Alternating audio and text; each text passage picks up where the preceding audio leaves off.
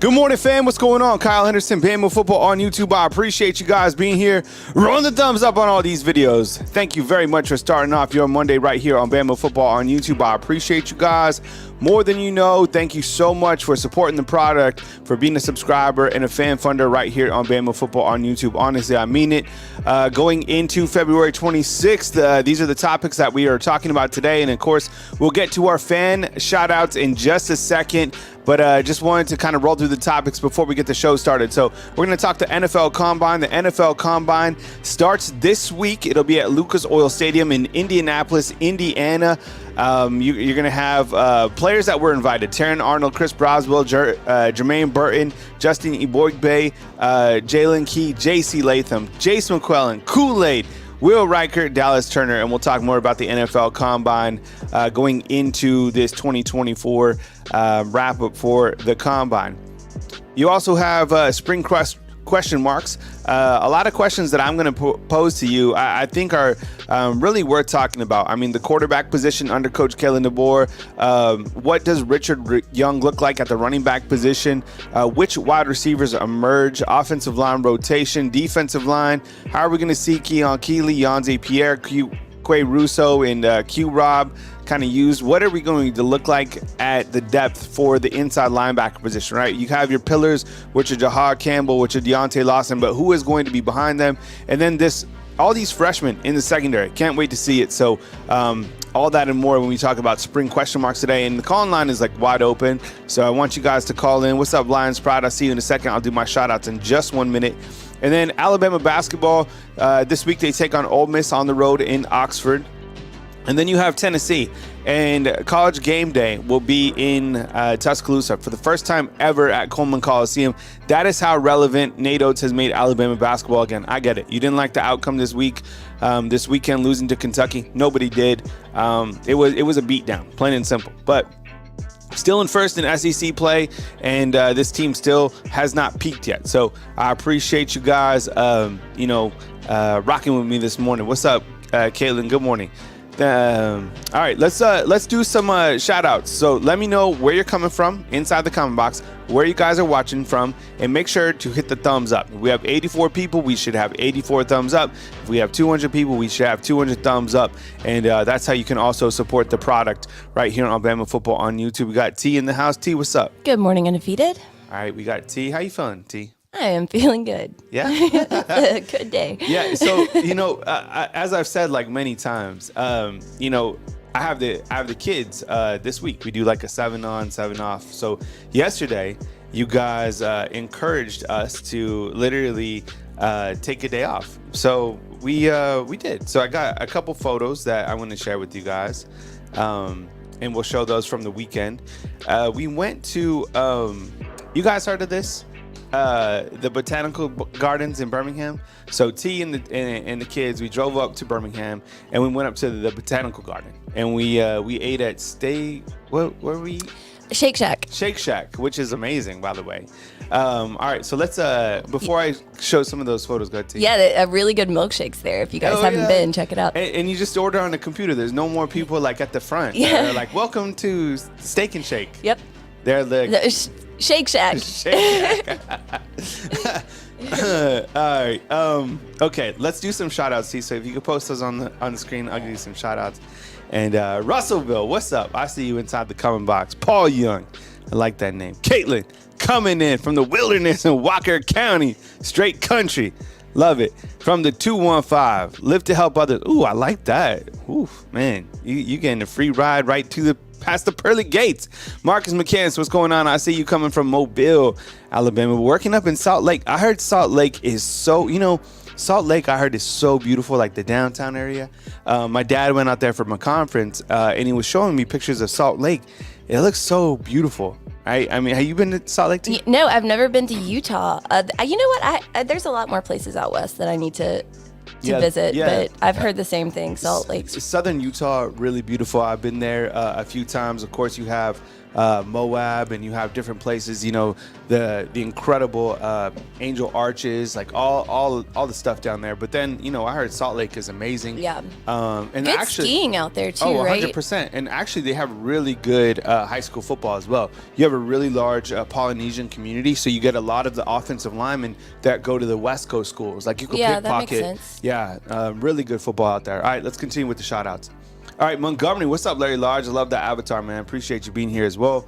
Yeah, thank you so much. The doctor is in. I like that. I like when Jorah's like, Daddy's home. All right, let's keep it rolling. Jermaine Mims, what's up, man? Coming to us from Fort Wayne, Indiana. Appreciate it, man. By way of Marion, Alabama. Appreciate you. Clint Eastwood, man, what's up? Love the mule. That's one of the and from the mule all the way to Escape Alcatraz. Those are like Clint Eastwood is like he goes hard with it. How old is he now? Oh, he's like 90 some. Yeah, 90 some. 93, something like that. He is. He looks good for his age. Hell yeah. Yeah, he's Clint Eastwood. He's the GOAT. Tell all your friends about Kyle H. Show. All right, William, I appreciate it, man. Thank you so much for the support. Oxford, Alabama, turning in from Aerospace Coatings. Oh, that's cool. All right, what's up, Caleb? Thank you very much for being a fan funder. You guys see like the little green icons? That means you're a fan funder right here on Bama Football on YouTube. Let's keep it going, T. All right, Kyle, is this live from Oxford, Alabama? Yeah, this is live, man. We're doing it Monday, man. I was just telling T, this is going to be one of the last weeks that we kind of have to skate through with it being kind of like a low volume of news. I mean, and you start to have more news trickle in with the NFL Combine, but once we get past this week, we have spring football next week, right? I mean, that like next week is I think it's about to heat up quite a bit. So you have to think about it. You have the NFL Combine, which we could dip in and talk about. There'll be a bunch of different things. And then next week, spring football. Then we go on spring break, come back. Spring football is in full effect. And by the way, Coach Smook just moved to Tuscaloosa. So he is having in access, town. Having access to Coach Smook will be great. And let's continue a couple more shout outs and then we'll dive into topic number one. So I'm not sure what he's talking about here, but. Oh yeah, this was terrible. So thoughts and prayers out to her. She was a college student, okay, at Georgia. Mm-hmm. You know, all the life in the world. Beautiful college girl. She's in Athens. She goes for a run in a park and somebody attacked her. Oh, God. And, you know, unfortunately, you know, she's murdered. The guy was arrested. It's terrible. So, oh my God. That was so like Athens, a similar town like to Tuscaloosa. Yes. Yeah. I've been over to Athens a couple of times. I've still never been to a football game there. I went for like some football camps and stuff like that. But yeah, it was terrible. I was actually there for a blackout game versus Alabama when I was in college. Yeah. So you Sanford Stadium. Mm-hmm. I heard it's amazing. Yeah. And then and you know Alabama added their lights before Georgia did. Yeah. But the thing was, Georgia was able to use them first. Mm-hmm. The first time that Alabama actually displayed their new lights was during kind of another tragedy when a police officer was killed here in Tuscaloosa, and they lit up the stadium with blue lights. Do you guys remember about this? It was really, I mean, considering everyone went out to the Walk of Champions, like Clay Flowers and stuff like that. What year was this? This had to be. Oh, this is 2020. This had to be COVID year. Yeah, something like that. There was some other bad stuff that happened too this weekend. I don't know if you saw this. Cam Newton, he was attacked by like 4 guys at a 7-on-7. What is Did you see this, fam? Did you see this as well? So like 4 guys, and we have no idea, you know, what started this. All we have is basically like the fight and Cam Newton like kind of like fending off 4 guys. But I'm sure everybody saw that as well. It's just, I mean, like weekend news that like popped up. Yeah, but I mean, it's like a viral clip. So Cam Newton's up at the podium at like a 7-on-7. 7-on-7 is basically like a football camp, right? And you got attacked at a football camp? Yeah, so he's up there and he's talking, and like 4 guys attack him. What? Now, like okay, men are strong, right? Men are strong. Women are strong too. Men are like physically strong, right? Yeah. Cam Newton is an NFL football player. Yeah, it's a different strong. Right? There's a different strong level from being like 180 pounds and being like, yeah, I'm strong, and like a 245 pound grown man who's playing in the NFL. I mean, it's like we don't know all the specifics about that, but I mean, like like don't attack Cam Newton. Don't like, attack Cam Newton. Yeah, I mean, probably bad idea. And 4 guys who are like coming at him, and again, I have no idea like what happened, but there was just kind of another piece of negative news that happened this weekend. Was there anything else bad? Yeah, can we get some good news? Yeah, and the worst part is the poor college girl. Oh God, that's terrible. Yeah, don't even look it up. It's just it sucks. I mean, because like I just posted a message, recently. It's like time is fleeting when you're a parent. When you have kids, it's like those poor parents. For sure, absolutely, 100%. Poor girl, it's like and her friends, terrible. But as I was saying earlier, we went to the botanical garden. Yeah, have you guys seen this? To you, that was your first time going to the It was, and it was right? so pretty. You should go if you get a chance. It's right by the zoo, right? The Birmingham Zoo. Yeah. I told you, and Chris is like, it's official. I hate Kentucky as well. I told you that game was going to be tough. Yeah. I told you, and people knew that, but the Kentucky fans as well. Like I was looking up Alabama like headline news like before I came on the show, and it was nothing about like Alabama basketball. Like Kentucky breaks off Alabama basketball. Like. Yeah, I mean, and they did. Like they dominated. Yeah, that's that what game. happened. Yeah, for sure.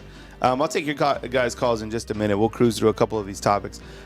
Here is the kids and I yesterday. So like everyone encouraged us to like take it down. We were streaming for 44 days consecutively. I gave the entire staff off, included T and I. So we all took a break yesterday. Here's a picture of the kids and I yesterday. This was like post our day in Birmingham. Birmingham is great. Yeah, it's a cool city for sure. We had a good time. A lot to do in Birmingham. This is me with the kids last night. Caden, you've heard Caden before. Caden he is 15, and Lacey's birthday is coming up on the 7th of March. Yeah, in like a week, right? She'll be 11. And here's T and I at the Botanical Gardens. So there we are. Yep. Did you have a good time, T? Yeah, it was a lot of fun. It was a good day. So that was us, courtesy of Caden. Caden's a good photographer. Yeah, he is. Caden has like a good eye for it. So appreciate you guys.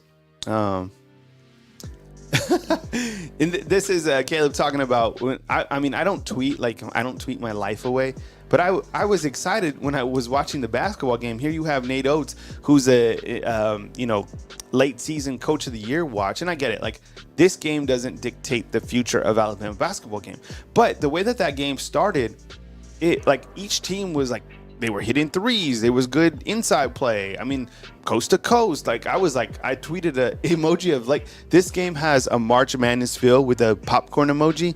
And then Kentucky just started beating the brakes off Alabama. And I was like, ooh, this 22-2 run is ugly. Ooh, this hurts. And then it was just kind of like slow. Yeah, it was like down for sure. I was like, ooh, Kentucky is going to score 130 points in this game. What they end up with, 115? I think I still have the. It was like 97 to 150 or 95 to 117. Open that wound one more time. Yeah. Sorry, guys. Here's that.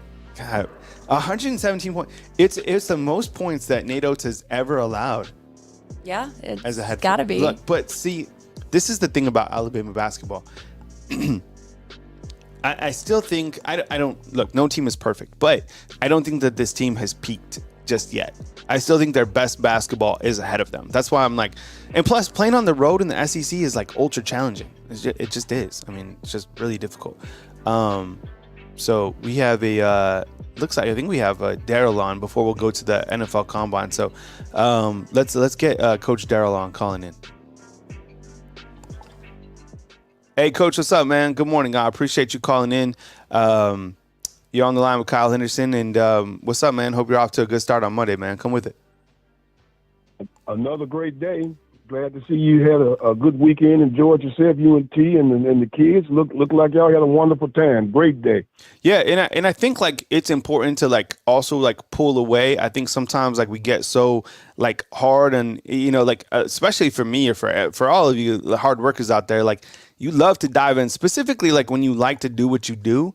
So it was good. Like I feel better today, like cognitively, like, you know, attacking, because even if you're like an attacker, like you had to like pull away, even if it's for a day, like your work isn't going anywhere, but your kids are, right? Your life is, your work is always going to be there. You could work forever, but like, you know how it is. Like if you have parents or if you have kids or if you have parents, like you understand, like time is fleeting. So I don't know, just had a really good Sunday yesterday. And you know what made the day better yesterday was the weather. Cause finally, like this weather is starting to turn. I think, but it's still kind of up and down, because I think you got like a high of 79 and like the low on the same day is like 41. Whatever, Coach. I appreciate you being here, man. Come with it. Yeah. NFL Combine is starting. It just goes to show you, before you know it, we'll have football again.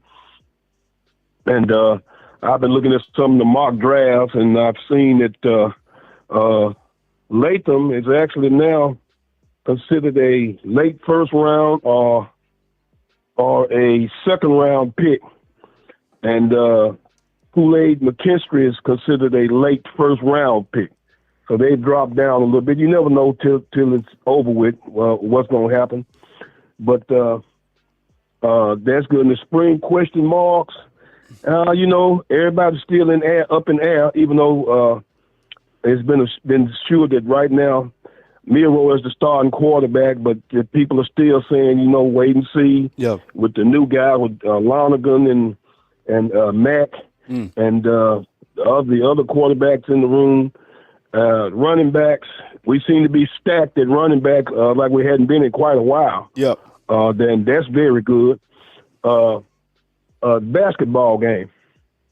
Now I'm gonna cast a look down on Nate Oates. I don't agree with his philosophy.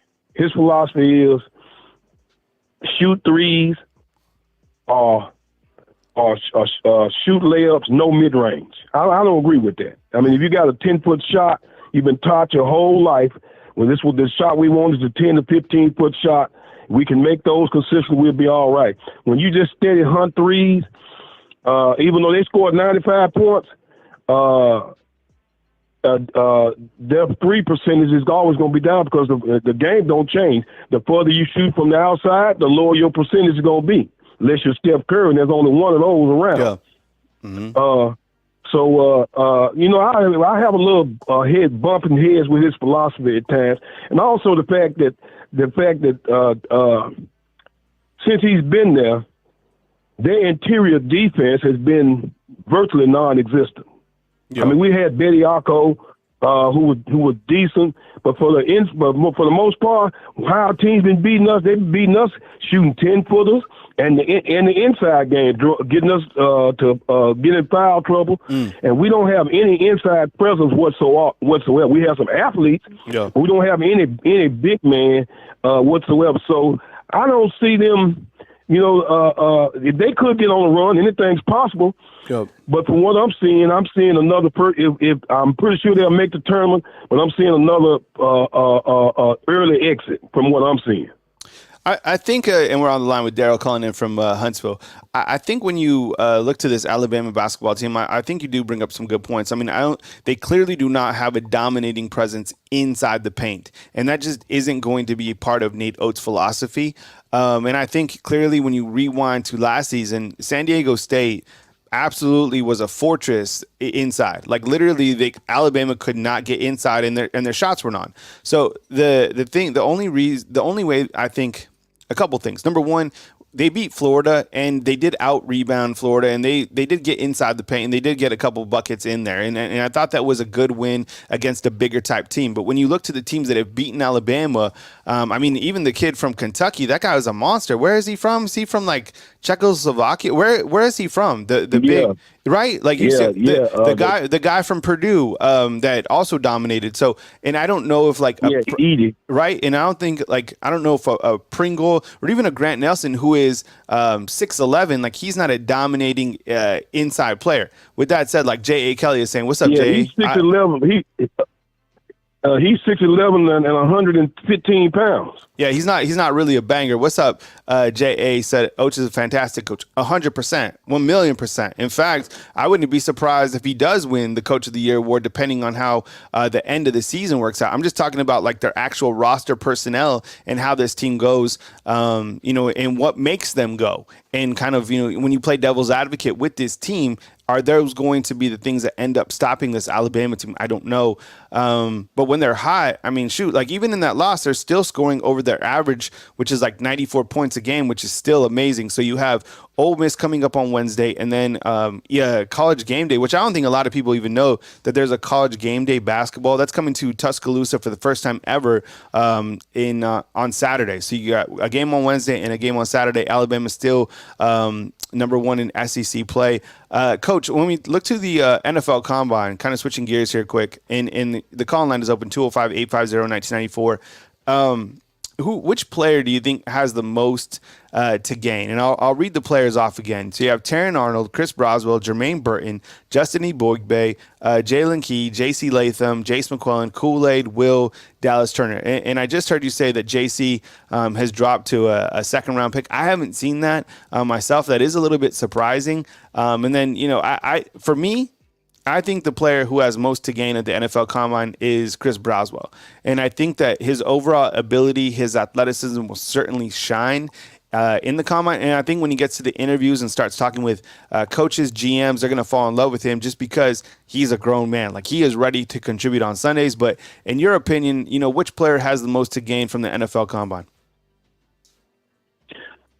I would say it would be Kool-Aid McKinstry, because even though he was solid, he sort of fell off the last 2 or 3 games of the season, especially as he could add extra value as a punt returner. He just went downhill as a punt returner. Uh-huh.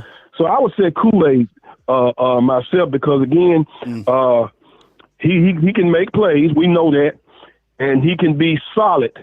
And sometimes he seems to just go into a mental a hiding place where he becomes ineffective. And so I think I think he'll interview very well, and I think he'll run very well, and with his size and his length, I think that he has the most to gain. Yeah, I think I think when you look to Kool-Aid as well, it's going to be interesting to see how where he's picked in the NFL draft, because I think Taron Arnold had an incredible season. And I think they challenged him more than they did Kool-Aid. Now, the whole thing with like special teams and stuff, I don't know about that. But in terms of like coverage and stuff, I want to see what the coaches, like the NFL coaches, see. And because the guy is great, he'll do really well in interviews. Honestly, Kool-Aid handles himself really well. So does Taron. Those guys are excellent, 1,000,000%. So added value for those guys for the NFL Combine. Love to see it.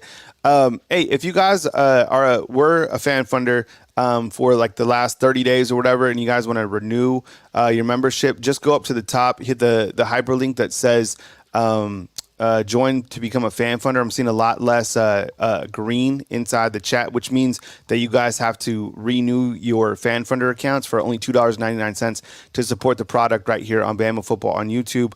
Appreciate you guys doing that. And you could also hit this QR code, but I think the most effective way is by going up to the top and hitting the hyperlink. T? Yeah, and I just pinned it in the comment box again. So you get access to exclusive videos right here. You get the emojis, all that stuff right here on Bama Football on YouTube. All right, Coach, you want to make one last point before we get to our next caller? I think I'm going to duplicate your time off. My niece told me from Louisville, that on Friday, Saturday's my birthday, on Friday she wants me to take the whole day off, no calls, no unless it's an emergency, just take the whole day off, meditate, listen to music, just relax, and prepare for my birthday. So I think that's what I'm going to do. All right, Coach. Well, we appreciate you calling in, man, and thanks for joining us this morning right here on Bama Football on YouTube. All right. Thank you, Kyle. Pleasure to be part of your show. Absolutely, man. All right. That's Coach calling in from Huntsville. He's got a birthday coming up on March 2nd, by the way. So excited about it. Call line is open. 205-850-1994 is the number to call in if you want to chat this morning. You got the NFL Combine, which starts on there's a couple guys kind of like trickling in, but Wednesday is when things really start getting going for everybody. And then the actual drills, which you can watch on the NFL Network, will start place on Thursday, where you have Chris Broswell, Dallas Turner, and Justin Ebogbe. Friday will be Jalen Key, Kool-Aid, and Terrion. On Saturday, March 2nd, you'll have Jermaine Burton and Jace McClellan. And then on Sunday, you have J.C. Latham. So those are the guys participating in the actual drills at the NFL Combine. T, let's get a poll question going. Let's say let's just do a quick poll real fast. Which player has the most to gain for the NFL Combine? Which player has the most to gain from the NFL Combine? And let's list the candidates to be. Let's do. I think people will definitely choose Chris Broswell if we list him. But let's list him anyways. Chris Broswell, Kool-Aid, J.C. Latham, and Jermaine Burton. I think Jermaine Burton as well. I mean, T, would you, if you were an NFL GM, would you draft Jermaine Burton? Yes. Yeah? Yeah. I mean, you know, like, because, like, I'm asking you that because a lot of these guys, you go into the meetings, you interview these players. Like, that's the problem. No, the guy doesn't, like, how he played, like, is that how he's going to interview? No. He can give 2 Fs about anything. Yeah. But he kind of he changed. He did, because he wasn't like this. All right, so we ran into him at the Rose Bowl, right? And so it was media day, and he ran in front of my shot, and he made like a point to stop and apologize like profusely, where nobody else did that, and I was like shocked because I didn't expect that from him, right? But he was really, really nice. So Brandon's in, man, as a fan funder. What's up, Brandon? We appreciate you guys. He hit the hyperlink, and we appreciate you doing that. Thank you. He says, what's up? Glad to support the content. Been watching for about a month. I'm going to go with Jermaine Burton. Yeah, I think if Burton, Burton has a shot to move maybe from the 3rd round to the 2nd round based on what he does. Larry Large is saying Jace McClellan. Yeah, I think the thing with Jace, I think so NFL running backs, like, he's not a 1st round type guy, but he is an NFL type guy. Like, you don't have to be a 1st round type guy in the NFL if you're the running back, because I think running backs, you can rotate a lot of the guys, like, so they come with it, and I think Jace will do his thing. Hey, Tate, all right, Smook, we'll look into that. T, can you Smook just hit us up on the private chat. All right, what's the poll looking like too, T? The early poll results. Chris Broswell with 50%, and then next is Jermaine Burton, 29%, Kool-Aid McKinstry, 17%, and then J.C. Latham, 4%. So Chris Broswell, number 1? Mm-hmm. Yeah, but he's at 55% right now. Yeah. If you want to, the best way to update your Fan Funder account is to get on a computer and to, I show you how to do it, but you basically log into your avatar. What would you say, T? So, is anyone having problems with the link? Because I think that's probably the easiest way to do it, right? I guess so, yeah. But if you log into your main account and then go to hit join, you should be able to just reactivate again right there. If you already had an account, it should be. But if you can't see the join button, if you're on your phone, the link should be the best. Link 100%. All right. I want to talk about spring question marks. All right, so spring football starts next week on March 4th. Steven, appreciate you, man. And I had some questions going into spring football.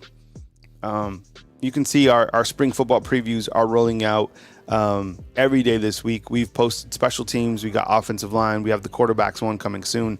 And I think when you look to, I'm just going to talk about kind of a main position question going into the season from each position. And I think, and you guys can call in as well, 205-850-1994. The quarterback position under Coach Kellen Deboer, and Coach Smook and I are going to talk about this today on our quarterback video, is we've asked the undefeated about this before. By the way, someone in the chat was like, "Stop calling the undefeated. You guys haven't played a game." So what was interesting is people are associating the chat with the team. Yeah. But so that means they're not part of the undefeated, because someone who's never watched a show. The undefeated is, a group, a community. Is the chat. Yeah. Is the chat, which has a lot of knowledge. And is undefeated. Is undefeated. Honestly, like they always say, the internet is undefeated. But a lot of these people, I think the majority of our undefeated know the questions to the answers already, to the questions we ask. Like, yeah, they're not looking them up, I don't think. I think that they just know it. And I think a lot of it was like about Alabama football and in history. Mm-hmm. That's how they're so quick. Anyways, the quarterback question is, and we've talked about this many times, is will there be a quarterback battle after spring football? And, I don't agree that there will be. I think that it's Jalen Milroe's team going in, and that he will retain that quarterback position going into the season. However, a lot of people have posed that question. I think that when Coach Kalen Deboer had a comment recently, was talking about the offense and Patriot Life. Thank you so much for helping people become a fan funder to become part of the undefeated. But I think this was an impactful, there's been some impactful quotes that he's had. I think this is the one about the offense. We'll just adjust to whoever's at quarterback. This is what he told Ryan Fowler on Tide 100.9. We'll just adjust to whoever's at quarterback. Certainly someone who can deliver the football. What I hope is that we can be a team that can deliver the ball to our skill position players. You look at the different skill sets we have. Everyone looks at Jalen Milroe. He can run the football, and that is an added weapon. I mean, clearly, like, I'm not trying to start anything here, but he didn't say that they have a starting quarterback coming back. See, I mean, right? No, I didn't. I mean, he mentions Jalen Milroe and his running abilities, but he doesn't say, like, we have a starting quarterback. And look, yet. that's one quote, whatever. I mean, but I'm just saying, like, he doesn't say, well, we have a returning quarterback coming back in Jalen Milroe, right, who fits our offense perfectly, and we're going to build around him. He said whoever is going to be the quarterback. So what that means to me, reading off that quote, is that there is going to be a quarterback competition for the job. Yeah, I think he wants to see how everyone does in the new new offense. Yeah, okay, which is fair. So that's why I asked that question when I'm talking about quarterbacks. And that's probably, let me ask, and we'll get another question posted for in the poll, T. Will there be a position? I think we've asked this before. Thank you, Patriot Life. I just saw, I think. All right. Let's ask this again. Exactly. Thank you, AJ. He definitely didn't say we have a starting quarterback. 1,000,000%. That's why I'm asking, like, about the quarterback position. Yeah. Patriot Life, I think I got this earlier, but thank you so much. What's up, Crimson Dad? I see you from the 813. No, I don't necessarily think. I don't know if you're referring to me or someone on the in the comment box about being dramatic. But I think when you look to the quarterback position, like, it's going to be an open position battle, I think. But I feel that it's Jalen Milroe's team. That's how I feel. So we'll figure it out, when we start spring football practice, which starts March 4th. But that's my question kind of going in. T, can we get a poll question? Mm-hmm. Will there be a position battle at quarterback after spring? My question actually with the running backs, because we've talked so much about Justice Haynes and we've talked so much about Jam Miller, is how will Richard Young look? And Richard Young is an ultra-talented running back who came to Alabama last year as a freshman, but just didn't get an opportunity to see the field, right?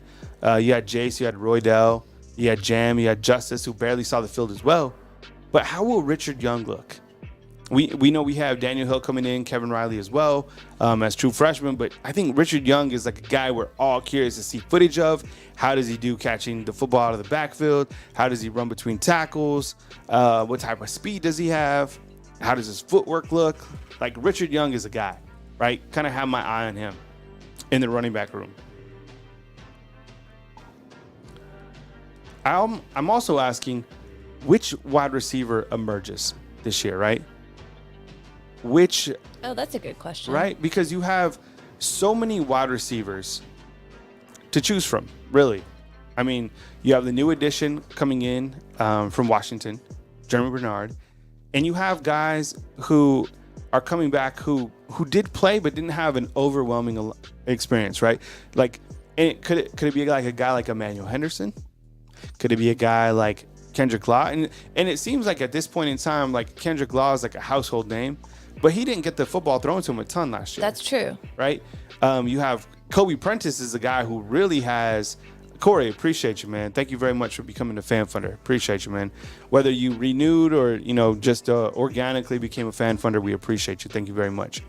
Kobe Prentice, I think, probably has the most, receptions out of any of the guys coming back. I'm just kind of, I don't have my stats in front of me.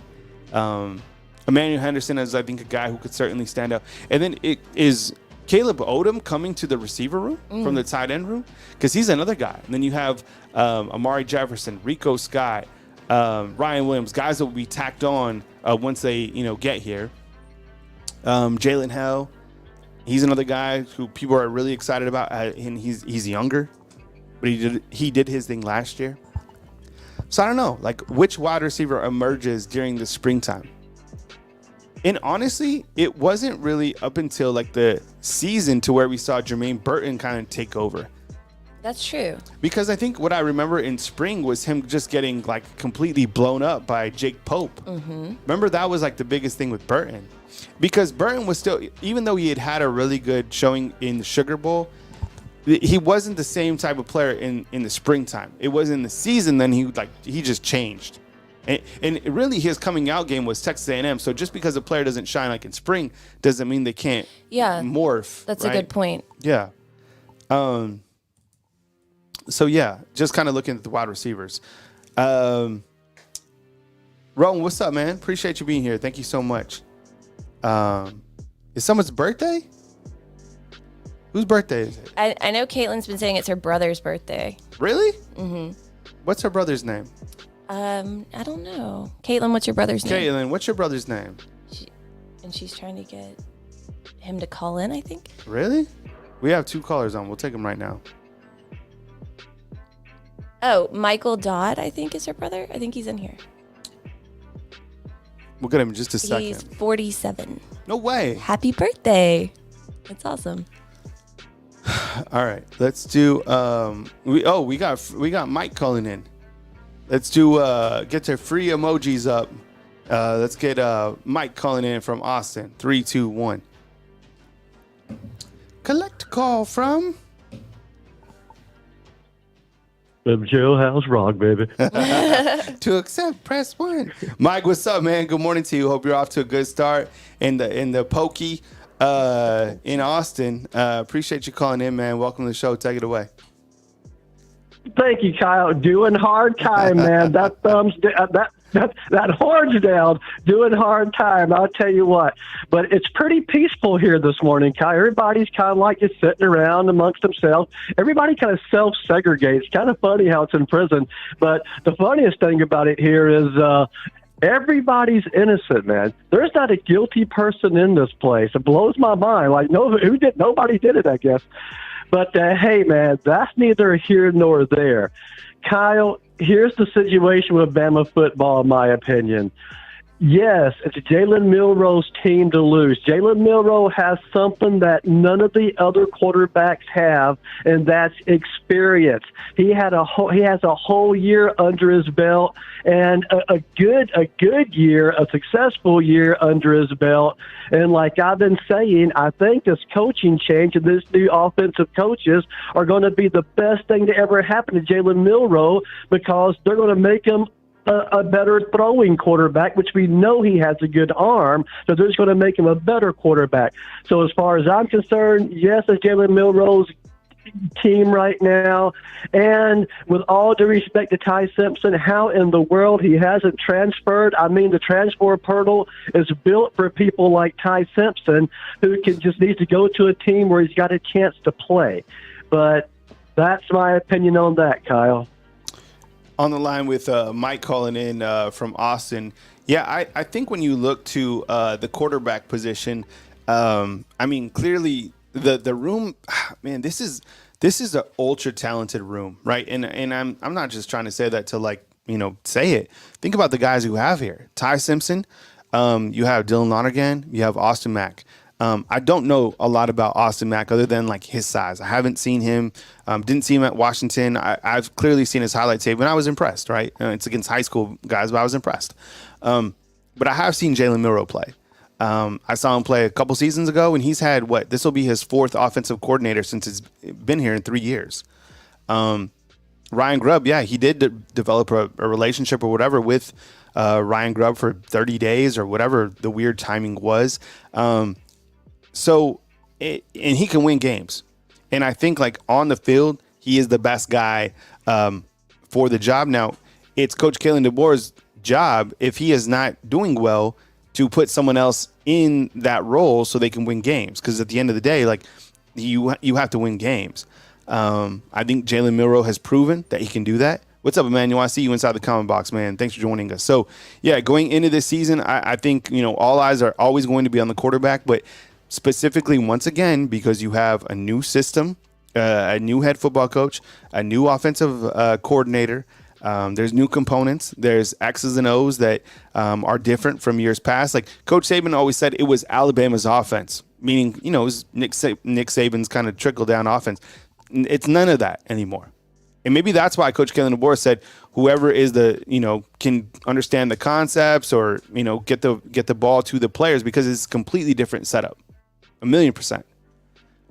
And Dwight is saying that he thinks Ty Simpson might leave. Remember, there is another transfer portal opening April 15th.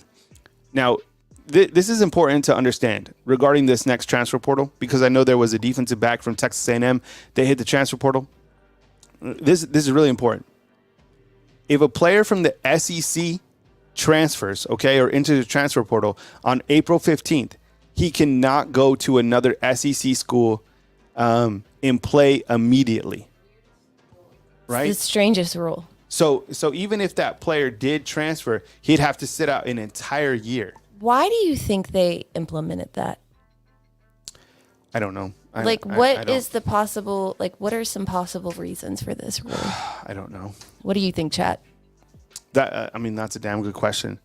Because I can't. Because the Texas A&M safety went in and people were like, what's the interest level, this and that. I think it's just like, it is a ridiculous rule, 1,000,000%. So what I'm saying is, if anyone transfers, don't be like, oh, Georgia's going to scoop them up, or Texas. Because they can't. They can't. Literally, they can't.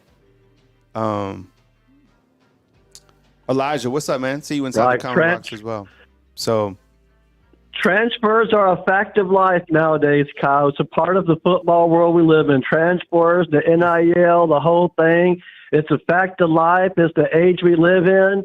Yep. And it's something we just have to get used to. But as far as Milroe goes, Milroe, he did a pretty good job last year, considering he was thrown into adverse situation with the new coaching staff with Tommy Reese. And I don't think Tommy Reese had much experience coaching somebody.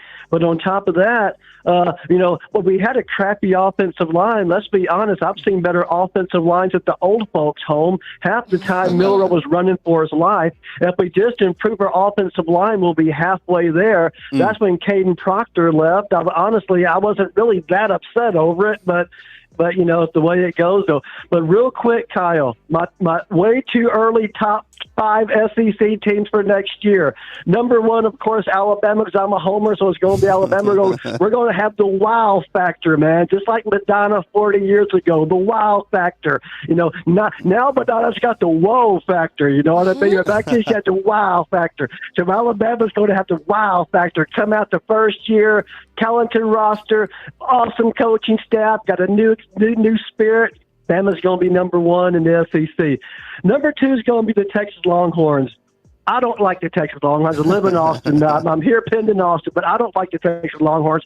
But if you look at their team, they do have an excellent team. They got some of the best skill players. Yep. They got hunger. They got a good culture. They got it.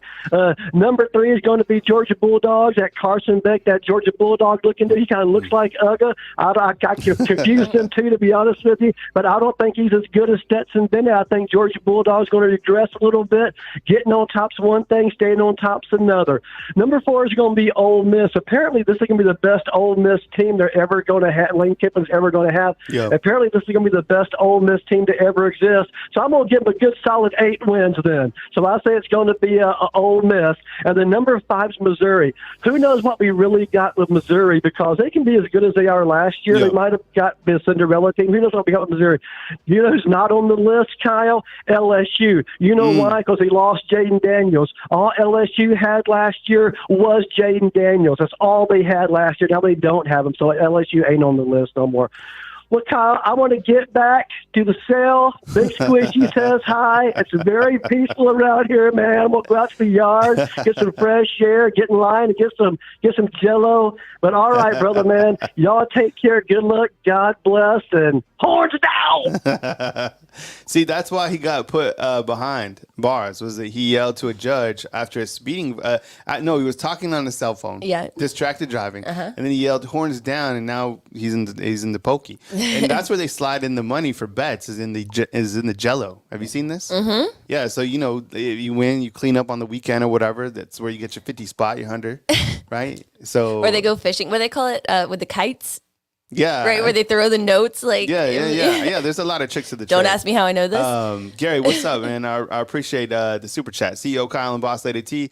Good morning. I've been absent. My apologies, man. I appreciate you being here, Gary. Bama for life, 100%. You just moved up to number 1 spot on the super chat leaderboard, which starts right now. Thank you very much. And to everybody who is a fan funder right here on Bama Football on YouTube, we appreciate you guys for being a fan funder. And to become a fan funder, we're going to update, because I think that QR code isn't working anymore.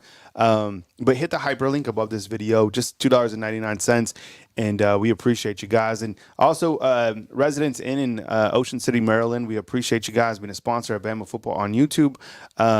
Guests who stay at Ocean City, Maryland at Residents Inn can book for 20% off. Use our promo code rate LPR for special Bama Football pricing. Again, that is Resident City in Ocean City, Maryland. We appreciate them more than you know, but we appreciate you guys being a fan funder right here on Bama Football on YouTube. I was talking about kind of these spring football questions, and you've been getting notified for our spring football previews. Quarterbacks is next to go out, and the offensive line one was fired by Maryland Ty. Those are available immediately for fan funders, but they are always available first thing in the morning at 5 a.m. The quarterback one will be a little bit later today, and that'll be Smook and I talking about the quarterbacks. We talked about wide receivers, which will emerge. The offensive line rotation is another big question mark that I have. You have Coach Kapilovic coming in, taking over offensive line that has a lot of talent. Just because you lost Caden Proctor and J.C. Latham doesn't mean that there's guys behind that can't step up. Coach Sean has a really good fan funder video coming up on Elijah Pritchett. You have Olas Alanen. Did I get that right? Yeah. Olas Alanen. Yes. We had been saying Aline, but if you look to the university's pronunciation guide, it's Alanen. Alanen. So we got Kapilovic. That's right. And Alanen. Kapilovic. Alanen. Linguist. Hitchler, Womack. Oh, you know which one that people can't. Even Coach Sean is asking. And look, this is going to get chat fired up. Oh, Sab, too. Yeah. Is it Sab or Saab? Sab. Meryl says Sab. Sab. Mm-hmm. Sab. Can we get that on our pronunciation board? Yes, that could go on the board. Sab. All right. We should post the board. We should. Like in the community tab. Well, with the start of the season, they always put the pronunciation guide. I love it. But I wonder if they'll do it for the coaches. Yeah, I've never seen it done for the coaches. Even Womack. Yeah, Womack. That's what. Yeah. Womack. Yeah. I love all these names. Yeah, they keep us on our toes. That's for sure. They're tough to spell. Yeah. They keep your brain going. Right. Yeah. There's no more Jones and John. Yeah. Smith. Whatever happened to Smith? Smith, John. Well, yeah. No, Jones. I love it. I like it. Sab. Lisa is saying Sab like tab. Sab like tab. Okay. Like the drink. Yeah, we'll write that down. But getting back to the offensive line and some of the questions that we have there, I think that you have up and comers like a Miles McVay. And see, that's the thing. Gary's saying it sounds like a car. Saab. Yeah, I know. Well, so that's the big debate. Yeah, that was the debate, and that's how we were saying it. But I think it was Jake Merrill who was like, "No, it's Saab." Can we message Keon? Yeah, I'll just be like, I'll reach out to him and be like, how are we saying your name? That's it. Okay. And I'll reach out to right and I'll reach out to the SID. Okay. Yeah, and I'll reach out to someone else that I know, a couple people. But the offensive line, I mean, and I asked this the other day, the best tandem at Alabama returning, and I put up Justice Haynes at running back, Jam Miller, Jahad Campbell, Deontay Lawson, and then Jaden Robertson, Tyler Booker. I kind of go back and forth on which tandem is best. I think honestly it's going to be Jahad Campbell and Deontay Lawson, but it's a close race between Jaden Robertson and Tyler Booker. I mean, those guys are all SEC type guys, all American type guys. So, but remember when we had Will the Scout on a month ago, he said that Jaden Roberts could bump out to tackle, and that's always keeps coming to my mind. I don't know if that's true, but who would they put at guard? Maybe Rock Montgomery? I don't know. There's a lot of questions there. Defensive line, how are we going to see the interior play with Tim Keenan, Otis, and then how are they going to use edge guys like Keon Keeley, Yanze, Quay Russo, Q Robinson? Q Robinson, he looks like an absolute beast, 1,000,000%. Seriously, he looked like, I think I have a photo of him that I can just show you on the spot. I don't think I have it right here. This is Deontay Lawson though, dialed. This is Jaden Roberts. Look at this dude. This was Caleb Odom, who's switching from tight end to wide receiver. Yeah. And then let's see what we got. Depth at inside linebacker. Because just as I just said, Deontay Lawson, and you have Jahad Campbell. But who behind those guys? Coach Daryl really liked Justice Jefferson. Really liked him. And who will be behind the inside linebackers to step up? You have a new inside linebackers coach. I hate this. When I'm always this next guy coming in is better than the last guy. EJ, I don't think so. That's a good question. Wes, what's up, man? Thanks for becoming a fan funder. Or if you did renew to become a fan funder, how do you do that? Hit the hyperlink. Wes, will you tell everyone how you became a fan funder? Did you just hit the link up top? And please, fan funders and undefeated, please welcome Wes. Appreciate you, Wes. Drink water. I like that last name. Important to stay hydrated. Looks like you got a nice, what is that, a Labrador? A chocolate lab in there? Man, Labradors. Solid. T has a Jack Russell. I have 2 Frenchies. And silver Labradors are the thing now. Yeah. One of our friends has one. It's a cool dog. They're getting another. They're getting 2. Yeah, they're getting another. These silver labs, do you know of this? Undefeated? They're everywhere. It's the thing. I didn't even know these existed. So apparently it's a recessive gene in brown labs. Huh. That causes it. I would have thought it was, black, but it's the same color as the Weimaraner. Yeah, Weimaraners. So Weimaraner, yeah. Mm-hmm. Beautiful dogs. I when growing up, I knew chocolate, black, white, yellow. Yeah, yellow. Thank you, yellow. And some of the yellow ones look kind of white. Yeah. Yeah, but the silver is the thing. It's cool. They're cool. Yeah, I like it. You get those blue eyes in there. Yeah, it's different. Okay. Other questions I have in the secondary is all these freshmen. that are in the secondary. How are they going to look? You know, in the past, you didn't really get an opportunity to see a lot of these freshmen because they're kind of buried in the depth chart, right? I mean, some of them were like up top. Ray, what's up? Yeah, saying Ace. Yeah, that's we'll get a picture of Ace and we'll show him on the screen. But I think that all these freshmen now will be like contributing right away. Or at least in spring ball, right? Like we're going to see up in the front of the line, like Zay Mincy, Jalen Mbakwe, Red Morgan, Peyton Woodyard, right? Like these guys are going to be contributing right away. Red Morgan, faster than they would, in years past. And I think Jay is right about the quarterback. Dylan Lonergan, yeah, baller for sure. I mean, most of the coaching staff, I think now that those guys have left, I can pretty much, say the truth. All those guys wanted Dylan Lonergan to start last year, but it was Saban who wanted Jalen Muro at the beginning of the season. Yeah, it was a huge deal, right? Mm-hmm. They told me that after the SEC championship game. Crazy. Yeah. That shocked me. Yeah. But it was Saban who was like adamant. Yeah, he was fighting for Milroe.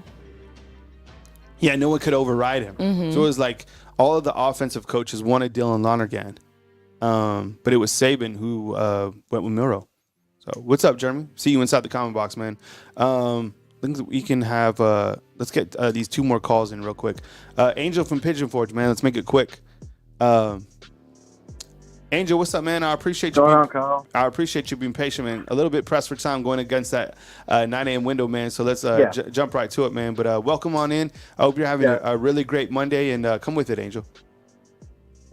Thank you, man. Yeah, I really see Justice Haynes being a starter next season. Don't get me wrong, I like Cam Miller, but I think Justice Haynes has got more offense to him, like we saw in the Rose Bowl last year. And that was a buzzkill last year when they took him out of the game, didn't put Roydell back in or Jason McClellan in. I like those guys, but Justin Haynes, man, that guy was a baller. Hopefully we can see more of him in the A-Day, but I can't wait to see what Deboer brings to the table with the running game. Because right now, going this offseason, Jalen is going to be the starter because, it's his team. Mm-hmm. And like you said, everyone else has got to wait their turn. But I think Justice Haynes will be my player of the year to emerge as the starting running back. And Jahal Campbell, too, as well, man. Those are the guys I see breaking out this year for the team. But I know we're pushed for time, but that's all I got for today. Cool, man. Thank you. Thank you, Angel. Man. Yeah, appreciate you, Angel. Angel, thank you very much for always calling in. That's Angel calling in with the quick call from Pigeon Forge. We'll get you on again, Angel, and give you more time next time. Justice Haynes, Jam Miller, I love that tandem. As I mentioned, Richard Young is another guy that we can't wait to see during the springtime, including the two freshmen. I think that I was really excited in the small opportunities that we saw Justice Haynes. I don't know, it just looked different. I say this all the time. But I don't want us to forget about Jam Miller. I mean, I think that Jam Miller, he's capable just to be a featured back. Had a really big game in the SEC title when Jace was sidelined with a foot injury. How do you watch A-Day? It should be on ESPN. I think last year was on SEC Network Plus, but I think this year, considering the magnitude of Coach Kalen DeBoer coming in and the interest, it'll be on ESPN. ESPN is the home. I know people are like, ESPN has a bias towards Alabama. 1,000,000% they do. Because they know that ESPN functions off TV ratings. Why do you think they hired Coach Saban? They wouldn't. You think that ESPN would hire Kirby Smart or Dabo Sweeney? Seriously, I don't necessarily think so. Coach Saban is still that Alabama fabric. Alabama, he's that guy. So yeah, ESPN. Yeah, I think they. I mean, they write. They have a writer. They have writers that cover different football teams, but Alabama is still the main college football team for ESPN. T, do you disagree with that? No, I agree. I think they do. I mean, I don't know if they give them favoritism, but they always put them on the spotlight because they either you hate them or you love them. Yeah. That's it. So you want to read about their downfall or you want to read about how great they are. And they generate interest. That's it. 100%. All right. We'll take this last call and then we'll go to Ty Hayes. All right. 251. We gotta be quick, but I appreciate you calling in this Monday. Who am I on the line with and where are you calling in from? This is Jim at Castleberry. Hi, Jim. Good morning to you. I appreciate you calling in from Castleberry. We understand that you're just north of Mobile and just south of Montgomery. But appreciate you calling in this morning, Jim. Let's welcome to the show. On the NFL Combine, I don't ever watch it because truly they like to put other teams' players up there. Seem like every year the Alabama players, they cut them off for commercials or something. Secondly, an ideal throw to UNT. You need to get a P.O. box number. I know many people on YouTube, and every one of them has a P.O. box number, and the reason for that is a lot of people like to send them gifts. And they also had rather send a money order if they've had their identity stolen. And that's about all I got to say today. All right. Thanks, Jim. I appreciate you calling from Castleberry. Jim Hey, man. Have a great day. You too, Bye-bye. Jim. Yeah. So, you know what? I when I run like the business on here, I like to put people where they flourish. And Jim he'd be on the idea team. Yeah, for sure. Because he's called 3 times recently, and he's had an idea every time that he, and look, all ideas don't like go through, but like that's a pretty good idea because like we don't have a P.O. box. I don't know. I like the call. T, you good? Yeah. All right. So anyways, Ty, you good to go, man? All right, we're going to pay a quick bill, and we are going to. And let me get this all switched up. Appreciate it once again for Residence Inn in Ocean City, Maryland, for being our sponsor. We appreciate you guys. Guests can book at residenceinnoc.com by using the promo code LPR. Special Bama pricing up to 20% off. T, we got the overlay. All right, it looks like we got Ty, and we adding Ty to the screen. 3, 2, 1, and we should have Ty. Ty, what's up, man? What's going on? I appreciate you being here, man. Happy Monday. Ty, there was a lot of, what else we didn't talk about was the player from Duke that got ran over by Wake Forest. Yeah, Ty, that was crazy. Ty, you saw this? Yeah, that's insane. That is absolutely insane. And that's the second time we've had a player make contact with fans. And didn't you just see LSU? Didn't they get fined $100,000 for a court storm against Kentucky? Was it? Yeah. Yep. So, and listen, this is all a lot happening. The NCAA, it's going to be interesting to see how they kind of handle this because I can't remember. Maybe I just wasn't cognizant enough to really like pay attention. I don't remember a bunch of people getting ran over by fans in one season in college basketball. This is kind of a first for me. Now, maybe I wasn't paying attention, but like, I don't know. Wild times, man. Can you imagine? Like we had our company meeting last night after we, made the kids Alfredo and chicken last night. But can you imagine going to their company meeting this morning, the NCAA, and like all the things that are on their whiteboard, like discussing it? It's like, okay, we're getting sued by this. There's this. We're losing this. SEC and the Big the 10 are going to forget us. Like, it must be, pure hell being on the NCAA right now. So kind of a lot to dive into, but on your segment, just looking on the board right now, I'm excited to see it. I mean, Coach Kalen Deboer, I mean, this is, I cannot wait to get to next week for, I know. Spring football. And before I get out of here on my opening segment, great job. You and Merrill crushed it. Talking about the offensive line, thought you guys hit on a bunch of good points. So if you haven't seen that video, it was released yesterday morning. I think it already has like close to 10,000 views, a lot of really good interaction on that. Great job. So Ty, I'm going to turn it over to you. Please support Ty like you guys would support me right here on Bama Football on YouTube. Does a great job at Around the Table Sports, his own YouTube channel. We have larger aspirations. We have him do some writing here. Probably have him. I might throw some another video or two at you too. As Ty, we're always working, on different elements here. So you're always crushing it, and we will go back to that full screen layout with you. We're just doing like different elements, but for now, just rock it, man, and appreciate you, ladies and gentlemen. Ty Hayes from Around the Table Sports. Kyle, thank you as always. And thank you for having me here. Unbelievable opportunity. And Lady T in the background absolutely kills it with the graphics, with the transitions, everything.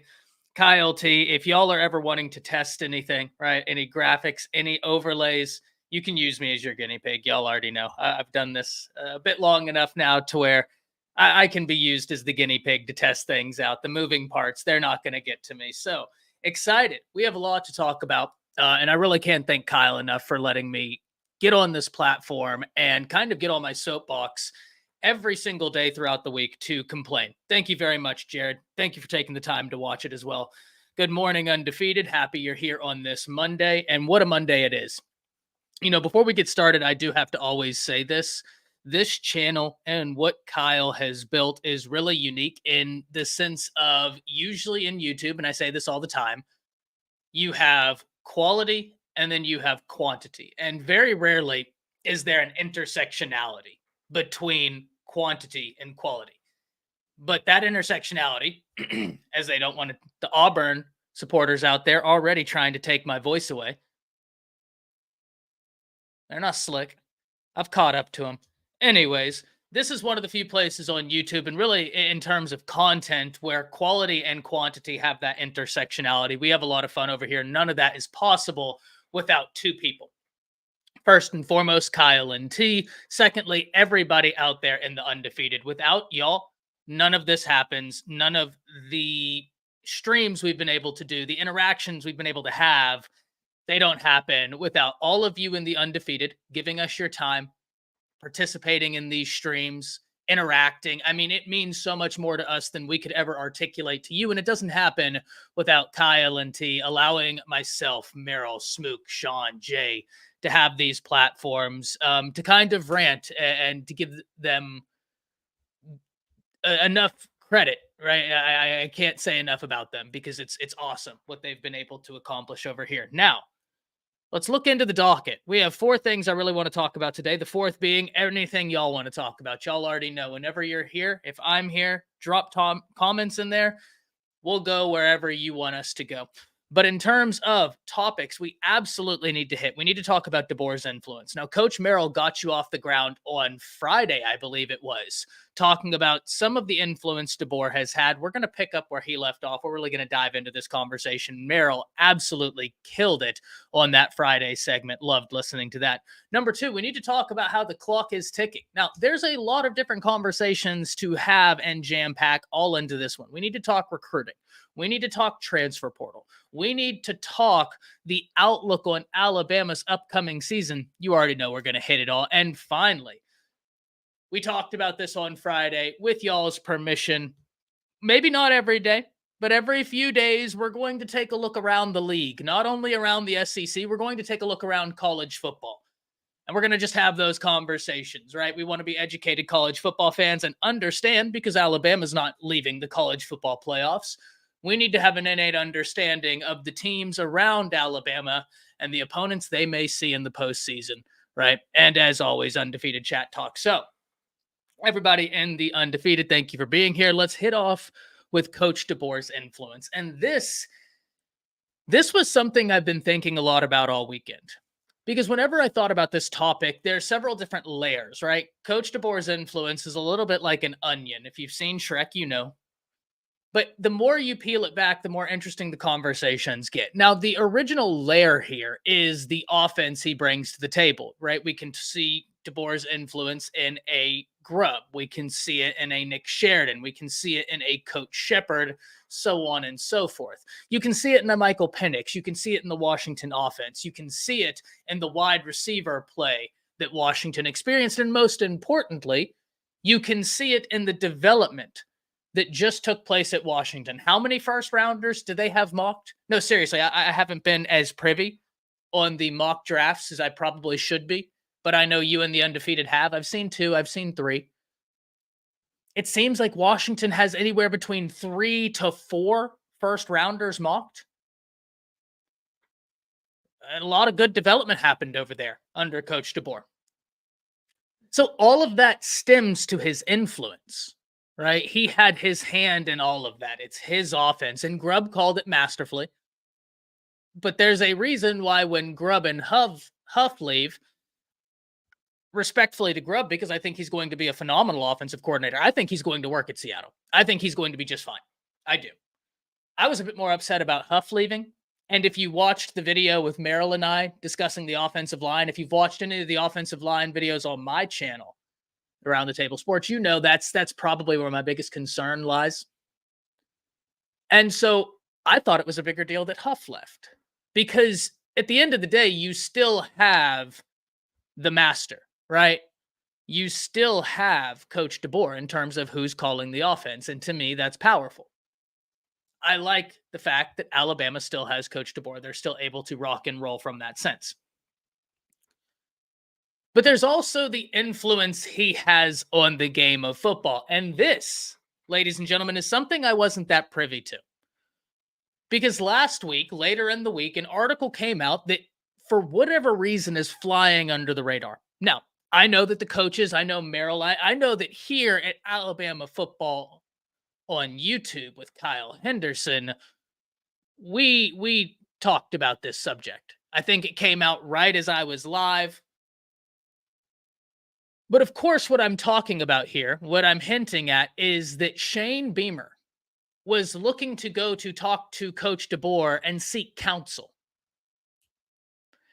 Now, I think whenever you first hear that, it's easy to hear, oh, that's cool. That's cool. A head coach, like he's going to see what he can't learn. That's really cool. But we need to think deeper upon this. Coach Kalen Deboer hasn't been a Power 5 coach for very long. He had 2 seasons at Washington, absolutely crushed it. And he already has other Power 5 coaches coming, knocking at his door and saying, we would love an opportunity. We would love an opportunity to come in, talk with you, pick your brain, and see what makes you successful. What are the pinnacles on which you have success rest, right? What are the things that allow you the day-to-day? You have other Power 5 head coaches coming to Kalen Deboer to seek that counsel, to talk to him, to figure out what makes his teams tick. People are asking the question, will Kalen Deboer fit in the SEC? Well, ladies and gentlemen, you just had an SEC coach openly admit, no, I was going, even before he was coming to Bama, I was going when he was at Washington to talk to him. Have y'all not seen what he's doing in Washington? People are questioning whether he fits in the SEC, but SEC coaches were looking to go seek counsel. That to me says a lot. And we know about his offense. I can quantify that in numbers, right? The beautiful thing about Kalen Deboer's offense is that I can quantify it. I can look at where Washington was when he inherited the program in terms of offensive efficiency, right? He's an offensive guy, so that's what I'm going to look at when I'm asking the question, how effective are you? Of course, defense matters, no doubt about it. You want a complete team. But if you're an offensive-minded head coach, that's going to be the first area I look. Much like if you're a defensive-minded head coach, that's going to be the first area I look whenever you're rebuilding a team. How's your imprint looking there? Well, when he inherited Washington, they were 108th in the nation in scoring offense. A year later, they're top 15, and then they maintain top 15. Number 1 passing offense in the nation as well. Going from outside the top 100 to a top 10 offense and the number 1 passing offense within 1 year. 1 year. Not even a year, actually. Not even a year. Caleb says, I think this sort of thing happens more. I think it does, Caleb, but whenever you have a coach that hasn't been a Power 5 head coach for 5 years, that to me is a little bit different. That to me speaks to how Kalen Deboer is viewed by other coaches, by his peers. And the reason why I bring this up, Caleb, because if this was Nick Saban, I would be like, yeah, you're not wrong. If this was Kirby even, it'd be notable. I'd be like, that's interesting. But Kirby's been a head coach for a while. He's had experience, right? Kalen DeBoer was at Washington 2 years before then. He was absolutely killing, but not at the Power 5 level. And you had an SEC coach say, hey, I know that guy hasn't been coaching for very long, but I want to go talk to him. I want to go pick his brain. Especially, and the reason I do find this compelling, Caleb, is whenever the chief question from outside of our fan base, obviously, whenever the chief question for Deboer is, will he make it in the SEC? I do find it compelling whenever coaches from these other fan bases were planning going to pick his brain about how they could take some of his ideas and bring them to the SEC and be successful. So I understand completely where you're coming from. I do agree. I think that this sort of thing happens in the background a lot, but the reason why I find it compelling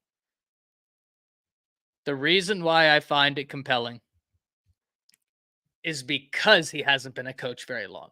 Because it answers one of the major questions every outside fan base is asking about Alabama. Can he coach in the SEC? Well, you got SEC coaches looking to try and figure out what makes him tick. All right. Trying to figure out what makes him tick and how to bring it to the SEC.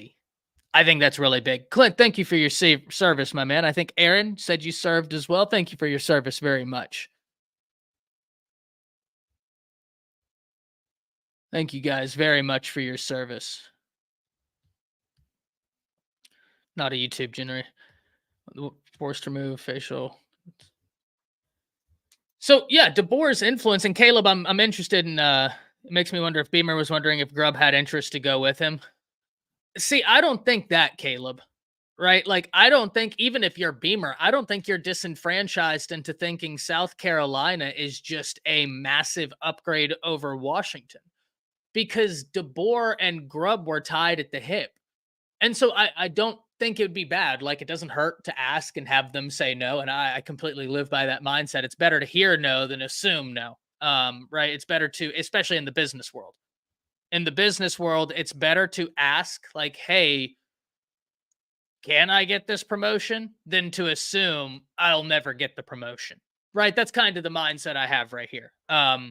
But that being said, I don't even think Beamer was disenfranchised into thinking he'd be able to pull Grubb. Maybe he was.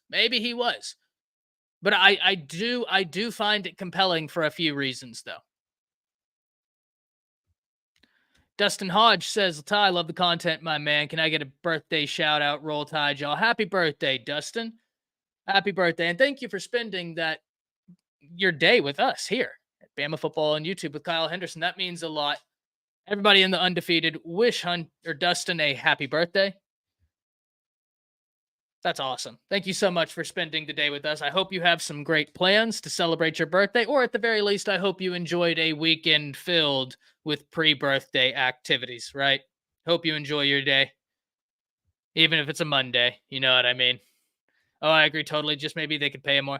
I mean, listen, that's a very good point, Caleb. I really don't know about the financial aspect of South Carolina, but money makes the world go round. So touche. Very, very, very, very fair. That is true, right? Money makes the world go round. But it is interesting to me. And I would be curious to see what other coaches out there were seeking counsel from Deboer.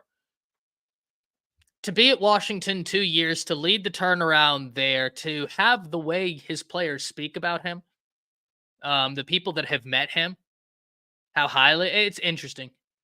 It's very, very interesting. Yay, Alabama could use our donation as little as $18 a month. That's very true, Hunter Biden. Listen, that's the new age of college football. That's the new age of college football. If you can try and help out any way you can, if you have the ability to, be sure to go check out Yay, Alabama. Be sure to go check that out. Absolutely helps. It makes a difference. And Hunter Biden hit the nail on the head right there. Thank you very much for that. All right. So we've talked about Deboer's influence. It's fascinating to me that a coach that has been in the game in Power 5 level less than 5 years is getting Beamer. Is getting Beamer to come and seek counsel to him. Fascinating. To me, if you are a fan base outside of Alabama fans, what that says to me is that your question, can Deboer work in the SEC? Well, SEC coaches seem to think so. That's why they're going to pick his brain. That's why, at the very worst, they wanted some of the things he had. They thought it'd work in the SEC, which, if you're an Alabama fan, that gives you confidence. If you're not an Alabama fan, that might raise more questions. Good questions for Alabama fans, but more questions nonetheless. But now we need to talk about how the clock's ticking. We are almost at the end of February. It's right around the corner. Right around the corner. Jarvis, happy 2nd and 26 to all Bama and Georgia fans. That's good, Jarvis. I like that. Beamer needed help with his offense. No doubt, Jeremy. He needed, well, first off, we'll talk about South Carolina whenever we go to Around the League. But you want to talk about a team that I am fascinated in for 2024. Absolutely fascinated in. Because their offense, I'm going to put, you guys know I'm a little bit like a goldfish. I'm going to make a note of it. We'll talk about South Carolina at point 3. Right? That's going to be a fun conversation. All right. So let's talk about how the clock is ticking. They did do sneaky good recruiting, Jeremy. We'll unpack all of it. So, what do I mean when I say the clock is ticking? Well, I mean literally and I mean figuratively, right? There are multiple things happening all at once. February was a bit of a dead period, genuinely, literally. It's the dead period. But March is going to come alive. Both in terms of visits, in terms of the football schedule, in terms of transfer portal, whenever you start, not in terms of like, oh, well, we have to manage people entering the transfer portal, but that's when you might have to start looking at your clipboard thinking, where do we need help? We have to understand this, ladies and gentlemen. Right now, whenever Kalen Deboer and company, whenever they're looking at Alabama, they're only looking at it from a very outside the window approach, a very macro approach. The spring will allow for them to look at Alabama's rosters and roster needs from a micro approach. That's always why I've said I'm fascinated with the spring portal window. I went to say the spring portal portion, but that right there, that's a bit of a tongue twister. Say that 5 times fast, which you'll probably do it better than me, and that's not very difficult, but you get the point. Always been fascinated with the spring portal window. Yes, the winter one, that's going to have all the big names, or most of the big names at least. Like most of your groundbreaking action is happening in that first portal window. I always feel like that second portal window, that's when your team is really looking and saying, this is what I know I need going into 2024. Kalen Deboer and company don't have the luxury of having been at Alabama for a full year, knowing what they need on this roster. But spring gives them that ability. Spring gives them that time to assess, see where they want to add in via the transfer portal, or there's a world where they look at what they have at their disposal in terms of Alabama's talent and say, we don't need anything. We're good with what we have right here. If we can keep all of the guys on roster, we're going to rock out with what we have right here. That'd be an amazing end to spring. Is if they look and are like, hey, we love the progression of our young guys. We love the direction. We see the future. Right? And we think we're just fine in-house. That's awesome. But we don't know until the spring portion happens. And that's why I've always thought spring practice, yes, it's mainly an implementation. I'm not saying spring practice makes or breaks lineups, right? For me, spring practice is more about just direction instead of more concrete things. Spring practice is more about just direction. for the coach to get a feeling as to the direction of the team. So that's the first area when we say the clock's ticking. Whenever March hits, all these things click. DB is a given for the portal, though. One would assume, Jeremy, there's also a world where Devontae, one would assume you'd try and look out there for more depth. No doubt about it. It's going to be fascinating to see what the competition for defensive back looks like, just because you still have Hurley. He was a former 5-star at one point. You have Tony Mitchell and the freshman coming in, very talented. Talent isn't the question, it's depth and experience. And hopefully we get some, once again, direction in spring. I don't think anything concrete, but just a direction. And when I say direction, as something as simple as Mo Linguist and Hitchler looking at the defensive back room and saying, yeah, we like this. We really like what we got here. But if there's an availability to add in some experience, I don't see why not, right? We'll see. Absolutely. But clock's also ticking in recruiting. Kalen Deboer and this staff had one massive recruiting event. Now, if we also quantify having Noah Carter and Ryan Williams as a massive recruiting event, which I absolutely think qualifies. Both of those guys are unbelievable football players, unbelievable wins for Alabama and Alabama football moving forward. I grant you that. So moving forward with this conversation, this young staff has had two major recruiting events.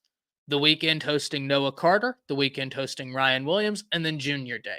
I always preface this, though. Junior Day was something that was put together last minute, originally scheduled for January 20th. Coach Saban retires. Now you just have to kind of put a date together. But coming into March, now you've been able to plan. It's not a last-minute event. It's an event that's been able to maintain. So the reason why I do always find this to be a compelling talking point is because people are always wondering which prospects are going to be coming to visit Alabama. Well, starting in March, I think you're going to see Alabama be loaded with top prospects all across the nation, coming to see the pitch, coming to hear about it. We've talked about how hype, FOMO can be a very powerful thing. Well, in terms of Alabama and Kalen Deboer, the fear of missing out is not getting to hear this pitch. It was so good, Ryan Williams hopped back on board. It was so good that you have guys coming out of the visit saying it was exceptional. So March is the first time that this staff will have been able to sit down, take a breath, and plan in advance.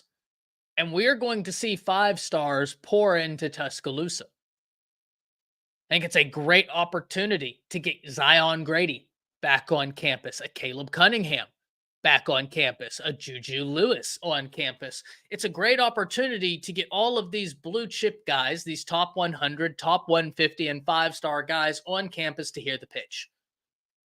Chipping away at an Antonio Coleman, who is at one point committed to Alabama, then flips from Alabama to Auburn. But in fairness, everything you hear states,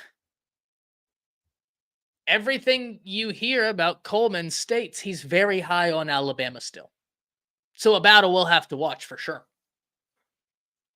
Hunter Biden says 5-star wide receiver prospect Caleb Cunningham from Mississippi already called Alabama wide receiver U. And he talked about Coach Deboer's offense, right? He was talking about how Alabama's history at wide receiver and the offense and Coach Shepard.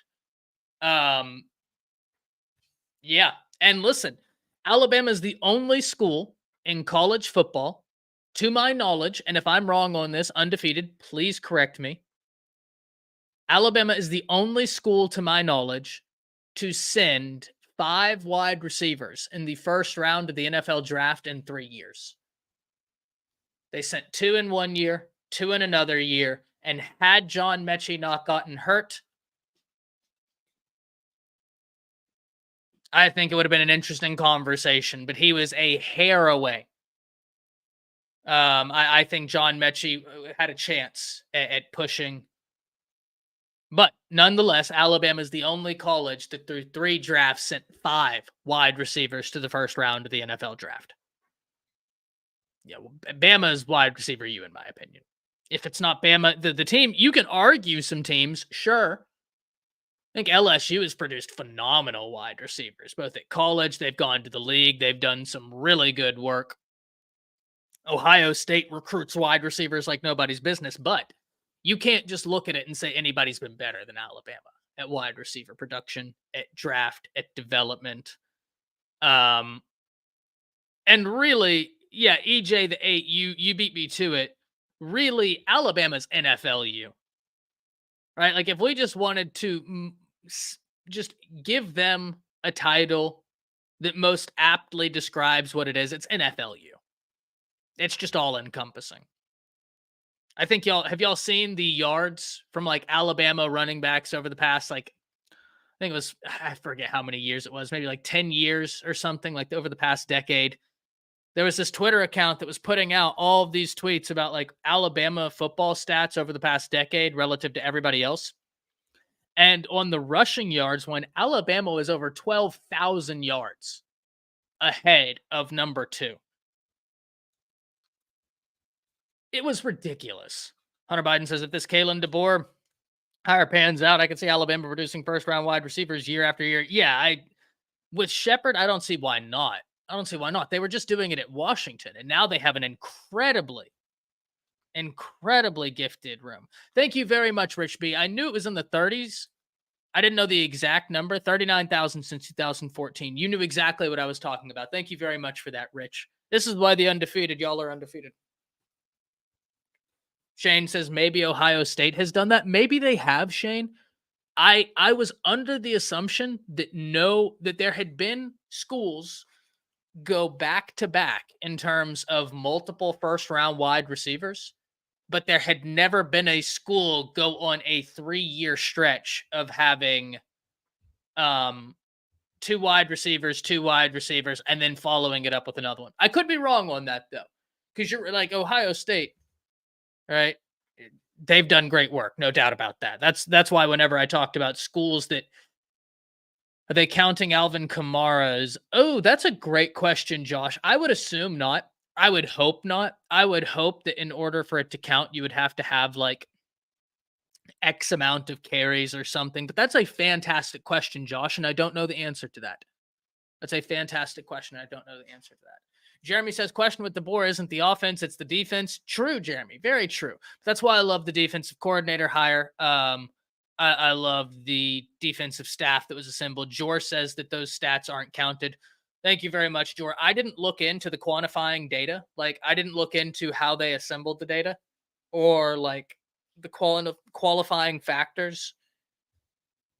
I was doing a bunch of stuff and saw those tweets and was like, well, that's very interesting. And they are being tweeted and discussed by people who I know aren't like hoodwinked on Twitter by bad information. You know what I mean? Like you have those group of people on social media and you're like, if they're discussing it, it's going to be good info. But that's a great question. And Jor with the alley-oop. Jeremy says, can we get back to the Allen Ashawn level of greatness on the defensive line? I sure hope so, Jeremy. I sure hope so. Freddie Roach, I love that you were able to retain him. He's massive for recruiting. I think he's massive for development. And this year, I actually think Alabama's defensive line is going to take a step forward. I think Alabama's defensive front, especially your fronts, really, your front 6 are going to be absolutely disgusting. Absolutely disgusting. Your front 6 are going to be unbelievable. Right? I think Tim Keenan is going to continue taking a step forward. He took a big step forward last year. I mean, Tim Keenan, guys, so I got my hand on some All-22 film, and I've always told you guys this. I try and break down film, and I'm certainly no coach or player, but I do try and learn, right? Like, if I have some questions, I'll message somebody, I'll message a former player and be like, hey, what am I looking at here? Like, am I right in this assumption? You guys hear me ask the questions whenever I talk to Jake or I talk to Coach Sean or those guys, and I'll kind of ask these questions based off the assumption, but whenever I was watching the Bama film back, Tim Keenan, there are plays where you'll be zoned in on somebody else, right? I was doing just a study on the inside linebackers. And I can't tell you how many times I had in my other notebook, like highlighting Keenan. Whether, even if he didn't make a tackle, like he might have done a move and just mauled his blocker. And I was like, man, okay, this guy right here is really coming on strong. I think that the combination of Tim Keenan and now Jaheim Otis being fully healthy, whatever it was, right? I don't know what exactly the injury was, but I just kept hearing that, oh, he's banged up.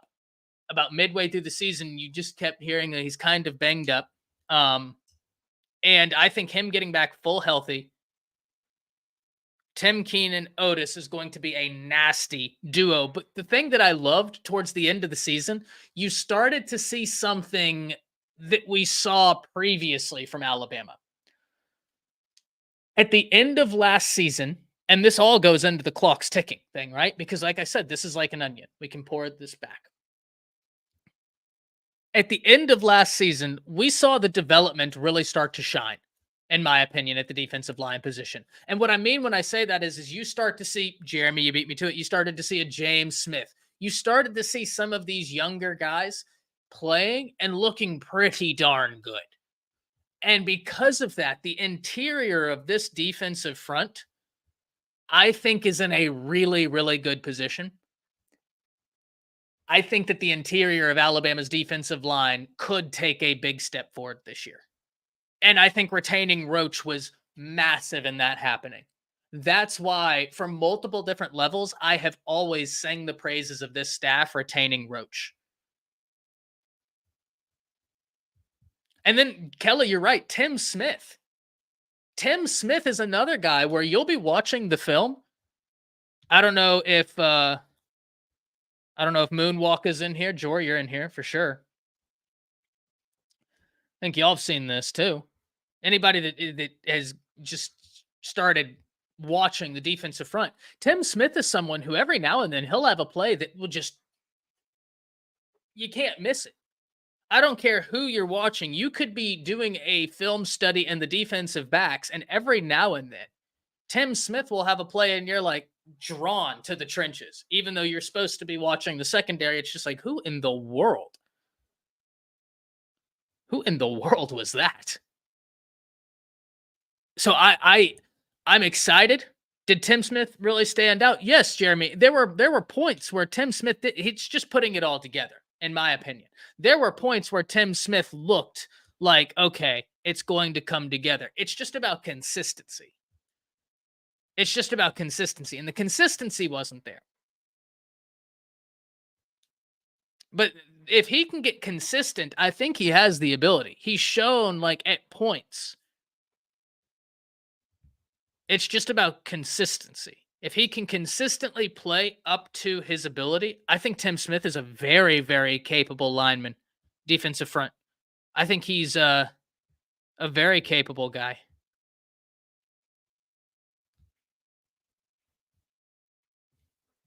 Smith had a lower snap count because of the front they were running, but flashed more this last year when he was in. Yeah, it's going to be interesting to see the defensive front.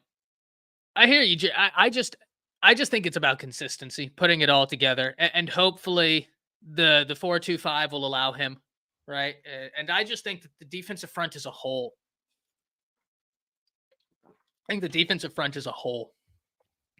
is going to be really fun.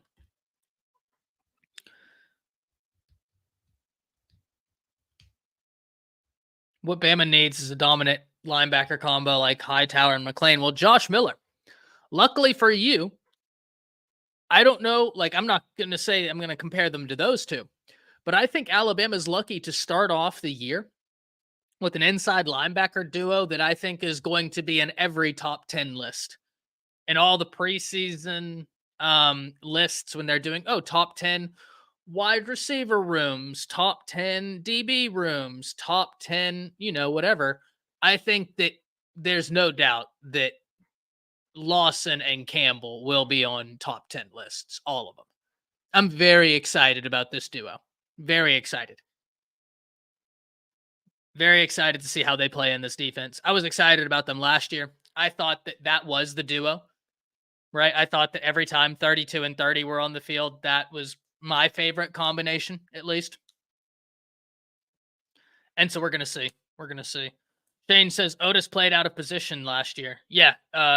He's got the flexibility and versatility to him, but I think with this new defense, and that's also why I think getting LT Overton is so big. That's why whenever we talk about the transfer portal, you guys hear me talk about LT Overton a lot. It's because I think getting LT Overton allows Otis to go back into his more natural position. It's going to be massive.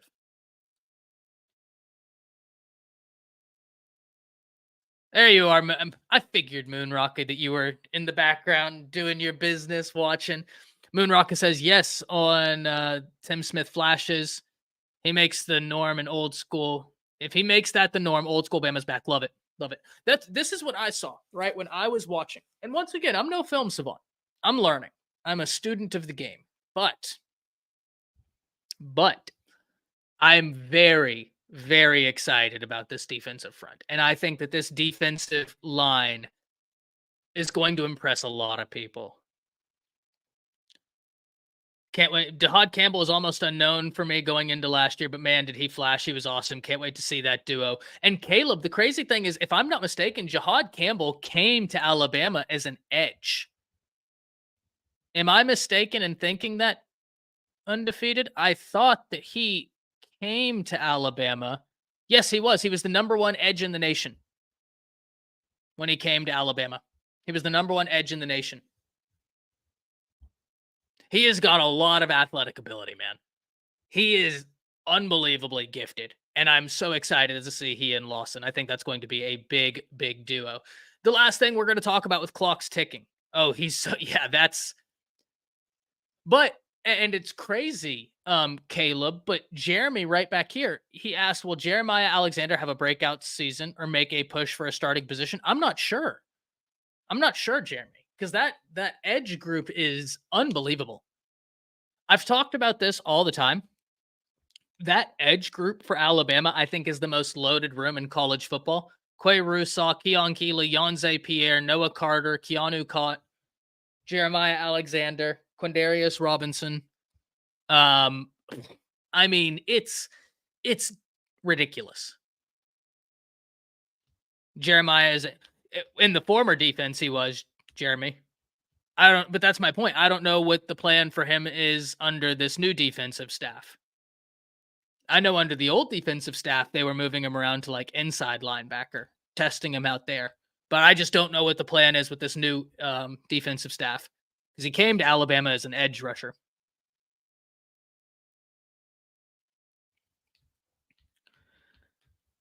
Patrick Carlisle, Tim Smith's 21 film is great. Where has he been?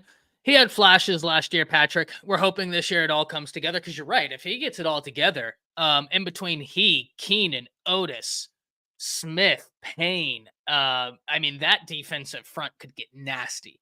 Could get really nasty. But yeah, Jeremy, if they decide, Jeremiah, if this new staff is like, oh, he's 100% going to play inside, which that's the beautiful thing about Jeremiah Alexander. He's got the ability to bulk up and rush. He's got the ability to play inside, right? He's got that same thing that Jahad Campbell had. But the problem is if you're asking if he can push for a starting position this year, it'd be wild if he did. And that's not like me saying anything about him. It's just that you return your inside linebacker duo. So if he was able to overcome either Lawson or Campbell, I'll tell you this, one thing we would know about him is that he would be an absolute monster. Absolute monster. But future's very bright for him. Future's unbelievably bright for Jeremiah Alexander. Can't wait to see him be more of a pertinent role on the defense going forward. The last area we're going to talk about clocks ticking is spring practices. And this is clocks ticking for everybody. right? It kind of goes into the conversation we just had. Clock's ticking because position battles are opening back up. New staff is in town, right?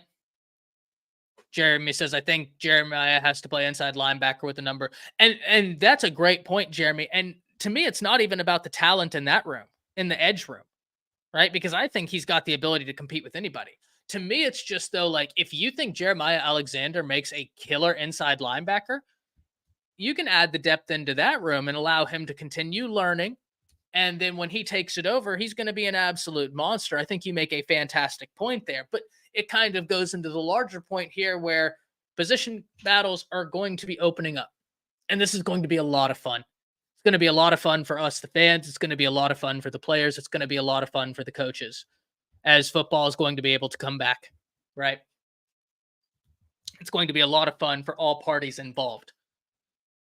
And that's why I think spring is so big. It's the first time this new coaching staff actually gets an understanding. It's one thing to watch someone drive the car. It's another thing to drive the car. Right? It's one thing to watch someone drive the car. It's another thing entirely to drive the car. And they're going to get to take the Ferrari for a spin for the first time in the coming weeks. And I'm very excited. There's a reason why I'm so high on this coaching staff. There's a reason why I've been looking forward to spring so much. And it's just because I think that there is a lot of talent on roster still. A lot of exciting talent on roster still. And I think that the staff was assembled with great additions. Fantastic additions. Jeremy says, with Rousseau, Keeley, and Pierre playing time at edge, well, yeah, that's very true. I think it's the most stacked position group in the nation. I really do. I think Alabama's edge group is the most stacked position group, arguably the most stacked position group in the nation. Because Keon Keeley was the number 2 player in the nation. Yonze Pierre was a 5-star. Rousseau was a 5-star. Keanu Coate was like, what was he, Kelly? Number 100 in the nation? Number 75 in the nation? Like, he was right. He was the top 110 player in the nation. Then you have Quindarius Robinson. I mean, and then I don't know what you do with some of the other guys you've gotten that have the versatility to play inside or outside. Potentially adding Henderson at edge for 2025. Very true, Jeremy. And there's the potential to get Zion Grady back in the class. Especially with this new scheme, I think there's a great potential to get him back in the class. I think retaining Freddie Roach was massive to get Zion Grady, or at least push to get him back in the class. So that's going to be something we have to watch.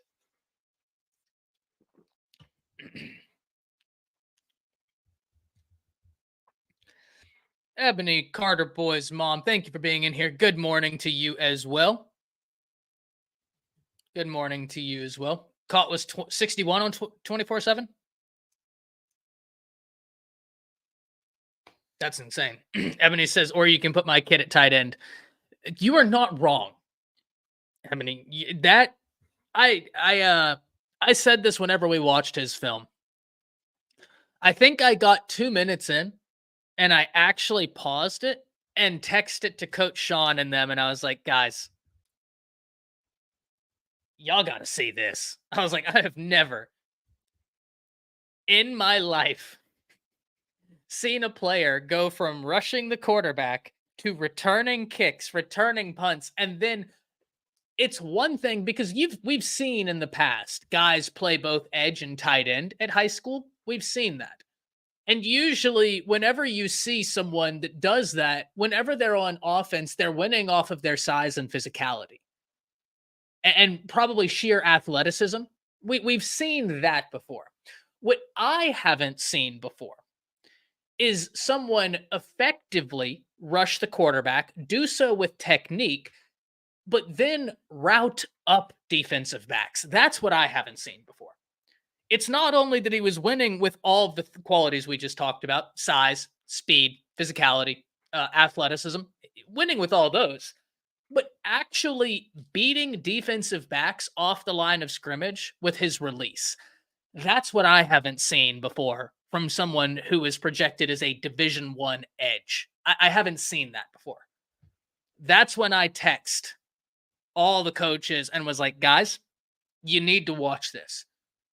This is different. We've seen versatility before. We can highlight, 5 to 10 guys every recruiting class that have like elite versatility. I haven't seen any in a long time. Not at edge. Do what Noah Carter can do. I mean, it's actually unbelievable. If anybody hasn't seen it, I would highly recommend. Do y'all remember those And One mixtapes?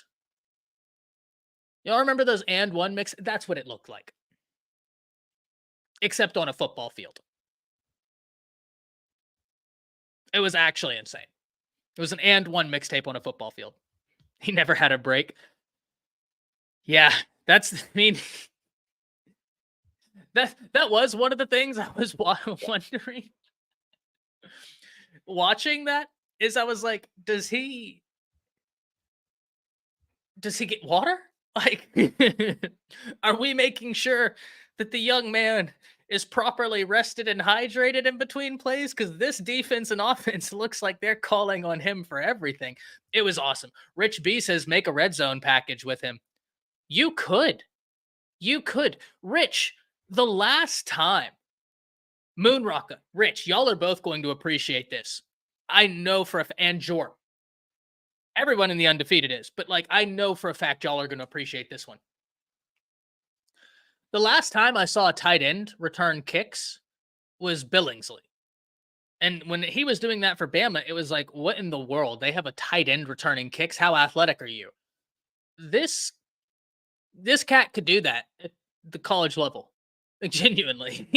He could do the same thing and rush the edge. It's just like you don't see this at all. So very excited, right? Whenever we talk about clocks ticking, I don't want you to hear clocks ticking and think there's a negative connotation when you hear clocks ticking. That's not the case here. Alabama has begun anew. When I say clocks ticking, I mean clocks ticking to get down to the fun. Oh no, Jor, there's no way. You can't play that many positions and no, you can't play that many positions and be not full in bought in. And that's the last thing I'll say before we go into the around the league talk. The last thing that I'll say, and I've talked about this with a few prospects. Really, it's one of the things that I love that Alabama was great at being able to get in. There's something that there are some things you can't teach. You either have it or you don't. Right? You either have tenacity and want to, or you don't. He has it. Jeff Horan says, if Carter is that good, he should start. Wish Bama could be as good as y'all say. We'll see. Well, Jeff, he very well may. But I just got done talking about how I think that's one of the most loaded rooms in all of college football. Right? I think that's one of the most loaded rooms in all of college football. He's an unbelievable player. No doubt about that. It's going to be awesome for him to be in that room working with all those other, iron sharpens iron. He's going to be going up against blue chip offensive tackles every day in practice. He's going to be competing against the best, and that's going to be awesome. But I also think, Jeff, how good do you think Bama's going to be? Because I think Bama has the ability to be just fine. I think they're going to be just fine next year. So, we'll see. Noah wants to hit people. Can't say I blame him. Ebony says, I know, Dwight, I'm just so used to seeing him play both sides. I guess I need to get over it. I can't imagine that adjustment. Watching your kid go from being like, which I have a question. Was it a little wild watching him play high school because he was used all over the place? You know what I mean? Like, how wild was that watching him in high school? Because you see him do one thing, one play, and then the next play, he's in a totally different area of the field.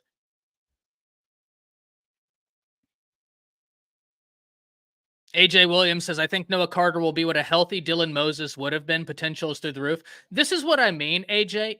I don't know what Noah Carter's career will look like, right? That's the exciting part because he's about to write that story. And I'm very excited to watch the journey. Very excited to watch him write his own story. That's the best part about this, is seeing these very talented guys who work so hard in high school be able to write their own story. But that's what I mean when I talk about Noah Carter, is he has that level of athleticism that you don't see it often, and when you see it, it sticks. And it's so interesting you said Dylan Moses, because I think that's another amazing example, right? Where it's just like, and you're not even comparing the type of player they are. It's just when you see this different level of athleticism, you're like, oh, got it. And we got to remember, Dylan Moses was being recruited by LSU, Alabama, everybody in the 8th grade. It's this different level of athleticism. Different level of athleticism. Can't wait. Been on varsity since he was a freshman. That makes sense. Yeah, that checks out. Ty, how big of an impact is LSU losing its offensive coordinator to Notre Dame? So this is where we're going to get into around the league. So we have some things to talk about. First and foremost, I do want to talk about LSU is interesting to me. I know LSU is on a lot of preseason watch lists as a team that could be very good in the SEC. And I don't disagree. LSU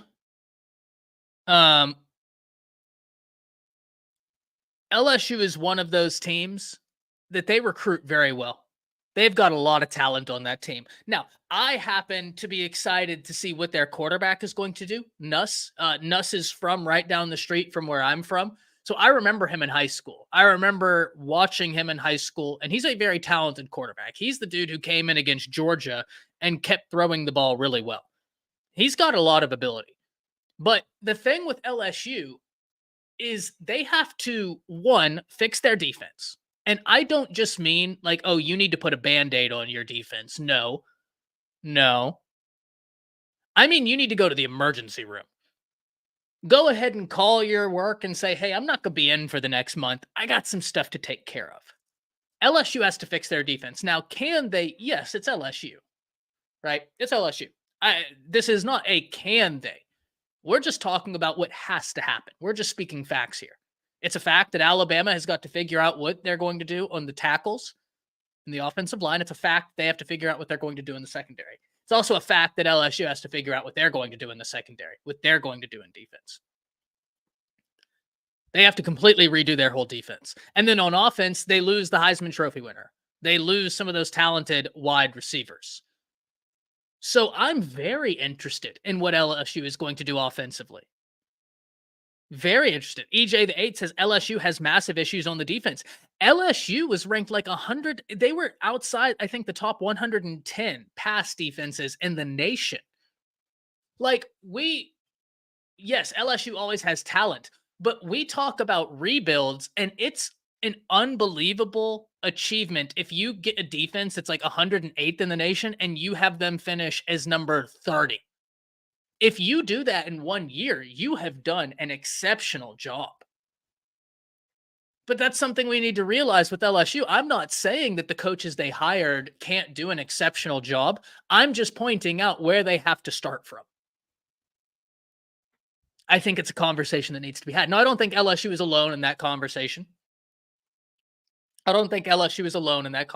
I think that if you're a fan of a different SEC team, you can have this conversation about multiple different teams. LSU has got to figure out what they are going to do in terms of their defense. Now, David or Jeremy, you make a great point. They get Bo Davis. That's a huge win. Bo Davis, in my estimation, and I have no way to prove this until the season comes around, I think he was huge for Texas. From a culture standpoint, I think Bo Davis was massive for Texas. So we're going to see what he does for LSU. If we take a look at South Carolina is fascinating to me because South Carolina is in a position. Good morning, Janet. Happy you're here with us on this Monday. They got Missouri's DC and Redmond. Corey Yeah, they got back Corey Raymond. That's a great addition for them. But when we also look at South Carolina, ladies and gentlemen, they had a lot of problems this past year, and those problems weren't Spencer Rattler. If anything, Spencer Rattler was a far greater solution for South Carolina than I think your average college football fan had expected. Right? I think whenever you look at South Carolina and you look at Spencer Rattler did a lot of great things for South Carolina with an offensive line that did absolutely nothing for him. Absolutely nothing for him. But South Carolina is now in a position where they have to replace Spencer Rattler. They have to figure out what they're going to do on the offensive line, because we talk about Bama having problems on the offensive line. I'll tell you what's not a problem, and that's Jake Merrill. But Jake, we talk about Bama having problems on the offensive line, and that's true. But South Carolina, right? I'm doing my kind of around the league, talking about some teams around the SEC. I want to hear your take on two teams right now. Okay. First, I want to hear you talk about South Carolina, because to me they're fascinating, because Spencer Rattler was a far greater solution for South Carolina than I think your average college football fan thought he would be. Meaning, I think he was the Spencer Rattler guys like you and me were always thinking, when are you going to be that guy? Because we know it's there. The arm talent screams, but when is it going to come? What are your thoughts on South Carolina replacing an offensive line, but also you don't have Spencer anymore? Thoughts? Well, it's interesting too, right? Because we speak about South Carolina, and we talk about what I discussed a little bit about last week with Shane Beamer wanting to reach out to KD, right? And I see everybody in the chat. Hey, good morning. How you guys doing? I'll say what's up here when we get finished, but talking with Ty. But I'll say, I wonder if it plays also a huge role in why, he's going, okay. From Beamer's standpoint of saying, okay, like I got to figure out some other options here, and I'd have to dig into South Carolina's depth chart to see what they have available, right, to them. But there is significant losses. And Rattler, it's interesting, right? For those who watched QB1, I think it was called, was it QB1? I think it was so. The Netflix documentary, right? He's on there. Okay, it is interesting to watch him. He's a good player. I don't know if it portrayed him maybe the best in that documentary, but I will say you see him go over to Oklahoma. He does the best he can. I think with it would have been probably better for him, maybe to look elsewhere. But he excels, shows up at South Carolina and absolutely kills it. And it sounds like he had did great in like the I think it was the Senior Bowl, right? Bowl, yeah. Yeah. So hopefully, all that time and sometimes that transition will help some players, especially in those positions. Sometimes you just need to hear it in a different way from a different coach. But now what does Beamer do? Because you have a lot of these guys that were such key people, right, in that aspect for him. Now they're gone. What are they going to replace with, and how do they look? And that goes back to, again, like, I think he saw, and this is pretty significant towards KD in a sense of like, hey, I really respect you. I think he saw what he did with the talent at Washington, right, over a 2-year time frame, and then he sees this guy just wins no matter what type of talent he has. He knows how to win. He wants to get that kind of same recipe that KD has to the best of his ability and implement that maybe into what the concerns are now at South Carolina for this next season. Well, it's interesting too, because speaking about that and then asking about the second team, one of the things to me that's compelling about that is, Merrill, what's the biggest question we hear from opposing SEC fan bases? Oh, well, Deboer won at Washington. He won there, but can he win in the SEC? Yeah. Well, you just had an SEC coach try and go pick his brain to figure out what he could take back to the SEC to start winning. So if Beamer, this isn't Joe Blow. This is a football guy. Like, this is a guy that comes from a football family. You 100%. Know what I mean? Like, Beamer reached out. Yep. That should let any Alabama fan that was still maybe uneasy let you know SEC coaches wanted his counsel. If they think it'll work, 100%. Now, the other team, before I get out of your hair, Jake, that I want to hear your opinion on, LSU. Now, LSU is a team that and I'm fine with this, giving them the benefit of the doubt, thinking like, hey, LSU has a lot to work through, but I think they're going to figure it out. LSU is supposed to be a really solid team in the SEC. And like I just alluded to, I think they are a team that you can kind of, over the past few years, give them the benefit of the doubt because of talent. But Yep. Jake, it's not like that they're replacing and rebuilding a defense that was a middle of the pack defense. This wasn't a defense ranked 50th in the nation, right? I said this right before you came on. If they took that secondary from like 120th in the nation to 30th in the nation, that would be an incredible coaching job. Unbelievable. Oh, yeah. Talk to me about LSU, because I think there's a principled argument that if we're not talking Alabama, LSU might be the most interesting team in the in the SEC, because you have to replace your quarterback. You got to replace those wide receivers. You got to do something with the defense. Talk to me. Well, and that's the man. You just hit so many points there. LSU's an interesting one too, because has Brian Kelly really solidified something there of a culture of truly winning, right? LSU as a program has a very strong background, right?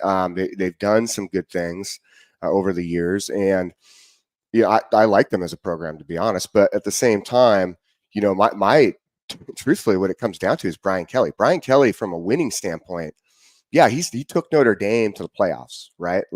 He did a good job there for the most part. But now at LSU, we look at, I guess, this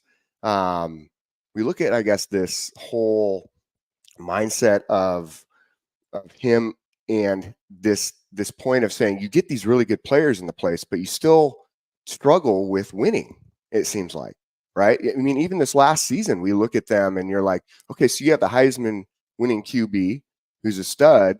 You have all these wide receivers. How come you guys can't put it all together, right? And so now we go into this next season where you don't have those. Now you have a lot of question marks. Maybe they don't feel that way. Obviously, coaches will know their players best. They know their roster best. But at the same time, it does feel like there's a lot of question marks, right? And so even from a fan base standpoint, now we got to give them a little bit of props just because of what they're doing on the recruiting trail. And I don't know how that's playing or how they're maybe grabbing these guys. I would like to kind of know the background right now, or if you're just getting guys who have maybe a background or a connection somehow to LSU or to Louisiana, or is it just NIL? That's the next question, because now we got all these rules bounce, right? That's the thing. And I hate that, Brian Kelly, I'm not necessarily, as a coach, he's interesting, right? Everyone says he tries to come in with this fake accent, Southern accent. Just, be who you are, man. You're not from the South. No, that developed naturally. Yeah, 100.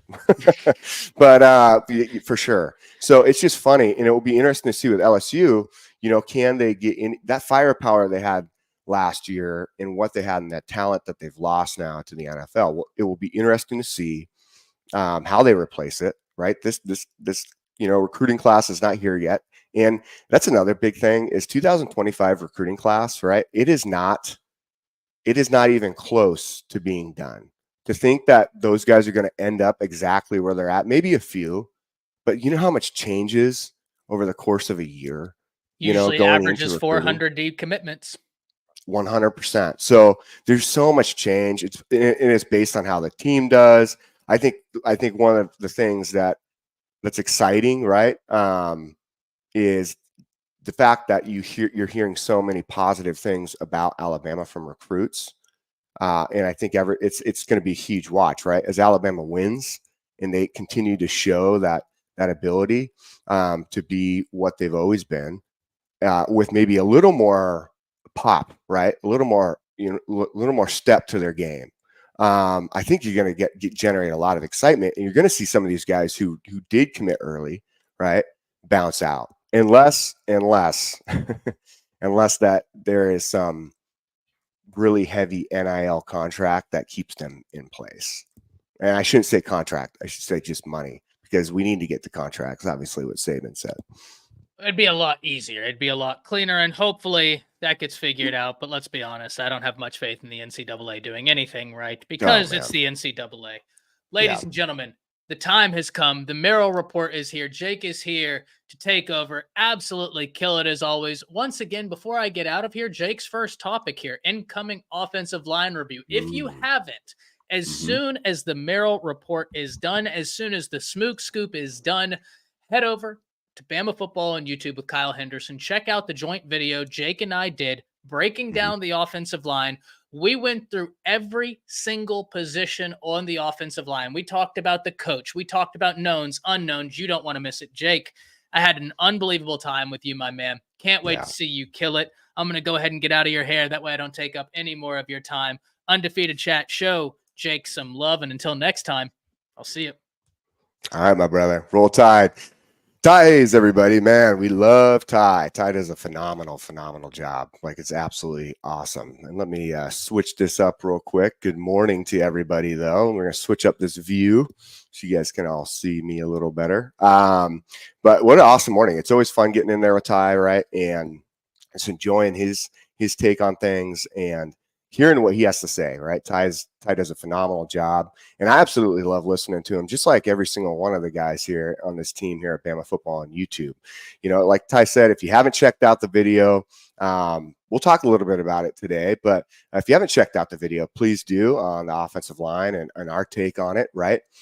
We had a great conversation and really kind of tried to break some things down and give you guys a view of what our thought process is going into the spring ball and obviously into the season.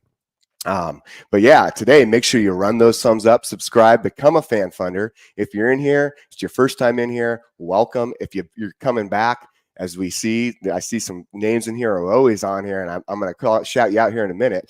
But if your name is not green, become a fan funder. Join in, watch the exclusive videos, some articles that will be written, and we'll continue to put those out and continue to grow as time goes on. So really looking forward to that. And yeah, I want to give a shout out because I know there's a lot in here. I saw a lot earlier, and I want to make sure I say what's up to everybody in the house. So to start out, I know we got EJ, the 8. What's up, man? How you doing? Brian Russell, how you doing, man? Rich B, what's up? Miss Ebony, how are you today? How are you? David, what's going on? Sweet Home Bama. Jeff Horn, what's going on? What's going on? AJ Williams, what's up? Caleb King, how you doing, man? I know it's getting closer to that wedding day. Let's see here. Jeremy Sanders, how you doing? Janet, how are you? How are you, Janet? Jeff Horn, how are you? How are you? Lynn, what's going on? What's going on? Let's see. We saw some. Cynthia, how are you today? Hacker Music, what's up? What's up? Who else is in here today as we go through? I got to scroll through as I continue to do it. And I'll see you guys. I'll give you guys shout outs and whatnot. But we got some fun topics to talk about today. And hey, Jor, how you doing, man? I see you in here too. There's a lot of familiar names. Shane, what's up? What's up, Shane? Brian, how you doing? Jeremy Sanders too. What's up, man? So it's a good morning. We're excited. Brian Thomas, what's going on? Jay Kelly, how you doing, man? How you doing? Jeremy Sanders, what's up? AJ, what's up? What's up? Patrick, what's up? Mike G.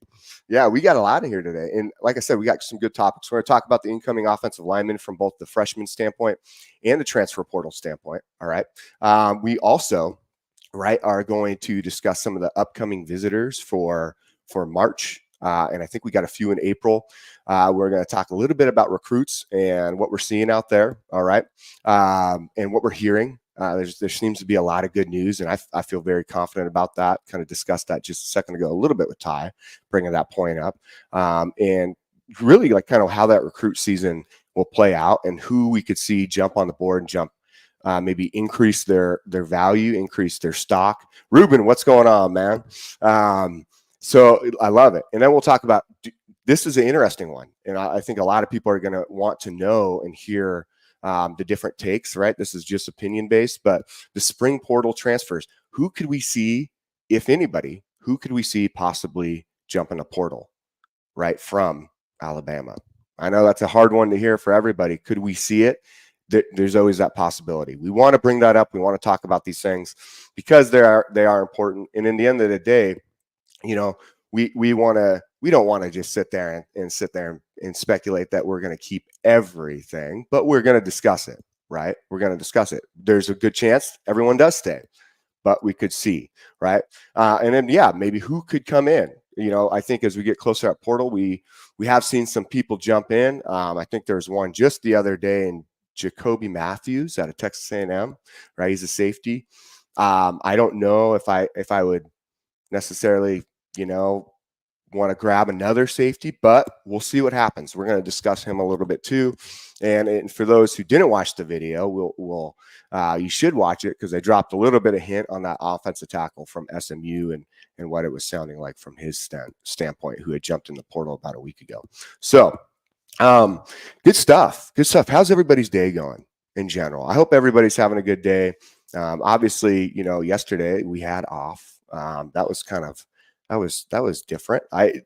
Typically you used to seeing us all the time. So it was nice to have that day off and kind of run some errands, right? But I hope everybody had a great weekend. I know from an overall standpoint, there wasn't a bunch of news jumping out there from Alabama football, but at the same time, we did see some cool articles, some more stuff come out as far as just guys getting ready for spring ball, what we're looking at. How these guys are continuing to train, some excitement around our coaches on the recruiting trail. So that's always good. That's what we want to hear. And I think for me, Mike, right, as we go through, it's nice to see it calm down just a little bit from a standpoint of we don't have any crazy surprises, And yes, sure, the basketball team did not have the greatest game. We had a rough weekend for those who watched, but hey, that happens, man. Basketball, that happens, right? Luckily you have enough games. You have enough games to kind of clear that up and have one or two where you can drop them off and be all right. You know what I'm saying? That's the benefit of having a longer season and more games in basketball is you can kind of throw that out. But yeah, overall, it's good. But let's jump into this first topic, right? The first one comes in with incoming offensive linemen. I'm excited about this overall class that we're bringing in. It's not a big class, right? If we look down, I think there's about 5, including our transfers in. And I like them. I kind of looked over their film, had a chance to look over and watch them and see, start to speculate who could come in and immediately make impacts. Okay. I really, really like a few guys who could play some key roles and maybe some shifting of the line. Me and Ty talked about this briefly in the video. And it was funny because I got to read, if you haven't watched the video or if you have, in the video, I talked a little bit about the size of the offensive line, right? And how big they are and wanting to, maybe get them into a position where they feel more comfortable to move, right? Let's drop down and wait. Let's feel a little better. That would be something where I kind of discussed this, and I saw it's funny because I saw all the comments and there's some in there that were just like, what are you talking about weight? Everybody has their own weight, blah, blah, blah. Well, there's a reason I talk about it because if you look in the NFL, these guys are between 3 to 320, whether it's offensive tackle, whether it's center, maybe your guards are a little bigger. But it's interesting that, our line was so big, and I like that as long as they feel good about moving, right? And as long as they feel good about getting off the ball and being flexible and being able to shift in this offense and move in this offense, just very similar to, I guess, the way Washington's line did last year. And that's where we kind of talk about some of these incoming guys and how they play their parts in this new style of offense that we will see here at University of Alabama. So, and under Coach KD, right? Overall, we go in again to Coach Cap, and I think and Mike G, I agree with you 100%. Mike G brings this point up, and this is somewhat I'm going to discuss. O-line needs to play as a unit, 100%. And the whole idea of that offensive line is to be able to play as one, right? In the end of the day, when you're out there and you're playing, you have to be able to communicate, understand what each other is doing. That is a very tight unit. You see the ones that are very successful, whether it's in the NFL, whether it's in college, even in high school. But when it comes down to it, right, you need to be very tight, very close, and most of them do, right? And so it will be cool to see. I think now that there's just this mindset of this brotherhood. I kind of posted something on my Twitter regarding Courtney Morgan and KD and what they've created, and I kind of pinned it on my Twitter because I want people to see this from a standpoint of what they're doing together at University of Alabama. And there's always been, I should say, this brotherhood, this feel, but now they've brought in and implemented something a little different. And I can say that from a standpoint of how they really, really take their own systems, right, their own processes, and put them into place. And what's beautiful is, I've talked about this a lot, is that at Alabama, that's already in place from a standpoint of success, discipline, and just the standard, right? But now you have a coach and you have what we call the football team manager, okay?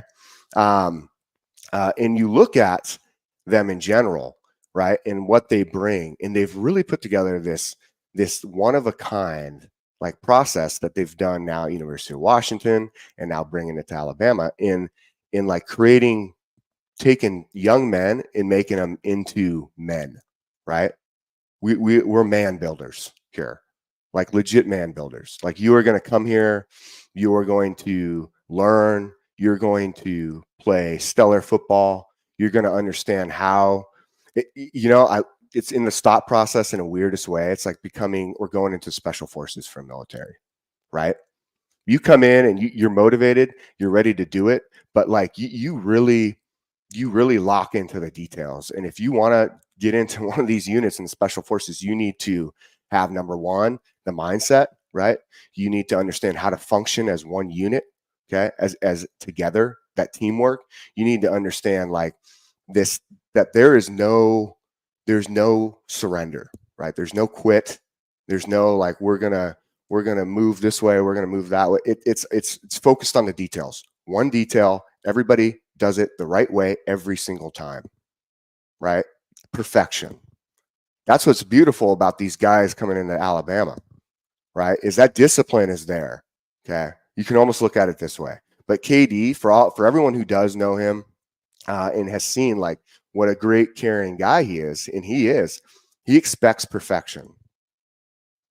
He expects perfection. He's going to take these young men that come into this program, that are here at the program, and that are putting in the work, and he's going to make sure that they achieve that perfection and they understand the importance of those details. Hence, that's why they take the next step, right? And I see this, that what they're doing here, and I think it's exciting from a standpoint of these guys having a chance to come to Alabama as a recruit, right? And a football player, whether you're a freshman, whether you're a transfer, whether you're already in the program, and be a part of this unit. And what's cool is, I think we're going to see that even tighter within that offensive line unit, just because of how important it is, especially in this system, to work together, right? And I do see some of your guys' questions popping up here too. And Jared, thank you. Make sure you run those thumbs up. Please do hit that little thumbs up button for me if you're enjoying the content in today's show. But I know I saw a few of them in here, and I saw EJ. Do you think they'll move Booker out to tackle so Rock could get in at that guard position? Excited to see how line plans out. Those are some of the possibilities. I discussed a little bit of like moving him out in the video me and Ty did that you guys can see. But yeah, I do think that's a possibility. I think Rock is one of those guys, man, who's just ready to be out here and be just an absolute stud.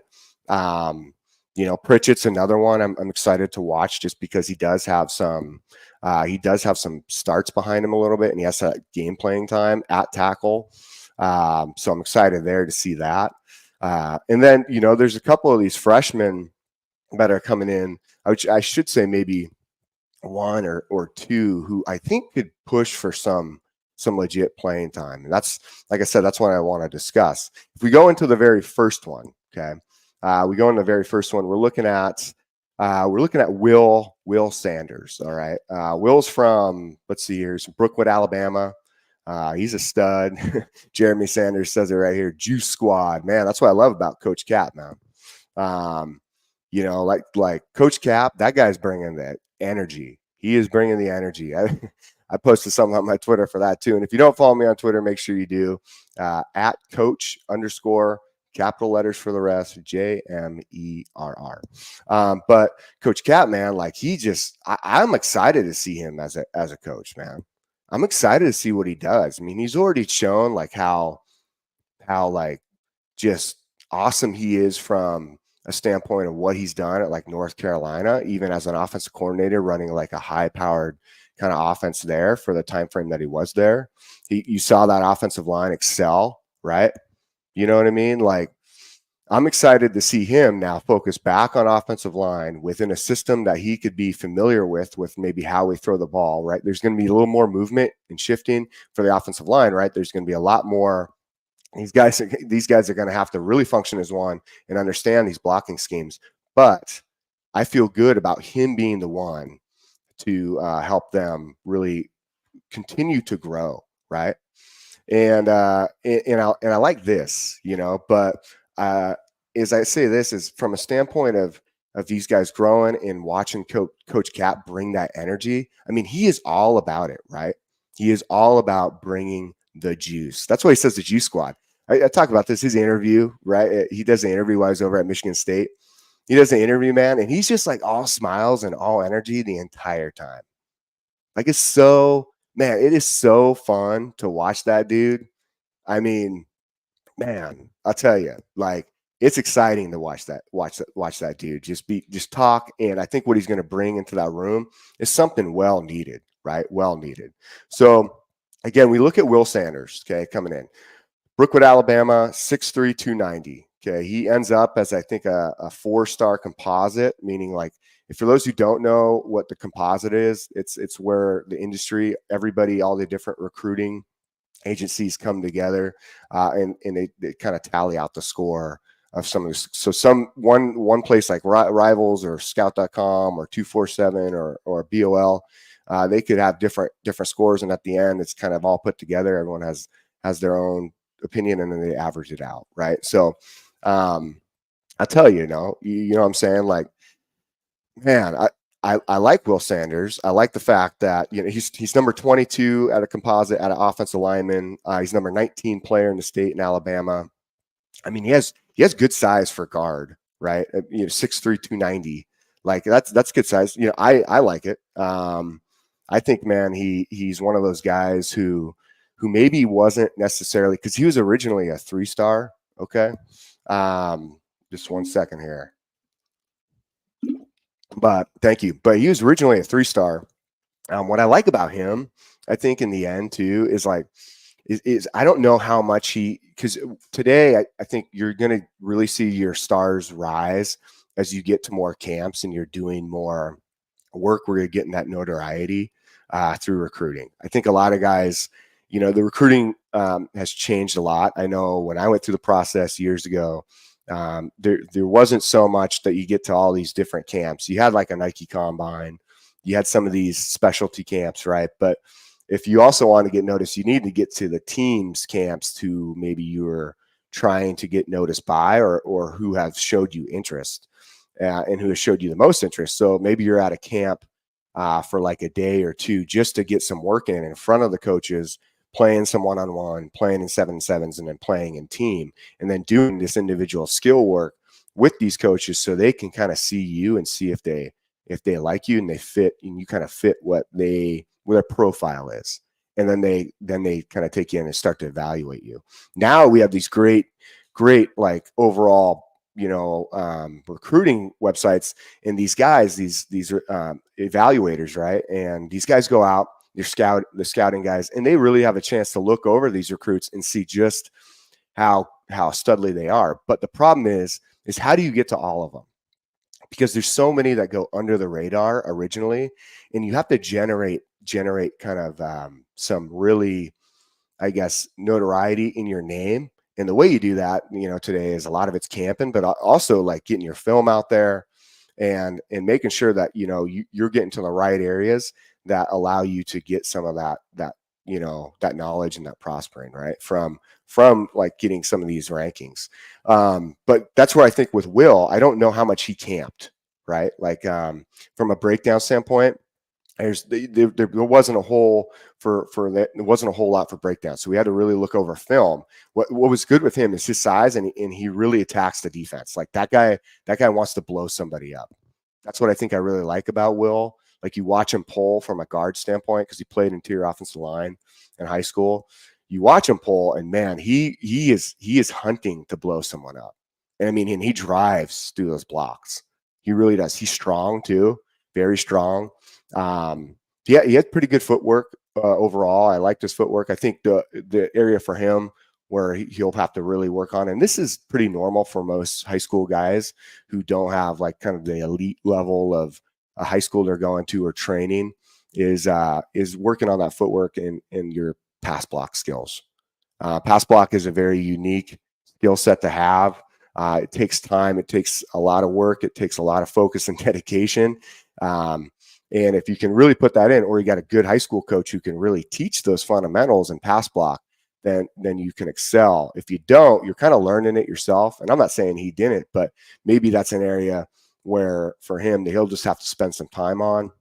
And I think he'll get that. Obviously, University of Alabama, we know he's going to get that. So that'll be an area for him that will be interesting to see how he develops. But overall, from a standpoint of his just tenacity, I mean, the guy he wants to get out there and get after it. He gets to second level pretty well.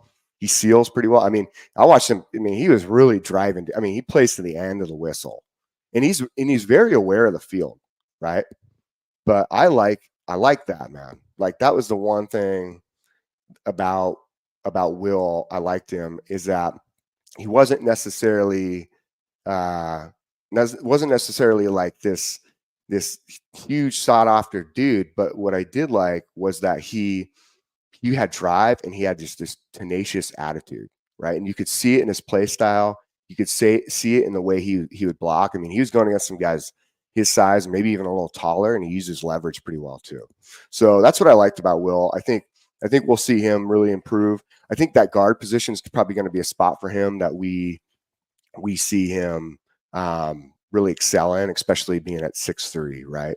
At 290, you probably put on another 15, 20 pounds, and it'll be kind of like that perfect setting at guard. I like to watch that. And I see some others in here too, man. What's up, Caitlin? How you doing?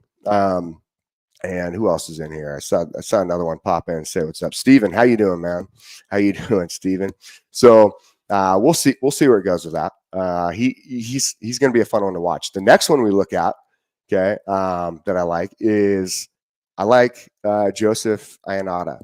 Okay, so Joseph Ionata, interesting with him, interior offensive line, but he did play some tackle, right? He started 3 years at tackle in high school with Joseph Ionata. 6'4", 295. So he's a big dude, out of Clearwater, Florida. Comes out, he's a composite 3-star, number 39 interior offensive line nation, number 74 player in Florida. It looked like based on his composite, he dropped a few ranks in his overall Florida ranking, but that's just due to, I think, the level of athlete, because we're looking at all players when we rank them, right? Not just position based. But what I do like about him, and Brian Russell, he brought this up, is he's versatile. He is very versatile. And again, he did get a lot where he went to school, right? It's a pretty big school, but he did get a lot of notoriety and watch. I think for him, his size and the way he moves with that size is pretty smooth. Like you want to watch that guy. The guy hustles. I think there was a running play where I saw that, it could have been 50, 60 yards where he gets the running back is downfield. Well, he's almost all the way to the end zone too, man. He runs all the way down there. Like, I love that. You got a guy with that sort of mentality, man, he's going to play. And I like that from a standpoint of, I don't think we'll necessarily see him in the rotation this year. But I see a future for him. I think he's projected at guard from a standpoint, even though he's played tackle, but I love that he has that knowledge. We do see it in his pass block from a tackle standpoint, because I'm pretty sure he played left tackle. But we do see it in his footwork from pass blocking, which is really nice to have. If you had that tackle experience and you had that chance to play it, and he started there 3 years, we get to see those guys who really put really phenomenal footwork in and understand kind of those concepts in that reach and then locking up very smoothly and making sure on that pass block that they know how to hand off, right? Because there's a key there in that handoff. And that's, again, this offense, I think what we saw with him is he should transition pretty well based on the type of offense they ran at his school. We saw within his highlights, one of the things I saw is they were throwing a lot of these either wide receiver screens. I think I saw maybe a tight end screen or two, and then some running backs out of the backfield and these running back screens, right? And he was out there and he was really good in open field from that standpoint. So why is that important to this offense that we're about to see?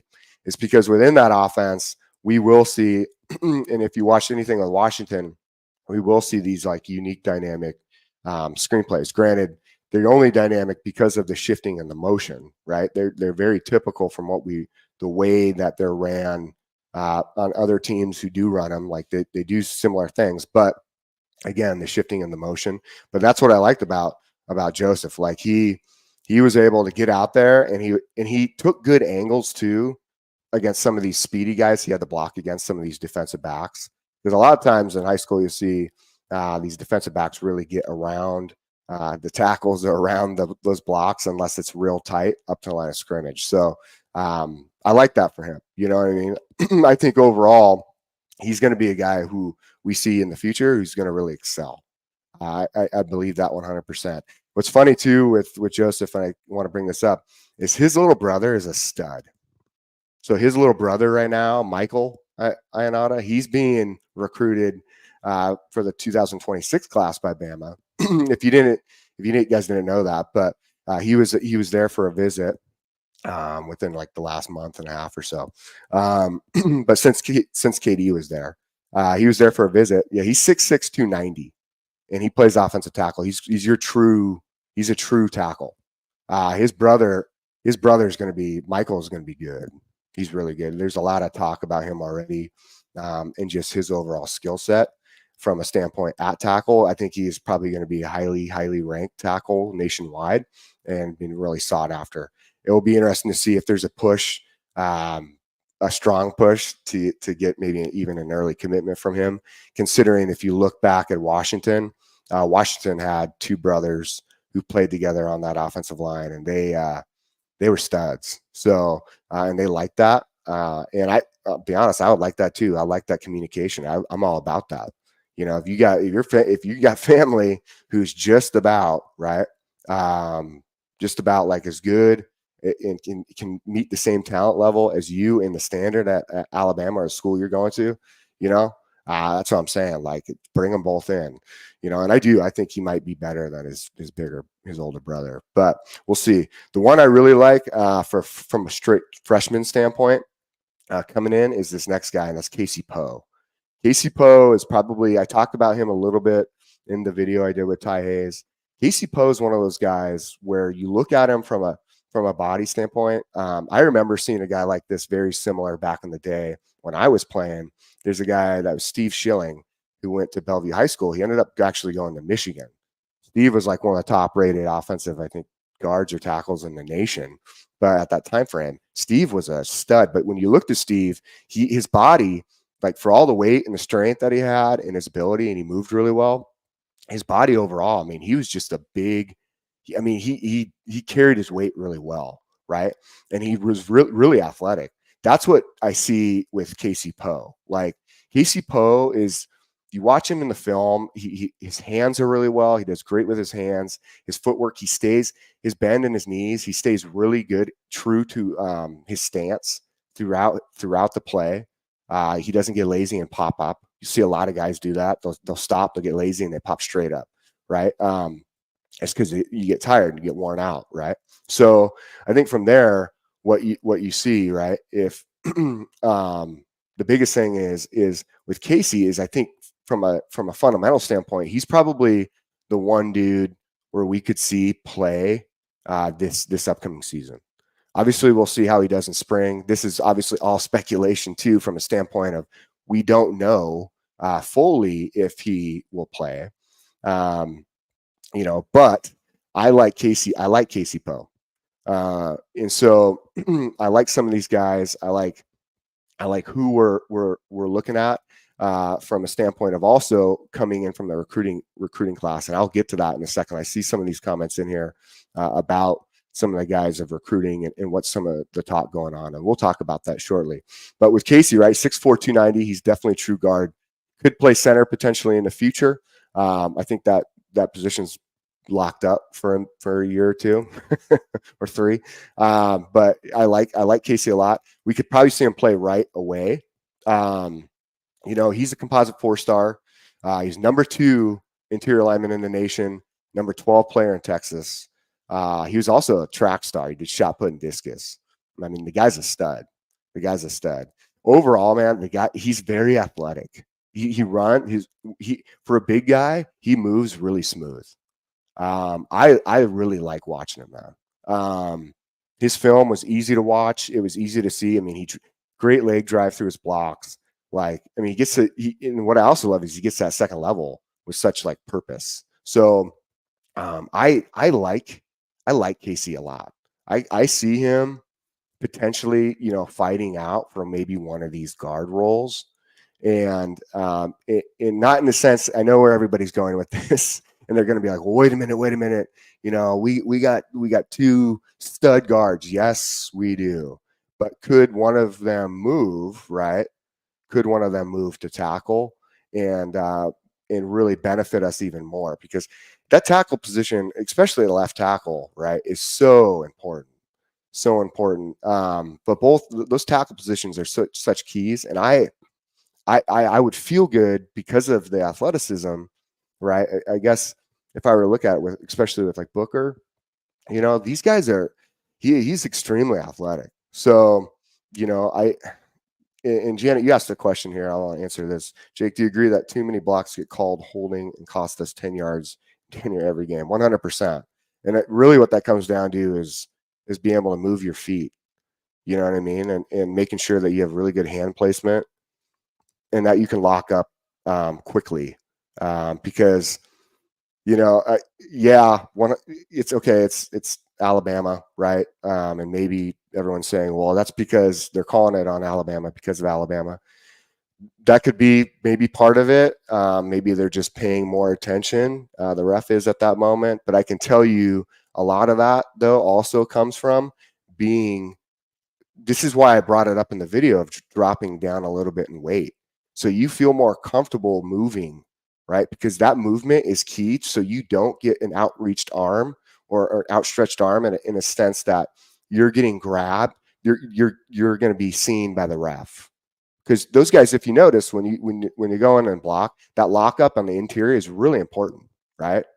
But that, and Jared, you bring it up. Once they get outside your shoulders, they start throwing flags, and that is from not moving your feet and you're reaching because you're not fast enough, or because you're out of place, or there could be other factors, right?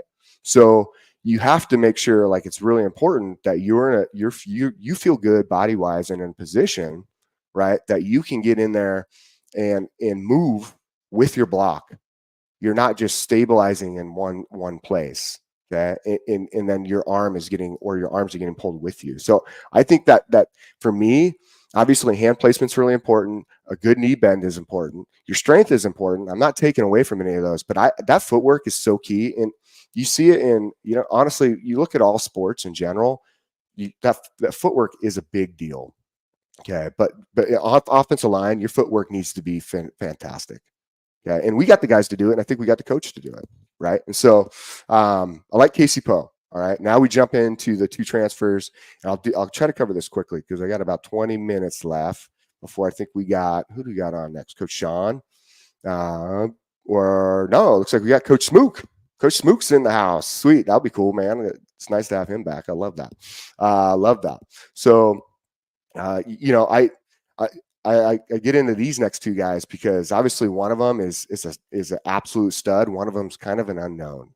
And the unknown is going to be Niquil Bertrand, right? Offensive tackle, transfer Texas A&M, 6'6", comes in at 340. Okay. With Bertrand, I like him. Big dude. Watching his film was interesting. He comes out, he's a high school, he's a 3-star composite, number 55 offensive tackle nationwide, number 19 player out of Pennsylvania, right? And he's out of Philadelphia. So he did it. He's in the transfer portal. He was also a 3-star. I'm interested to see what he does and how much his high school, experience into Texas A&M and that experience there helped him grow and get better.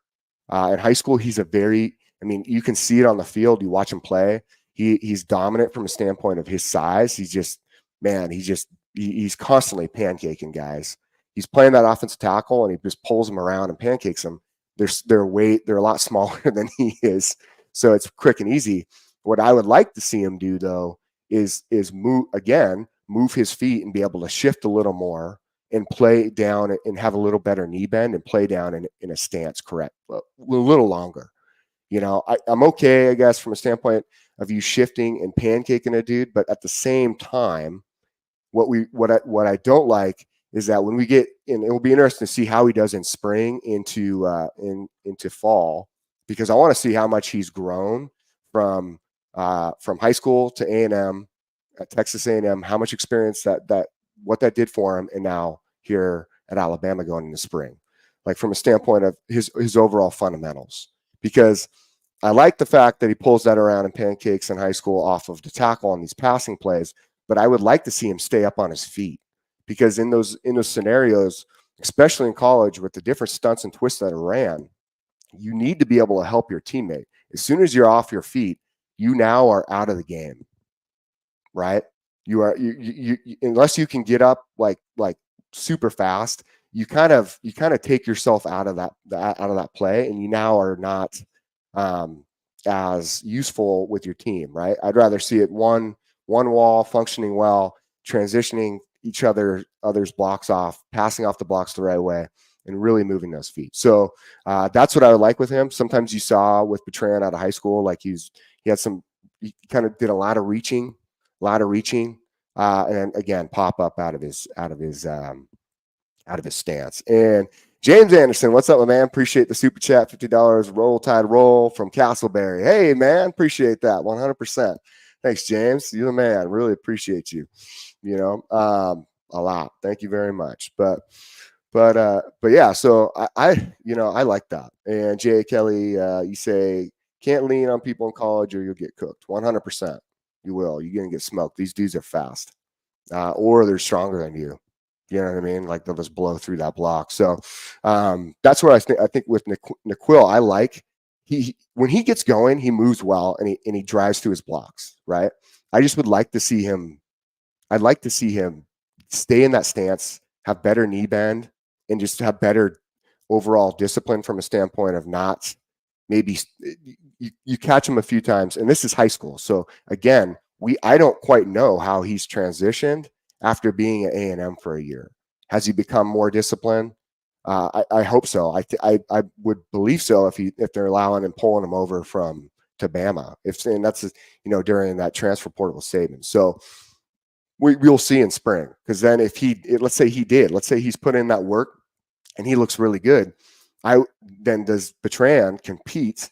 And I think he's actually dropped like 20 pounds. I think he's actually at like 320 now. I don't think he's up at 340 anymore, which would be good, probably good for him, right? But I think you'll see Bertrand, he really competes at that position for tackle, right?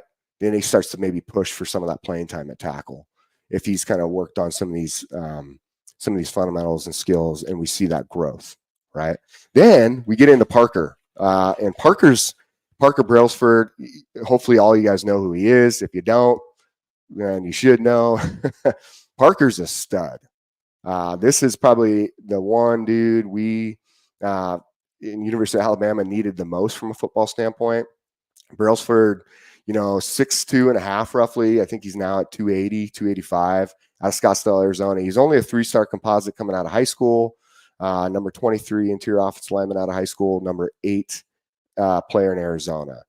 Parker is phenomenal. He was, again, a guy who's very versatile. He played guard a lot. Okay. And I like that, Caleb. Breaking news, huh? Caleb says, breaking news, college football is nearing an agreement to use headsets and helmets like the NFL. Oh, man, if that happens, I'll tell you what, you better look out for this offense. This offense is getting even better. The fact that they're going to be able to communicate like that, holy smokes, it's about to get real smooth. So that would be phenomenal to see. If that does happen, if that's happening, I haven't seen that yet. I'll have to check that out, but that makes this offense even scarier. Yeah, that crowd noise is for sure a factor. I can tell you that right now. You cannot hear anything on the field at all. But with Brailsford, right? So Brailsford gets in at Washington. So as a freshman, he's a scout team player of the year. Absolutely, dude, this guy is out there just working his butt off. He is rotating, taking snaps, playing guard, right, as a freshman. He doesn't see playing time, okay, his freshman year. So then we get into this last season, redshirt freshman year, right? He starts at guard. The center goes down. He transitions to center and just absolutely kills it. A lot of people are sitting there going, okay, like this guy, man, what's up, Patriot Life? How you doing, man? Good to see you. Ryan, what's going on, man? I don't know if Brandon's in here from Verizon, but I appreciate you too, man. but I'll tell you, for him, he transitions over to center and he kills it. Every one of his teammates talk about it. That's a Joe Moore award-winning line, right? Those guys, he is the highest graded player on that line each game. He grades out higher than some of these dudes are going to be first rounders. Okay. From that offensive line at Washington, which is impressive as a redshirt freshman. Yeah. Like I'm telling you right now, it's extremely impressive. So then from there, you look at him through the games. Not only does he grade out after moving positions from guard to center, okay, while he's at center, the communication dramatically improves. The guys talk about like his greatest strengths. So the other linemen who know him from University of Washington and what they've talked about with Parker is they're like, his greatest strength is his work ethic. And then on top of that is his communication. He really understands these blocking schemes and concepts and helps all of us get on the same page. How great is that to hear from a standpoint of what we're getting with in a coach who brings the energy, but then you also have an amazing player at this somewhat, we understand, a quarterback position with center, right? Because he's the quarterback of the offensive line at center, and his communication being that good. That's exciting. That's going to make it fun. I'll tell you, man, like that is why we're in a position to be really excited about this offensive line. I'm excited about it. I think they're going to be really good. With Brailsford, second team All Pac-12. He gets all true freshman All-American, and he's I guess he is the Sean Alexander Award semifinalist. I think Caleb won that, right? So Downs. But the funny part is Parker's like right behind him. He's like next up. I think even in the voting. So that was, man, you got to be excited to know that we're in a position with this sort of communication, University of Alabama and the football team in general, from a standpoint of seeing this offensive line really have growth and excel going into this year. There's a lot of pieces in place that will help us see this line really take off, and don't be surprised if we really see this overall, the sack numbers dramatically drop, and there's a lot of national talk about how good they do, right?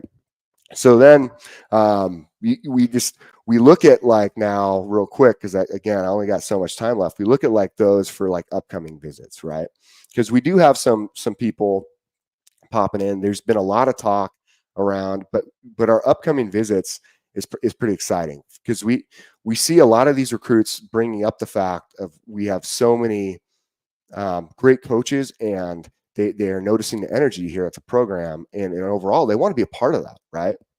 So March 4th through April 4th, we have a ton of just studly players coming in, right? March 4th, I know we got Marcus Garcia. I think he's a top 300 lineman. I think I'm also looking at it from a lineman standpoint. I think in the 8th, We have Ziari Addison. He's a 4-star offensive lineman. That's exciting. I love that. I'm trying to see, but then from there, you start to look at like some of our position groups, right? And in those position groups, those skill position groups, you know, there's a lot of excitement around this continued, I guess, this continued talk in view of KD in the offense, and then the coaches really, I guess a lot of players have seen these coaches really buy in to what is going on at Alabama, as well as the players, right? Because we've heard it from some of the players. Rock Montgomery was really good at bringing that out and talking about the atmosphere and how much he loves it. But really, from a standpoint of like these coaches with Shepard, I think that was a big one for a lot of guys. I think we're going to see some stud wide receivers in the 2025 recruiting class. We already grabbed some studs in this last 2024 class, but I think we're going to see I think it's going to be very, very similar.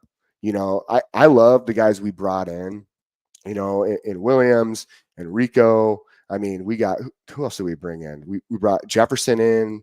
And now we have the Caleb Odom switching over the wide receiver, which is exciting. I love that. We got Bubba Hampton. That's going to be phenomenal. I mean, we brought in some dudes, right? Like there are some dudes at wide receiver.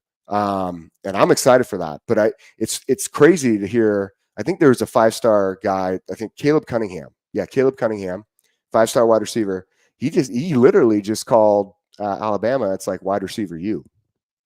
He goes, you're a wide receiver. That's like where you want to go, you know? And that's, man, like that is exciting. I'll tell you, to hear that from these guys, and he's not the only one. There's been another one too, just recently, and I think it was, let me look real quick. I think it was Smith, but he was, man, this dude's big too. Big wide receiver, man. And I wouldn't be surprised if we end up seeing like a commitment from him. Travis Smith, he's a top 100 wide receiver out of Atlanta. Yeah. So you have these guys who are just so stoked about what they're seeing with Coach KD, with Coach Shepard. And I think we're going to see it as the offense continues to roll. Some of the other names have been brought up lately from a standpoint was like Caleb Cunningham. Obviously, we talked about him. Malik Autry, right? And so he's a Auburn commit, and he's really excited. And he's a 4-star D lineman. Sounds like we have good stuff with him. We got Tyler Lockhart. I think we talked a little bit about him. I think a little bit, but with Tyler, he's a linebacker. And the fact that we see some of the linebackers now starting to really be locked in or really like focused on from a recruiting standpoint, I think that's really big from a standpoint of like our middle backer and our sting, because it will be good to see that depth back there after this next class, because once we lose Lawson Campbell, right, that's going to be something who's going to fill those shoes. So I think linebacker is a really big part right now going into recruiting. I'll tell you, like that's going to be an area we really want to pay attention to, and we see how they generate that. And I think we got ourselves a gem from a coaching standpoint in Robinson. Okay, you got Womack there, who's also doing that recruiting, which Womack's a phenomenal recruiter. But with Robinson, I think coming from Baylor and working with Womack, I think guys are going to like his energy. Guys are going to like that youth, and they're going to like this play style that allows them to really just play to their max potential in this defense. So I'm excited for that. You know, that's one area that for me that I think we could really get some depth on. In Jermaine Mims, I agree. QB Reese is our future sting. Yeah, he fits that position really well. You know, if you look at his like body style, like in his attributes, what he brings, I think the sting position for QB Reese would be really good. I mean, but this is the thing and I'm going to try to highlight some of these other guys too, right? Because there are names that we know, and then there's names that we don't necessarily know. So another one that we have in our class is Caden Jones. Not a lot of people talk about Caden Jones. Well, go watch Caden Jones film. That dude's all over the field. Okay. Now he played in a very he played the different positions. He came off the edge at times. He played in the middle at times. I mean, it looks like mainly he plays like a little bit outside linebacker, but like we need to know these other guys in the class. There's a lot of dudes that are not as in depth talked about, right? And that I think definitely deserve it based on the fact that these guys are really good. And you watch their film, and I'm interested, and they're big. Some of these dudes are big. Like we look at like Caden's a big dude. He's 6'4". I think he's like 225 right now. But then you look at Justin Oronko, I think is how it's said, Oronko, out of Germany. That's 6'3", like 220. That dude's a stud. And I tell you what, man, I think you got the guys like this who we've heard a little bit about Oronko, right? Just from a standpoint of where he comes from. But I don't know from a playing standpoint of how much guys really honed in on like how good he really is. You think they're not going to go, that in Europe, like that football side, right? Yeah, you got rugby and you got football and soccer, right? But here, most of those kids here, the fact that they go over and they grab this kid out of Germany, that there has to be something to say about that kid. Like that is something that I'm going to be honest, you don't see that too often, right? Unless they're a punter or a kicker. So I think that's impressive. I love it. I love that we have some of these guys that are sitting back there who could just guys we just don't know about. Then we got like Sterling Dixon, right? Who could play potential edge, or could he move back to a backer? I see Dixon putting on like 15 pounds, 20 pounds or so, and moving back to the middle backer or like Sting. I could see him playing middle backer for sure, just based on his movements and how much he's able to kind of stand up that line or stand up those blockers in the pole and then get after the ball. Like I said, I love seeing Noah Carter, and we talk about Noah a lot, is I love seeing him. He is for sure an amazing future like Wolf. Like that guy, man, off the edge. And I know Ty brought this up too, but with Carter, just from an athletic standpoint, like his overall athletic background, what's beautiful about him is he is so versatile, right? You see him in so many different roles on the football field. But even if we step out of football, the dude is just an athlete. And so I think as we go on and he continues to put in that work and in that drive, that focus, right? Really focusing on, growing and being the best he can be and understanding the concepts and continuing just to compete. We're going to see him in that role, and he's going to really excel in it. That's what you need off that position. So, but then we look at some of those other dudes, right? Like I said, we look at Sterling Dixon. We look at another one we haven't brought up is Jay-Sean Ross, right? Out of Liberty, Missouri, I think it is. I think it's out of Liberty, Missouri. So that's another guy, right? Who is, he's projected now as an edge, but he's 6'4", 220. Like that's the dude. I'm going to be honest, I haven't even watched film on him yet, but I've heard good things based on the reviews that he looks good. He's a 4-star coming out of high school, like that. So where does he line up then, right? Is he also somebody who can backfill? Does he play linebacker, or does he play like a Wolf, or do we transition? Because some of the things we've talked about too is transitioning from the edge to like a bandit and having more of a speed package. But I know Coach Smook's about to get on. I know that music's about to get on. I absolutely love being here with you guys. So in that time, as the music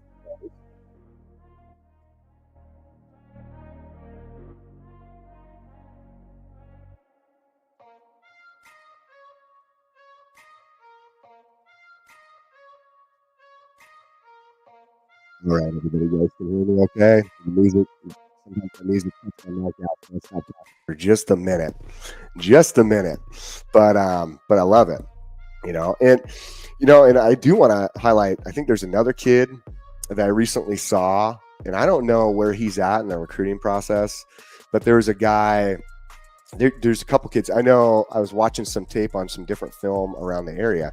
There's a couple kids out of Gardendale High School right? That it will be interesting to see how they get notoriety and they build coming out of high school. I don't know how much talk is going with these guys right now, as I'm still kind of learning that 2025 class, right?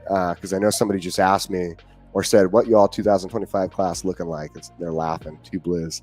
Well, I mean, I'll tell you what, it's going to look really good at the end, but you know, I think in the thing, right, is there's a few dudes out of Gardendale High School. I know there was one dude that plays linebacker, I believe, and maybe a little bit off the edge.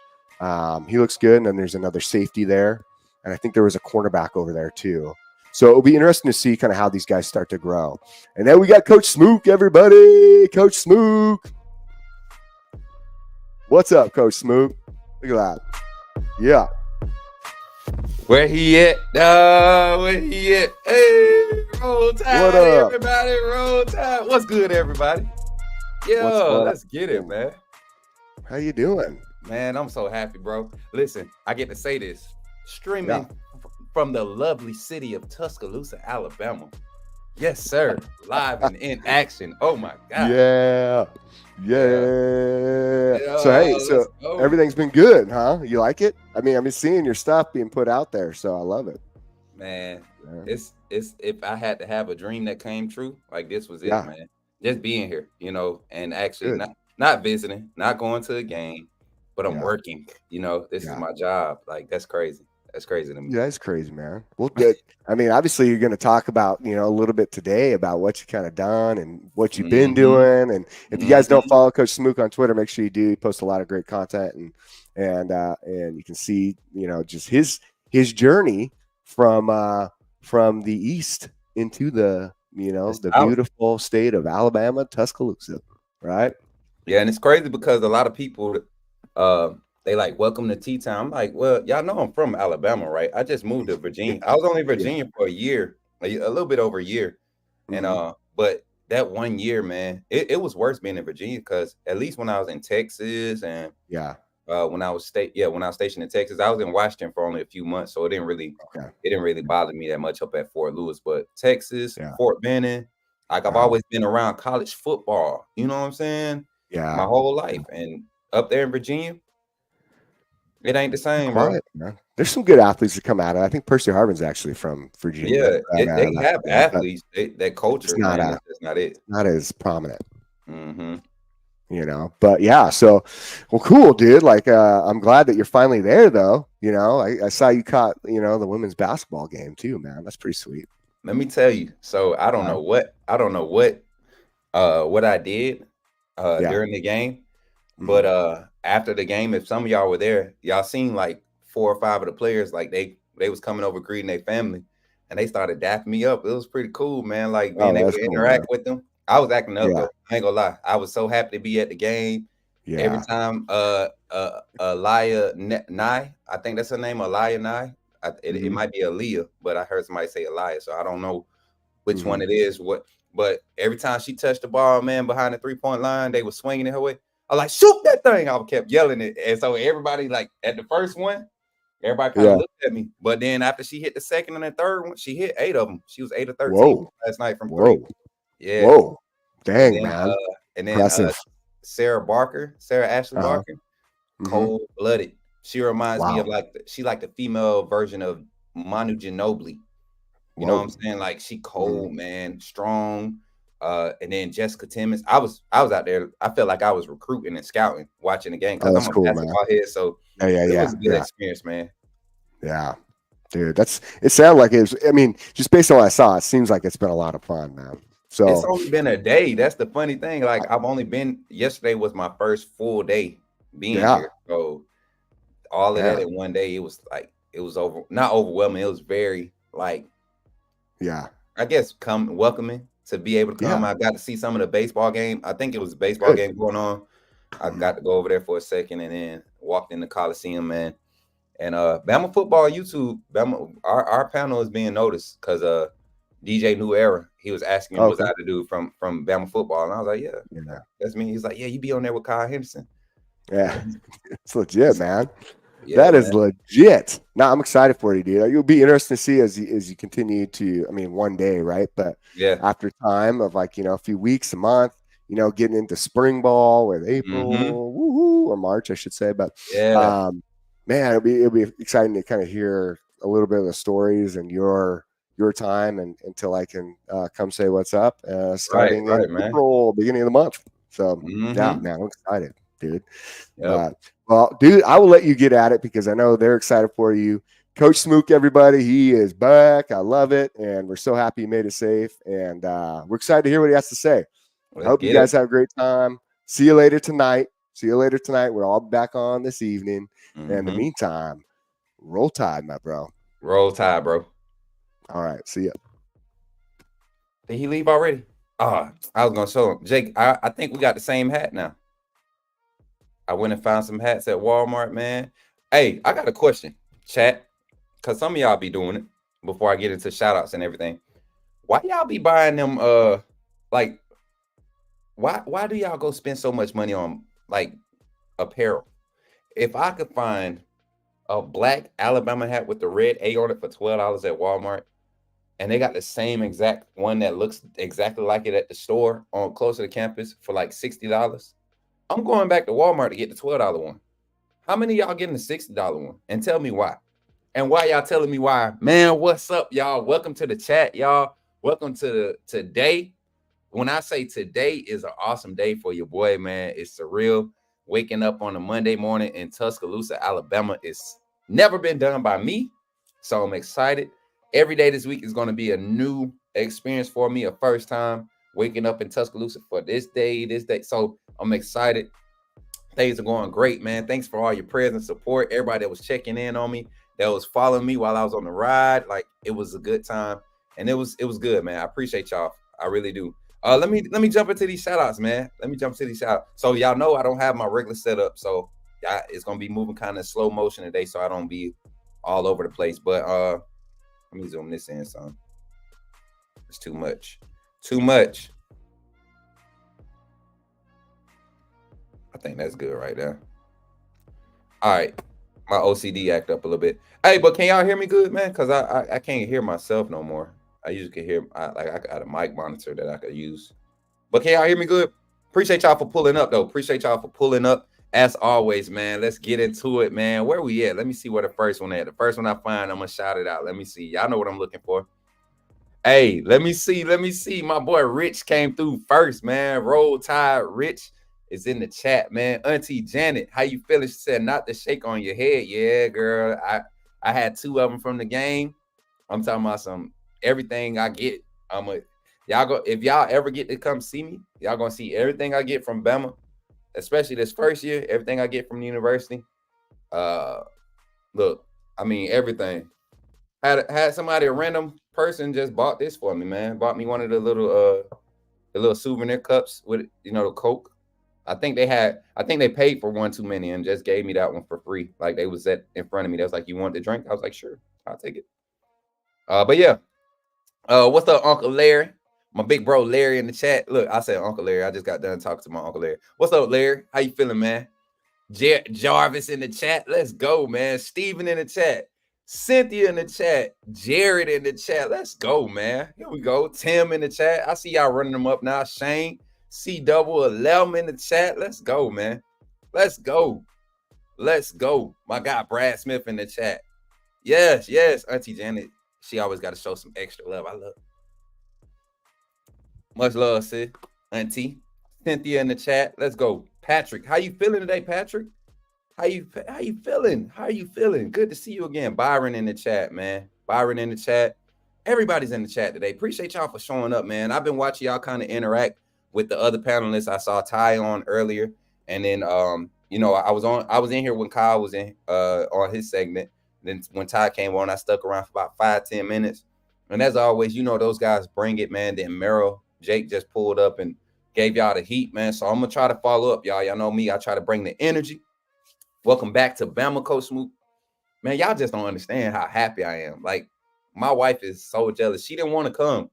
She didn't want to leave just yet because she got her new job up there in Virginia, and the kids got to finish school. So she's thinking about that. But now that I'm down here, and every time I call her, it's about something that a restaurant down here that we ain't got up that they don't have up there in Virginia. Oh, she's jealous. Shout out to Auntie Janet with the with the 1999 super chat. Let me go down here and get to it. She said, "Welcome to Bama, Smook hugs." Look, I can't hug you because I can't do the hug, but you know. Appreciate that $20 super chat, Auntie Janet. Much love, much love. Smookaloosa. Smookaloosa. Yeah, that's crazy. Y'all crazy, man. Don't get me hyped. What up, Glenn? What up, Glenn? How you feeling? How you feeling? I talked to your uncle yesterday, Uncle G. Uncle G will be on the show sometime. I want to say either Thursday or Friday. We're gonna make sure we're gonna put it out though. George Teague will be on the show. I'll be doing some film review of some of the DBs on the current roster, and yeah, he'll be pulling up one day this week. We're gonna lock it in. I got to had a great conversation with George Teague. You know, it ain't the first one I had with him, but just having a conversation about life and how he was excited that I was in Tuscaloosa. You know, because y'all know he's down in Texas, so he comes to T-Town a lot during the year though. So I can't wait to see him in person, meet him in person. I met George Teague before. He just didn't know he met me.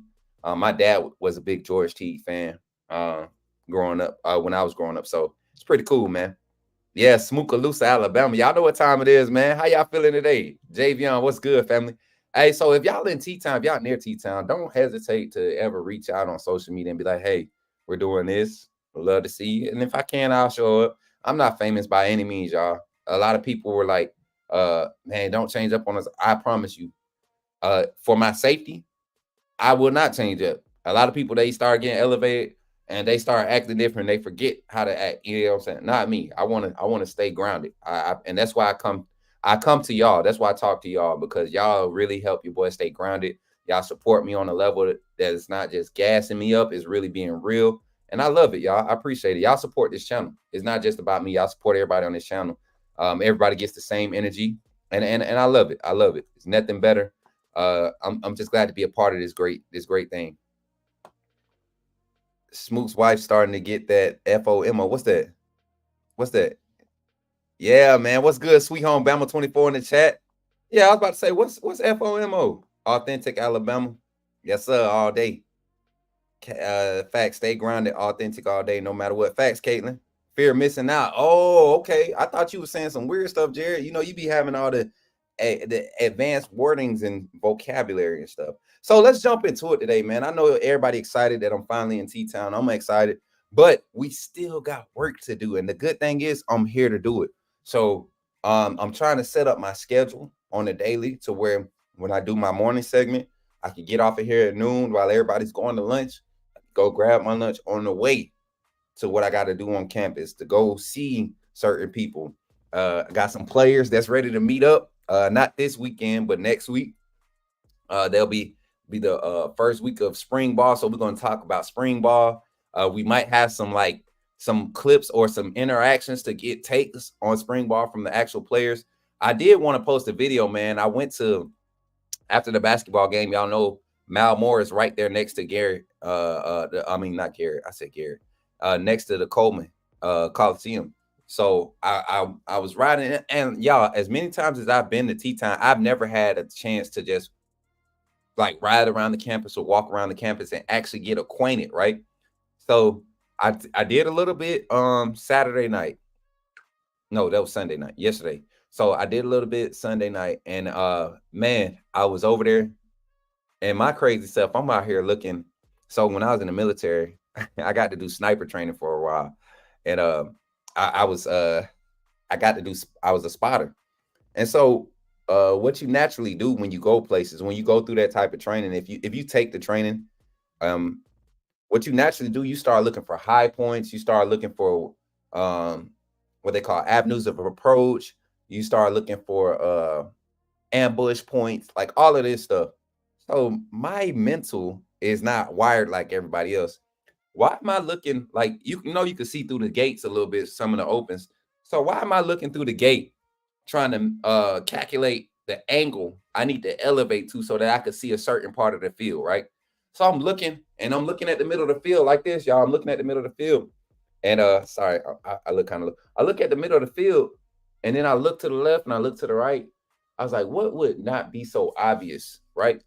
And I said, and I forget the name of the building that's like not on the Coliseum side or the Malmore side, but the apartment buildings across the way. I was like, man, if I could get up to that balcony, I could probably get some good looks. But man, they got it so airtight over there. They got it so airtight. So when I do start going and watching the practices and stuff, it's going to be something to marvel upon. I think I'm just going to just be there to provide as much information as I can. But yeah, so let's get into it, chat. What y'all got for me before yeah, hey, that Montgomery strong. See, now Garrett Harris is in Phoenix City though. Montgomery got a Garrett Stadium too. Montgomery got a Garrett Stadium. I didn't know that. We be in Tuscaloosa a lot. Straight shot for me. Love it. Hey, facts. I ate at Baumhouse last night. I had some ooey gooey fries. You know what I'm saying? That's why I call them the ooey gooeys. What's up, Will? How you feeling? How you feeling today? 4-hour drive? Oh, that ain't bad. That ain't bad. That's actually the kind of trips I'd rather take. 45 minutes to an hour straight. Shot to McFarland. Yeah, I'm off of McFarland right now. That's where I'm staying at. Who is my favorite pro team? Football. Oh, Bama boy, you back? Welcome back to the States, man. Welcome back. Glad you had safe travels. My favorite football team is the Falcons. My favorite pro team is the Falcons. Yeah, Garrett Coliseum. That is down there in Montgomery. Dang, you right. Good, and you, Smook? I'm good, family. I'm good. I'm moving from Virginia, Nicole. Moving from Virginia. My wife and my kids are still up there.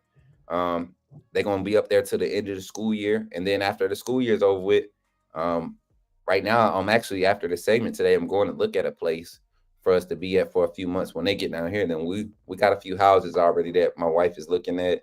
And also we working on some things, getting life together. Y'all get to see the good part, and then one day y'all get to see and watch the whole "This Is the Journey" movement. Y'all got ESPN on up here too, so if I keep looking up, it's because I see breaking news or something happen.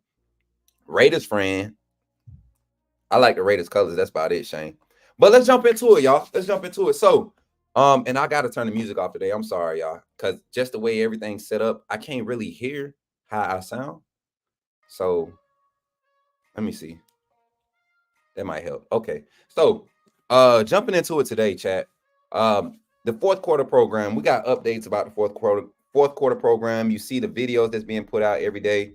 You see the coaching staff getting involved and getting active, motivating these guys. You see the strength and conditioning staff doing what they do, right? So just asking around and trying to get truly connected, man. A lot of people are very high on the energy around these young men that they're able to interact on a daily. The culture has, since I was here last time, it seems like just the environment around the campus is different. So I can't wait to see what type of feels we get when football starts to get active, meaning next week for spring practice. Can't wait to see how that turns out. I mean, it's a lot of young guys getting some high praise right now in the preseason. I mean, in the early workouts, you talk about guys like Peyton Woodyard, Zay Mincy, Xavier Brown, all three of those guys in the secondary, to have coaches and staff members speaking highly of you in the fourth quarter program during the preseason workouts. That's good. And you got some older guys who are getting a lot of recognition. Rock Montgomery, they saying he's becoming more vocal. And who else is name I heard? Kobe Prentice, Jalen Hill, those guys. That wide receiver group is really tight knit. So I can't wait to see how that produces on the field. See, because this stage of the season, y'all, but even this ain't even the season. This is the preseason. But in our minds as coaches and players, the season starts the day you start working for it, right? So for this season, to have the mentality of togetherness, but I feel like this team is adapting that underdog role. And I honestly believe that there's going to come a point in time in the season where we're going to need to have a tough game. And that tough game might end up in a loss, but that is what we're going to need in order for this team to reach its full potential at a rate that most people aren't going to expect coming. Talking with a few fans at Baumhouse last night, and a lot of them, who don't get the inside details of things, or don't know a history of Kalen Deboer other than what they see on ESPN or YouTube. if they don't come here, they won't feel good, right? They won't feel good about it because you got some networks, right, that are saying he's not ready. He's won everywhere else, but not in the SEC. Well, he hasn't. It's not like he's taking players from where he started and went to these schools and started winning. He's went to the schools, took their players, developed them, and became a winner. Let's talk about it. NAIA level, went to that school. Within his first 2 years, won his first national championship at the NAIA level. I think he has 3 of them total. You elevate yourself. You go to Indiana. You OC, right? You leave Indiana. You go to Fresno State as your first head coaching job. That team only won 4 games the year before. The next year was 2020 was COVID year. They win 3 games in a short season, and they lost. They didn't get to play 6 of the games they were supposed to play. So just imagine if they had 6 more opportunities to get 2 more wins to eclipse or to surpass the win total from last season. And you can kind of say that Kalen Deboer has a nice track record when it comes to winning. Also, you move him to Washington. Boom. He didn't take no players from Fresno State to Washington. He didn't even hit the portal. The portal wasn't even graceful to Washington that first year, right? So he gets to Washington and they win, what, 9 games the first year?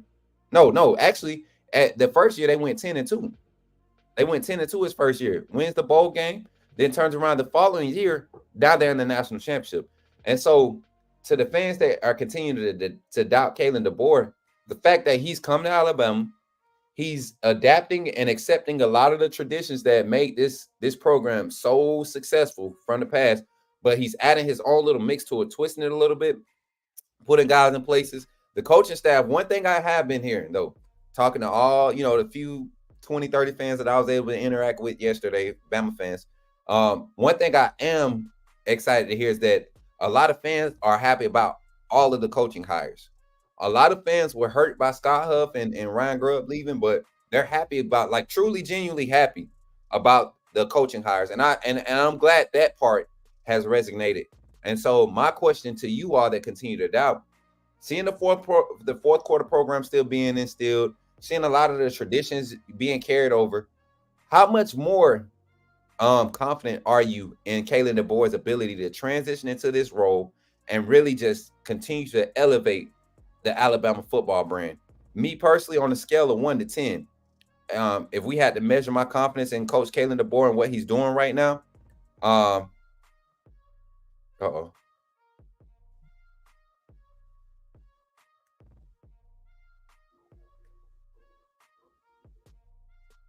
Okay, y'all. I had just got a text from one of the 26 recruits.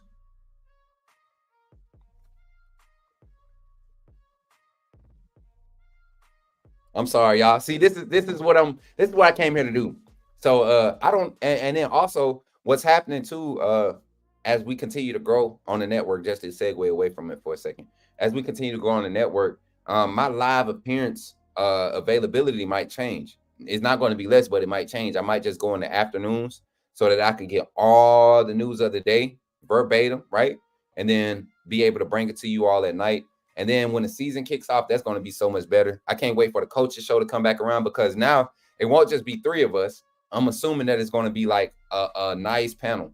And so you got to think, you got the opportunity to probably see me, Coach Sean, Coach Jared, and Jake on this panel at the same time, or Ty on the panel at the same time, like all 4 or 5 of us at the same time. And that's going to be when I'm not working games, because apparently I'm going to be at the games, So let's do that, man. I'm excited. But spring ball, going into spring ball on scale of 10, I'm confident in Kalen Deboer. I'm at a solid 9 right now. I'm at a solid 9. Y'all remember I was saying 8.5, 9 earlier. I'm at a solid 9 right now with all the things that have transpired in the offseason, things that you really can't control other than what's presented to you, and you can maximize it. I think Kalen Deboer's done that. He's came in, he's secured the 24 recruiting class. The only recruits you lose from that class is a wide receiver and a quarterback, right? You got 3 5-star DBs in that class. You got a highly touted 4-star free safety in that class. You got some highly touted 4-star offensive linemen in that class. You get 3 solid transfers, 4 solid transfers from your previous team that you're coached. And they're all at the positions on the offensive side of the ball where we could use some guidance, some tutelage, some familiarity. You got a receiver, a quarterback, offensive lineman, and a tight end. Like what you got all of those guys from Washington in the portal. These guys have had a year in the system already. So I would like to think that don't necessarily mean they got to play. Some kids actually buy into create value for their team, right? Some people trust their coaches enough to say, Coach, I know you said I ain't gonna start, but I want to implement myself this way. And they'll give guys their liberty. And with this team and this locker room, I think guys like Parker Brailsford will be accepted in that offensive line group, right? Maybe younger than everybody. Uh-oh, somebody just called me. Hold up, y'all. Let me turn my do not disturb on my MacBook. Who calling me?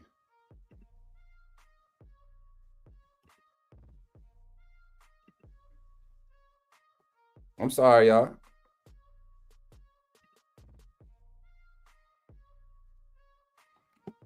Who was that? Tennessee number. White House, Tennessee. I hope that wasn't a recruit, y'all. Can y'all still see me? Am I still on the screen? I'm joking. Calling me. I keep forgetting MacBook do that. But yeah, so I'm excited. A 9 is where my mind's is at. Let me see. On a scale of 1 to 10, you're 100%. I feel you. A 9, I like that. A 9 from Sweet Home Bama. Let me see. Have we officially changed our A back to the old school A? Will. So it isn't official, but talk around the place is that a lot of those the old school logos, they're going to be pushed out there. Like it's serious consideration to bring that back this season. So I'm excited. I like it. Me personally, I'm a traditional man. I'm a classic guy. So instead of changing the uniforms, let's find a way to put the logo on there, right? That'd be enough spice for me, right? I'm a traditionalist. That's just me when it comes to Bama football. 9 sounds good to you, Auntie? Yeah, I think 9 is solid. I think 9 is solid, y'all. I really do. Got a little dust in my eye. My boy Mike G said 9.9. What a 0.1 need? You just ready to see him practice, huh? You ready to see him call a play one time, and then you're gonna be a 10? I feel you. Caitlin, all the rooms were full, had to wait almost 20. Whoa, what happened, Ephraim? What we talking about? Ephraim, have you worked for 3 days running into one and then ICU and a nurse? Oh, Lord. Okay. Ephraim, prayers up for your fam, man. Yeah, leave the uniforms alone. All that. Yeah, leave the uniforms alone. We could stay right. 8.5 from Glenn Teague. Lack said he had 8 or 9. Okay, that's solid. So that's good. To me, that's the feels I got around the area when I was talking to different fans and things of that nature. So that's a good thing. So let's jump into this talk about spring ball. Let's get a little bit more in depth. Let's talk about some players that I want to highlight. I want to talk about some sleepers, and these are we're going to focus on the D line today. So every day this week, I want to focus on a different position group for my segment. And if they establish it in the segment before mine, if somebody comes on before me, I won't touch on it again. I'll find something else to get onto. But today, the line. And I heard Jake talking about a few of the guys on the defensive side before we jump into that. About a lot of the young guys and where they possibly play it. I think Noah Carter is going to be the next great middle linebacker for this defense. The reason saying is because he's, like they said, he's so athletic and so flexible. You could put him just about anywhere, right? When you have players like that, you can teach them a lot and they can handle a heavy workload. I think Noah Carter is one of the guys, one of the many young players on that that came in with this class that can really comprehend what's going to be required to play that position, right? I look at Caden Jones. I look at Jay O'Rockano. I can never say that kid's name. And if I ever meet him, y'all, I'm gonna get him to tell me, because sometimes y'all be right, but sometimes y'all be having me on here looking like I don't know how to talk. You know what I'm saying? Because I know I'm country, but I know how to talk. And Okaranko, Jay, my boy, he's solid. Somebody at the door? Hold on 1 second, y'all. I got somebody at my door.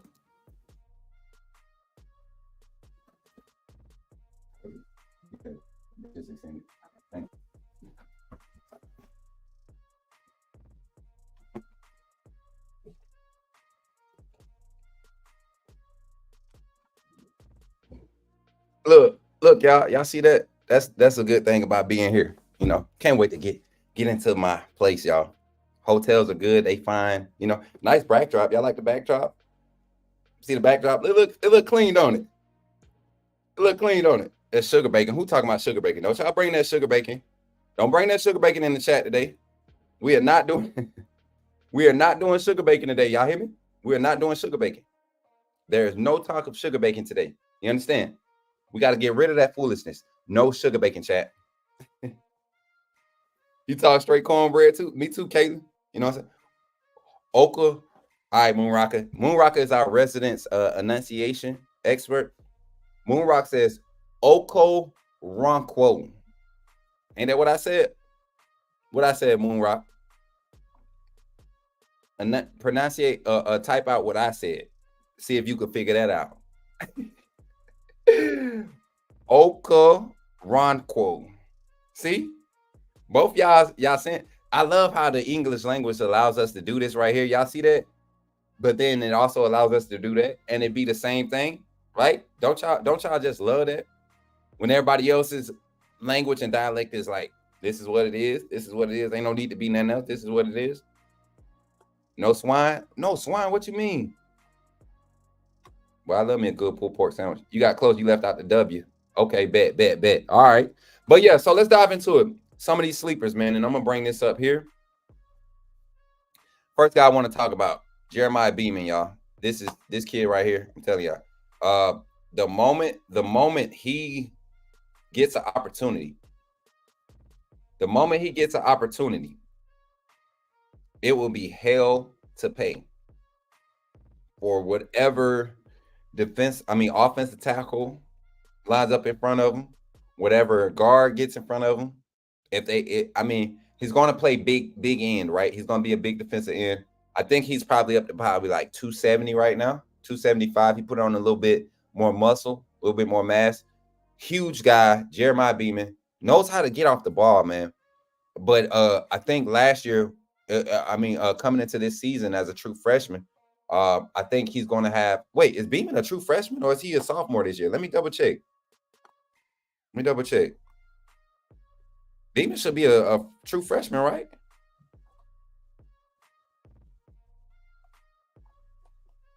Yeah, he didn't. Yeah, Beeman's a true freshman. Bet I'm tripping. So I can't wait to see this kid get on the field. I think a lot of times we look at a guy's talent and you look at what they do on the high school level and you try to project, right? That's what we do as analysts, as insiders. We try to project.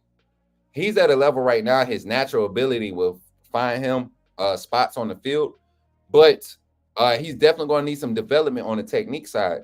And that's not hard when you're playing in a system like this with the 4-2-5 being that defensive lineman, because it's not going to be a lot of gap contained. That's what, honestly, if we want to be honest, that's how Coach Saban and his staff created value for a lot of defensive linemen. They were able to display the fact that they could do gap contain. A lot of these pass rushers were, gap contain. They ended up becoming gap contain specialists, right? Meaning you're holding the guy up instead of pressing pockets. You're still pushing, but you're holding them up, trying to cover two gaps. You trying to cover two gaps in the front. So I think this new style of play calling is definitely going to help a guy like Jeremiah Beeman. It's a few more on that list that I'm gonna name too. This scheme is going to help them flourish. Like they may not have all of the extensive resume like previous linemen from past under Saban have, but they will get notification for saying, hey, these guys know how to get to the quarterback. These guys know how to stunt. This guy's pass rush moves is this. This guy's contain skills is this. Can he gap contain? It won't be an emphasis because that's not how our defense is styled to be play calling. We're going to attack gaps. We're not going to contain gaps. We're going to attack gaps. All right. We're going to shoot gaps from the defensive side. These defensive linemen are going to benefit from my guy.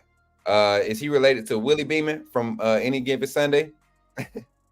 Hey, when he came on, they called him J Beeman. Yeah, he's a true freshman. I can't wait to see him get on the field, y'all. I can't wait to see him in the Smoot get taken. Nah, boy. Hey. Y'all remember on Taken when the dudes popped up at the hotel and the daughter had got took? That did kind of remind me of that moment. I ain't even gonna lie. Y'all silly in the chat, man. Hey, another guy, Hunter Osborne. This is who I was talking about. We saw him get snaps early in the season last year. Hunter Osborne is a kid, man. When you see him get in there, you just see him like make crazy impact plays, but you always wonder why. Like, if go watch the snaps he was able to take. As a matter of fact, what game was that? 33 was on the field a lot. It might have been Auburn. Might have been Auburn game because Otis was hurt. And they had Hunter Osborne playing a lot of tackle, which is where he's going to play at in this system. Like I said, y'all, this is a guy I just don't see keeping him off the field long. And in the spring, now I think people are sleeping on him because he didn't get a lot of tackles behind the line of scrimmage last year. But in this spring, I feel like being on the field early last year is going to allow him to develop at a rate that he needs to develop at. Another sizable guy. You look at these guys that we're bringing into Bama on this defensive front. 6'4", 265, true freshman, right? And you see where he's coming in at. Jeremiah Beamon's coming in.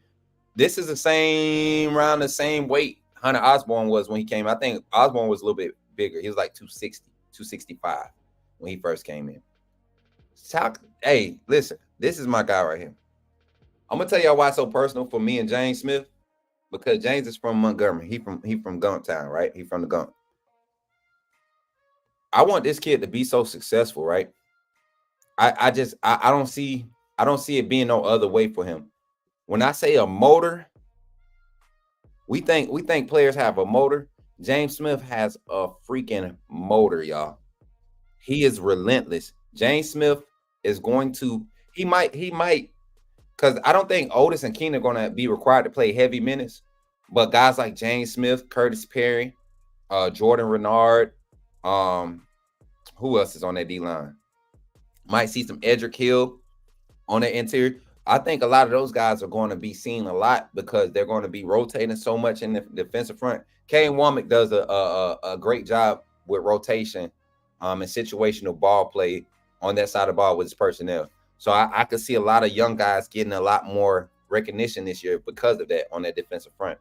But yeah, James Smith is one I'm excited to see. I think in the spring he's probably going to like really solidify himself as he doesn't necessarily have to be a starter, but can be a very intricate and important rotational piece for this defensive front.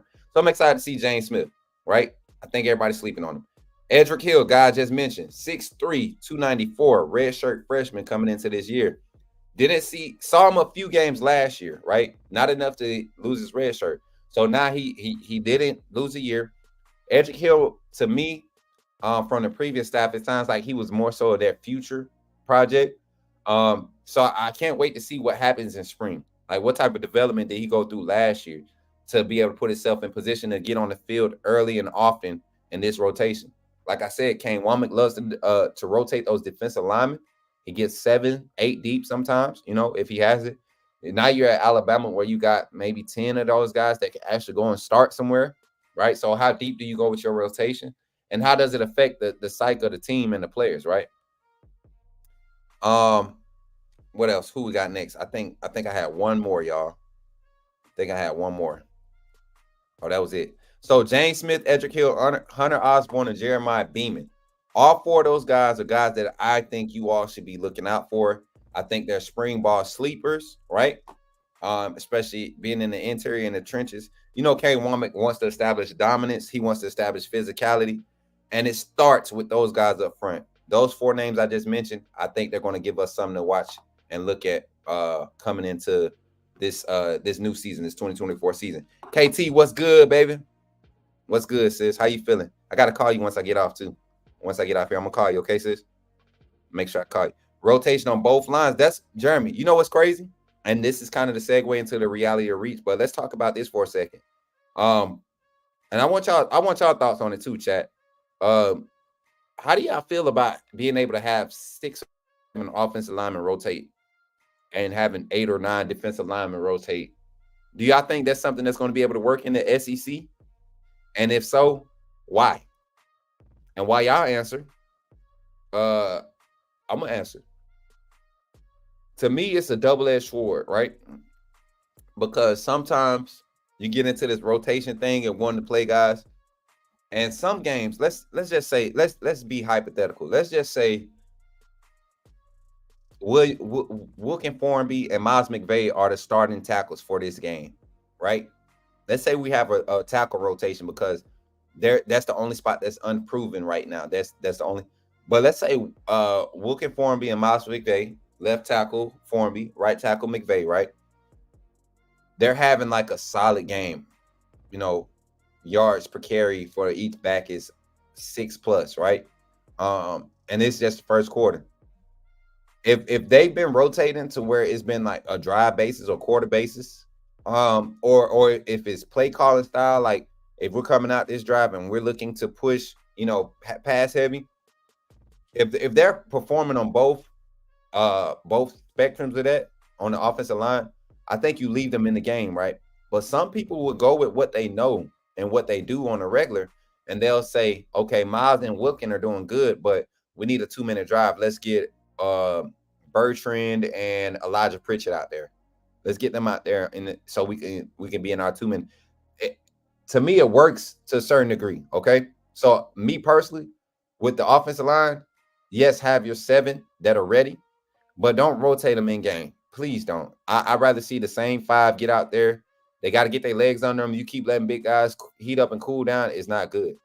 It's a little bit different on the defensive side because you're actually putting pressure on it. You're applying pressure. So D-line rotation on the defensive side, I would love it. I would love a deep rotation, 8, 9.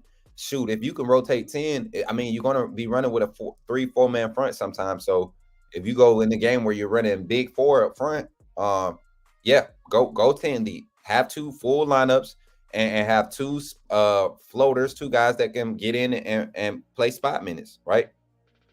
D-line goes 12 deep. Man, if they can go 12 deep, that would be crazy. That would be crazy. I could see realistically, I could see 8 or 9. I could see 8 or 9. D-line, yes. O-line, no. Larry, you feel like me too. You feel like me. If we can rotate 8 productive D linemen, that would be ideal. Yeah, EJ. Hey, shout out to my boy EJ Riggins, man. We come from the same area. I did not know that was you, bro. I did not know that was you because on my screen, all y'all avatars and stuff is extra small, and yours is kind of dark. But shout out to my boy EJ Riggins, man. He come from the city. He know if I was capping, a lot of folks from the city would know because we know the same people. So when I tell stories about my past and stuff, things I did in high school, I've seen. You know what? Let me turn the music off. Hold on. Y'all know I got to do it one time. I do it. I've seen panelists on other shows get called out by former classmates for telling stories about things that they did that really didn't happen. That's all I'm gonna say.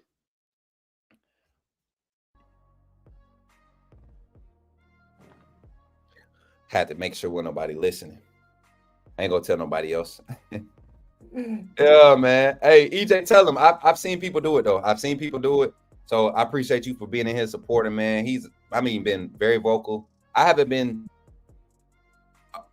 I'll talk about it at the end, but we'll talk about it. We'll talk about it at the end. So y'all make sure y'all remind me that when we get in the undefeated chat talk, I talk about that. Tell me the story. All right. So check this out. Hey, shout out to my guy Toby. He just sent me a message. My guy Toby. He always sending me good graphics, y'all. Shout out to Toby. That's my boy, man. This one I like. He did too. Well, he didn't do it. He found it somewhere else. But yeah, my boy Toby. He putting out some nice graphics. Be sending me some nice stuff.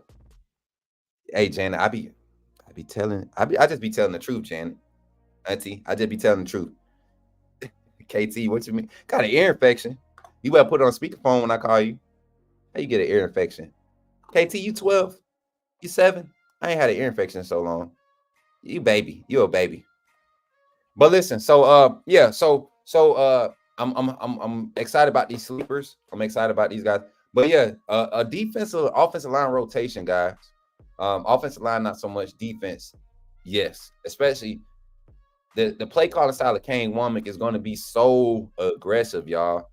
You gotta keep fresh legs out there. I can't imagine Jaheim Otis and Tim Keenan running 8 plays in a row this year. Like it's going to be tough. I guarantee you this fourth quarter program has been extra intense on on the endurance side, on guys getting their win, because you're going to have to sprint off the field. You're going to be on and off the field in this defense. On the offensive side, you're going to see so many personnel changes and shifts. Tempo is a big thing that Deboer likes to get into when he feels like his quarterback is in a rhythm. So I'm excited to see all of this unfold, y'all. And we got some big things to look forward to with the defensive line rotation. Some sleepers and some guys that I think once they touch the field, we're gonna see why they need to be on the field. So reality or reach, and I'm gonna attack some defensive line stats right now. I'm gonna go after some defensive line stats. So total QB hurries by the defensive line last year was 41, right? I think, and let me go back and look at it. I think total sacks by defensive lineman, and I gotta go pull it back up. I forgot I had to restart my computer.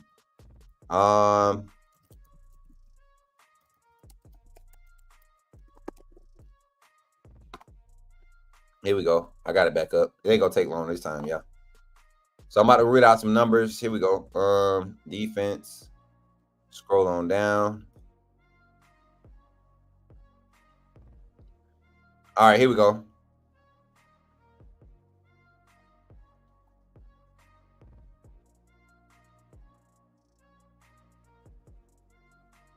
This ain't got the numbers on it. Hold on. What happened to the one with the numbers? The totals.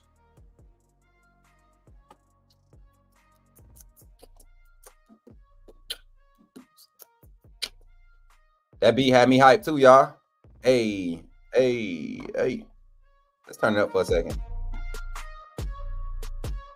Who dancing? Who dancing? Who dancing? Who dancing? Who dancing? Hey, who dancing? Whoa, who dancing?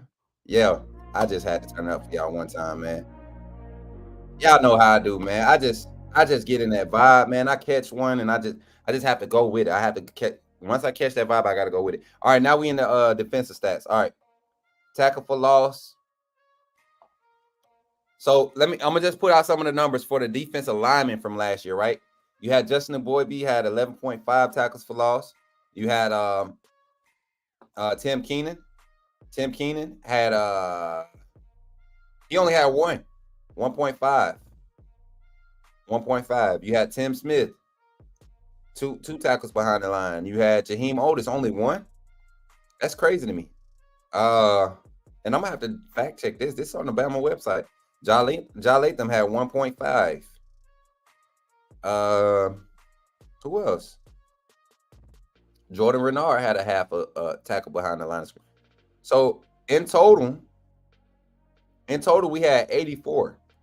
Out of the 84 tackles behind the line of scrimmage, only 24 of them were by defensive linemen. And so to be realistic, y'all, that's the style of defense that Coach Saban, and that's what he called these past few years. It was very more so contained rather than imposed, and that's something that we're not going to see from Kane Womack. Kane Womack is going to dial it up. He's going to send the pressures. He's going to send the stunts. He's going to send the twist. I mean, he's going to do it all. So reality or reach. And like I said, only 24 of those tackles for losses out of the 84 were from defensive linemen.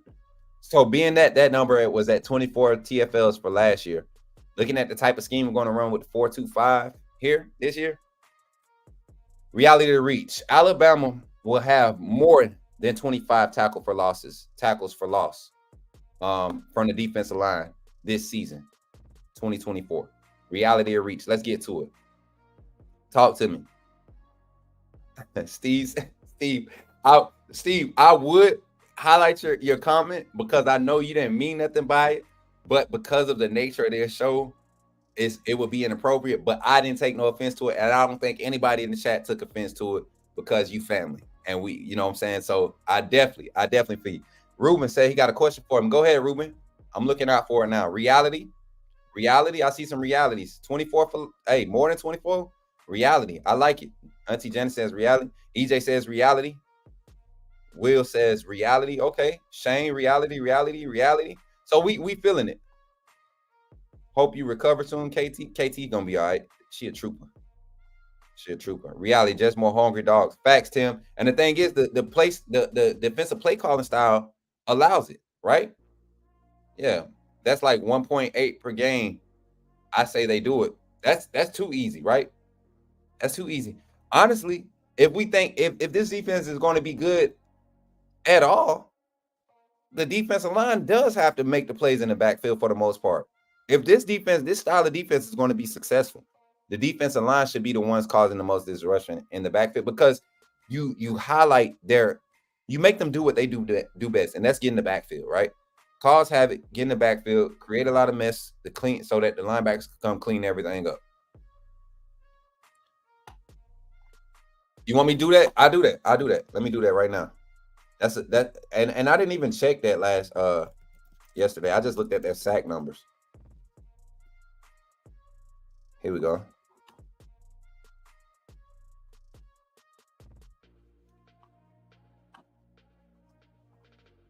Let's look at this. Here you go.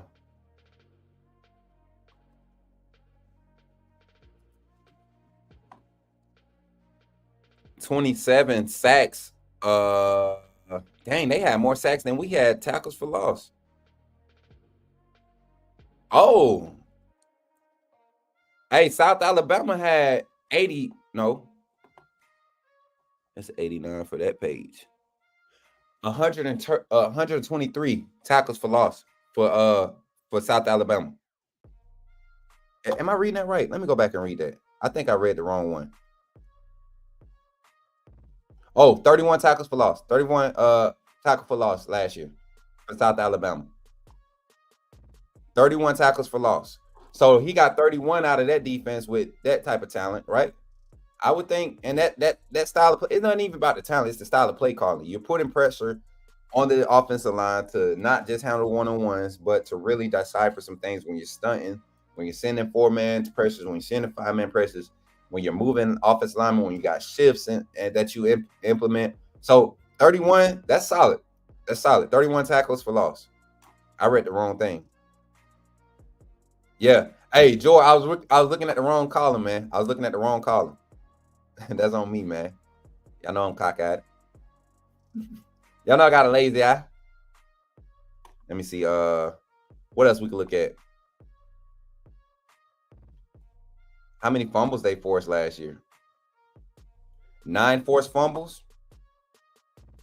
South Alabama had a solid defense, man. They had a solid defense. How many interceptions? And then I'm just exploring now. 13.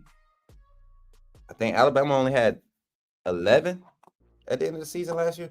So reality to reach, another one with the D line. We did cute tackles for losses, right? So last year's Alabama QB pressure percentage was only at 42 for our defensive line, which is a good number. 42% on QB pressures, right? Reality or reach, based off of the numbers that we just talked about with our D-line tackles for losses. QB pressures, reality to reach. Alabama's QB pressure rate will move up from 42% to 49. Let's say Alabama's QB pressure rate will be more than 42%. Reality or reach? He get out at 2. Who get out at 2? You think 50%? Jeremy, you think so? The QB pressure rate, that's a high QB pressure. Well, Michigan's was at 56. Michigan's was at 56, right? And y'all, I don't want to hype they talking about Cam Newton, y'all. This is what I don't like about the media. Cam Newton been doing all this positive stuff for the past 3 or 4 years, right? I mean, but some kids and some coaches tried to jump on him at his event this past weekend. And he could have swung. I think Cam Newton, if Cam Newton would have started swinging, he probably would have caught a couple charges. But I mean, he held it down. They really didn't do nothing to him. Dude swung on him a few times, but he wasn't hitting him for real. But it's funny, like ESPN is now talking about Cam Newton after he has an incident. You know what I'm saying? That's why Bama football on YouTube. That's why I like being on this side of media because I don't have to follow agenda that some producer who's, chasing money is pushing out there. Really about 47%. That's solid. That's solid. That's why I was thinking about 46 because Kane Womack has got to get a feel for the play calling styles of offensive coordinators too. So I think either one or two things is going to happen. This is my take on it before I get ready to get to the undefeated chat talk. But this is my final take on it. I think Kane Womack has a punch first mentality. He's going to swing first when it comes to play calling. So for that reason, I think we might see it close to the 50% mark. We might see something similar to what Michigan had. I think Michigan was, like I said, 52%. 52% was Michigan's pressure rate. Successful pressure rate was 46%. So if we could get up to just sending pressure 12, 15 more times a game, that's 3 more times in a quarter, I think we'll see a significant difference in how this team produces on the defensive side.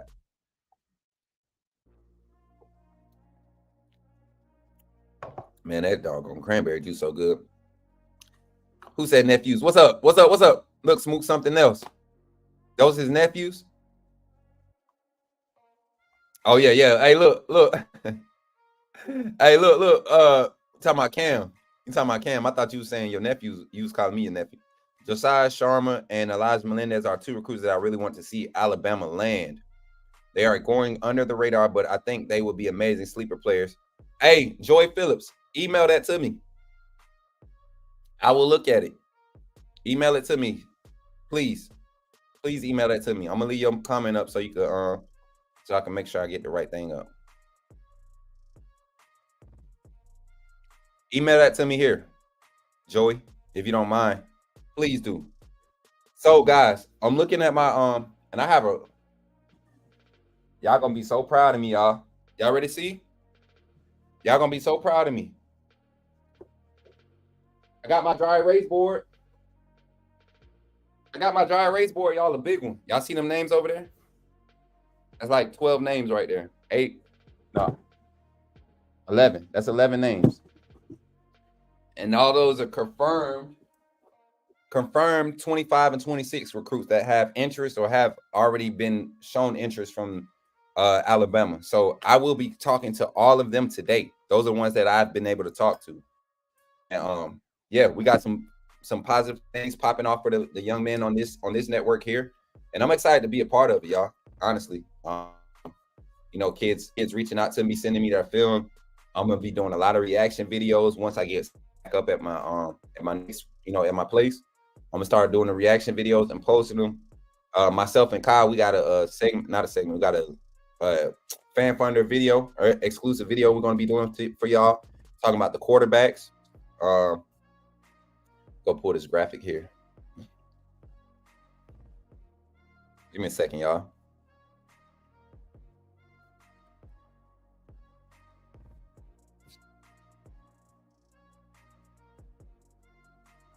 All right. So before we get out of here, let's talk, man. What else we got going on? I said y'all asked me about adding some recruits on for Under the Radar segment this Wednesday. Tomorrow, what's Tuesdays is Hidden Gems, right? On Hidden Gem, the segment Hidden Gem, we will do players in the state of Alabama.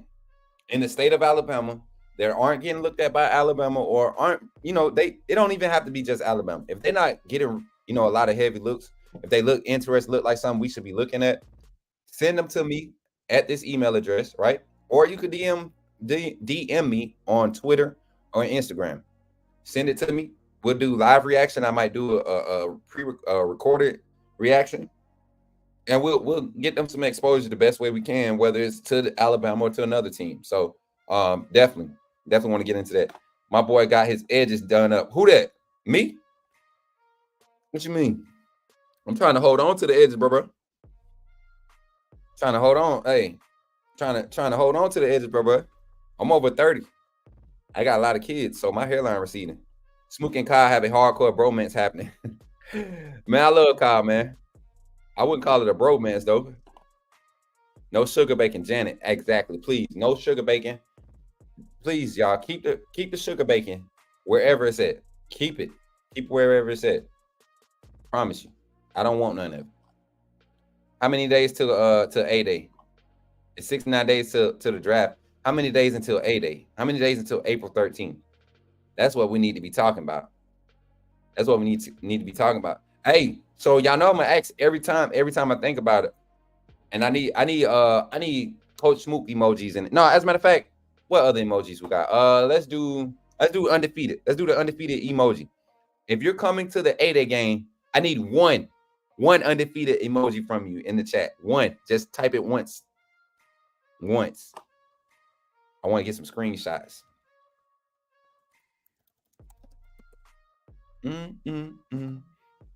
I just want Alabama Nation to see.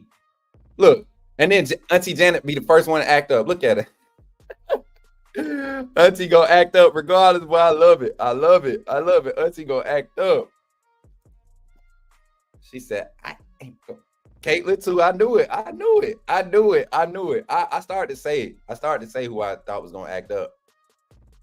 I love it, y'all. I love it. The undefeated gonna be so deep in at that game, y'all. It's gonna be crazy. I'm telling y'all. Make sure y'all get on there and order y'all shirts too, man.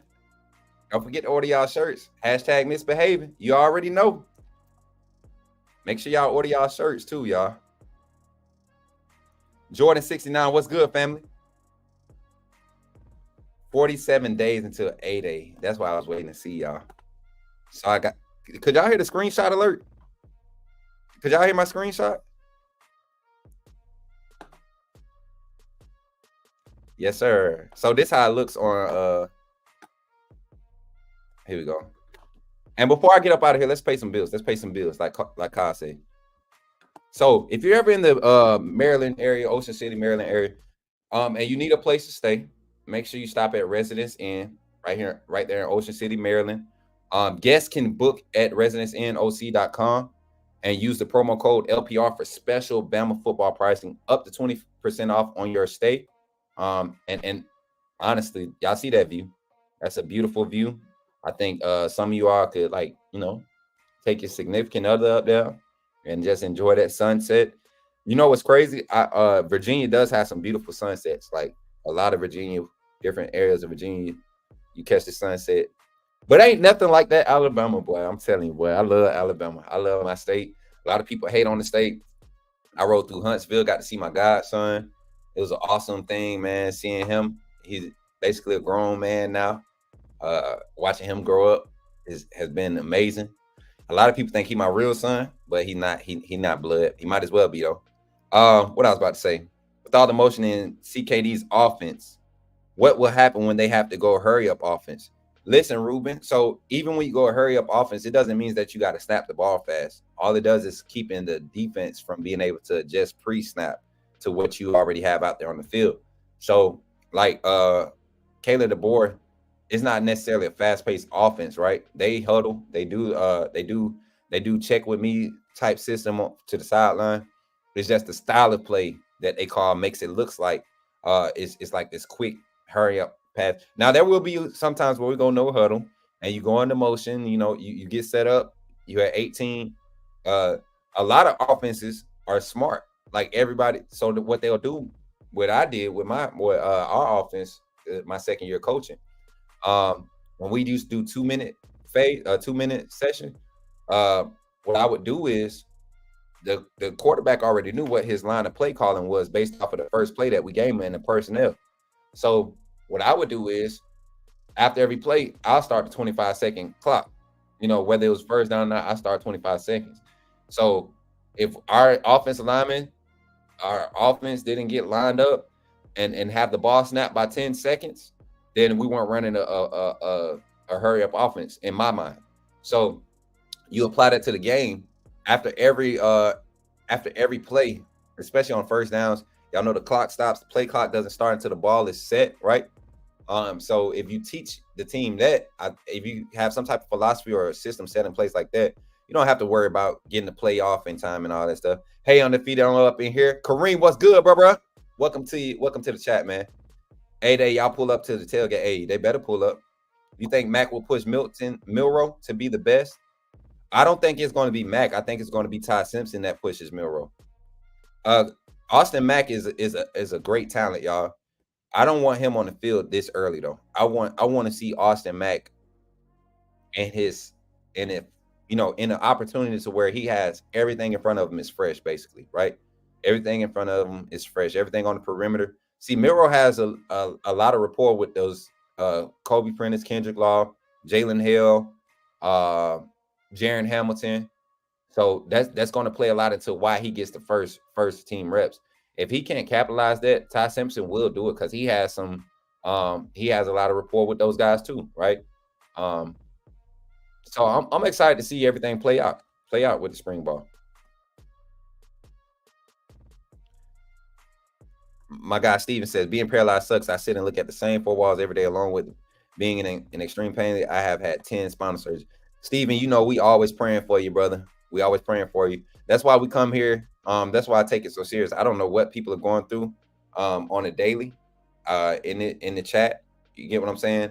But one thing I will say is that I pray for those who ask for it. And Steven, you're a guy that's asked for it, man. And I pray that everything that you need to happen for you with your health and everything that you got going with your family, pray it all turns up good for you, man. I feel like we're in a place now as people, man, we can experience some positivity if we just focus on that. And I know your situation doesn't allow that to be a easy thing to do, but one thing we can do, we have choices to make. You get what I'm saying? And you can make the choice to be happy, man.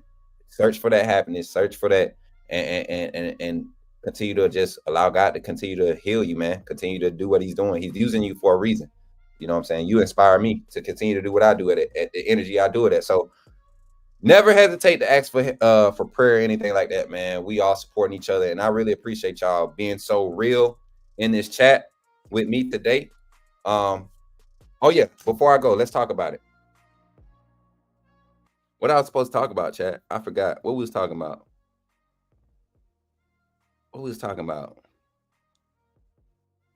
I started the comment. Let me see if I can remember. My boy Ruben said he had a question for me. Oh, that's what we had talked about. Okay, he already asked it. Did you ask your question, Ruben? Did I answer your question? Please tell me I did. I don't see you, Ruben. Okay, he said. Okay, I did answer it. Bet. Over under 75K at 8A. Caleb. Over, way over. They might have to shut the city down. Like for real, the amount of people that are going to be showing up. You got to think ESPN is going to be in town, right? Recruits going to be in town, their families, the Bama fan base that's in the state, a lot of out of state Bama alumni will be traveling for this 8A game. This is the first one in 17 years that 16 years. It won't be Coach Saban. He was coaching for 17 years, but y'all remember he didn't do the first 8A game. So when he was there, came after. So I think this is gonna be a big one. I think it's gonna be way over 75K. I'm excited about it, and I'm kind of anxious because I know that's gonna be the one that allow me to get my feet wet with how I'm gonna have to work game day. So yeah, I'm excited, y'all. But with that being said, chat, I'm gonna get out of here. I got some business to handle, y'all. I'm gonna be in town. I'm gonna look at a place now here soon. So y'all keep me in your prayers. And don't forget, if you want to become a fan funder, let me see if I got the fan funder graphic back here. I do. I does. Let me get that fan funder graphic up for y'all. And y'all know what to do with it, man. Make sure we're promoting it. Make sure we're letting people know this is what we do to support our team, our network. Mind you, this is free to watch, but it's not free to operate when it comes to running this channel. Oh, that look good right there. Let me show y'all something. So, in order to become a fan funder, you can either scan this QR code right here on the screen, or you can click the link that's at the top of the chat. If you're on a computer, it's a lot easier to do it that way. What being a fan funder does, and y'all know what I want y'all to do, run up those emojis in the chat while we get up out of here. What it does, it allows you to get access to the special emojis. The exclusive videos that we've been putting out is great content. The coaches, we all been pairing up and doing different segments, little 10-minute videos that talking about different things on the Bama football roster. And then you also fund the channel. You fund the channel and the staff, and that was what helped us keeps coming back and bringing the energy that we bring. So I will say this. I was so excited and so happy to be back on here. I have given y'all all of my energy and everything that I got. And with that being said, y'all, I'm happy to be here once again. Y'all see the whole backdrop now. That's pretty cool, huh? Look like I'm in a submarine, don't it? Or like a cabin, like a boat cabin. Y'all ever been on a cruise? Pretty nice room, man. Nice little small room. I don't need a lot of space, man. I just need somewhere to lay my head and wake up and work. That's it. But yeah, so appreciate y'all for showing love, man. Until we meet again, until next time, man. Y'all stay blessed, stay up. Words of encouragement for today, man. There is nothing that God can't do. You put your mind to it, you put it in front of him and let him handle it, and give him the desires of your heart. He will handle it. You can be successful in anything that you put your mind to. There's no such thing as failure. You know, there's no such thing as losses. There's delays and lessons to be learned, right? There are delays and lessons to be learned. Because even in death, that's not a bad thing, you know. So let's learn from all the negativity. Let's learn from it. Let's learn from all the missteps. Let's learn from the missed shots, and let's press towards the positive things. Let's learn. Let's press towards being successful. Let's press towards successful thoughts. So with that being said, y'all stay motivated, man. It's been fun as always. I'm so glad to be streaming to you live from the boot. Man, look, I'm gonna do this because I'm good like this. Listen, y'all. From the beautiful city of Tuscaloosa, let me stop. From the beautiful city of Tuscaloosa, Alabama, man. It's been fun. I love you all. Have a great day. It's your boy, Coach Snoop. I'm out.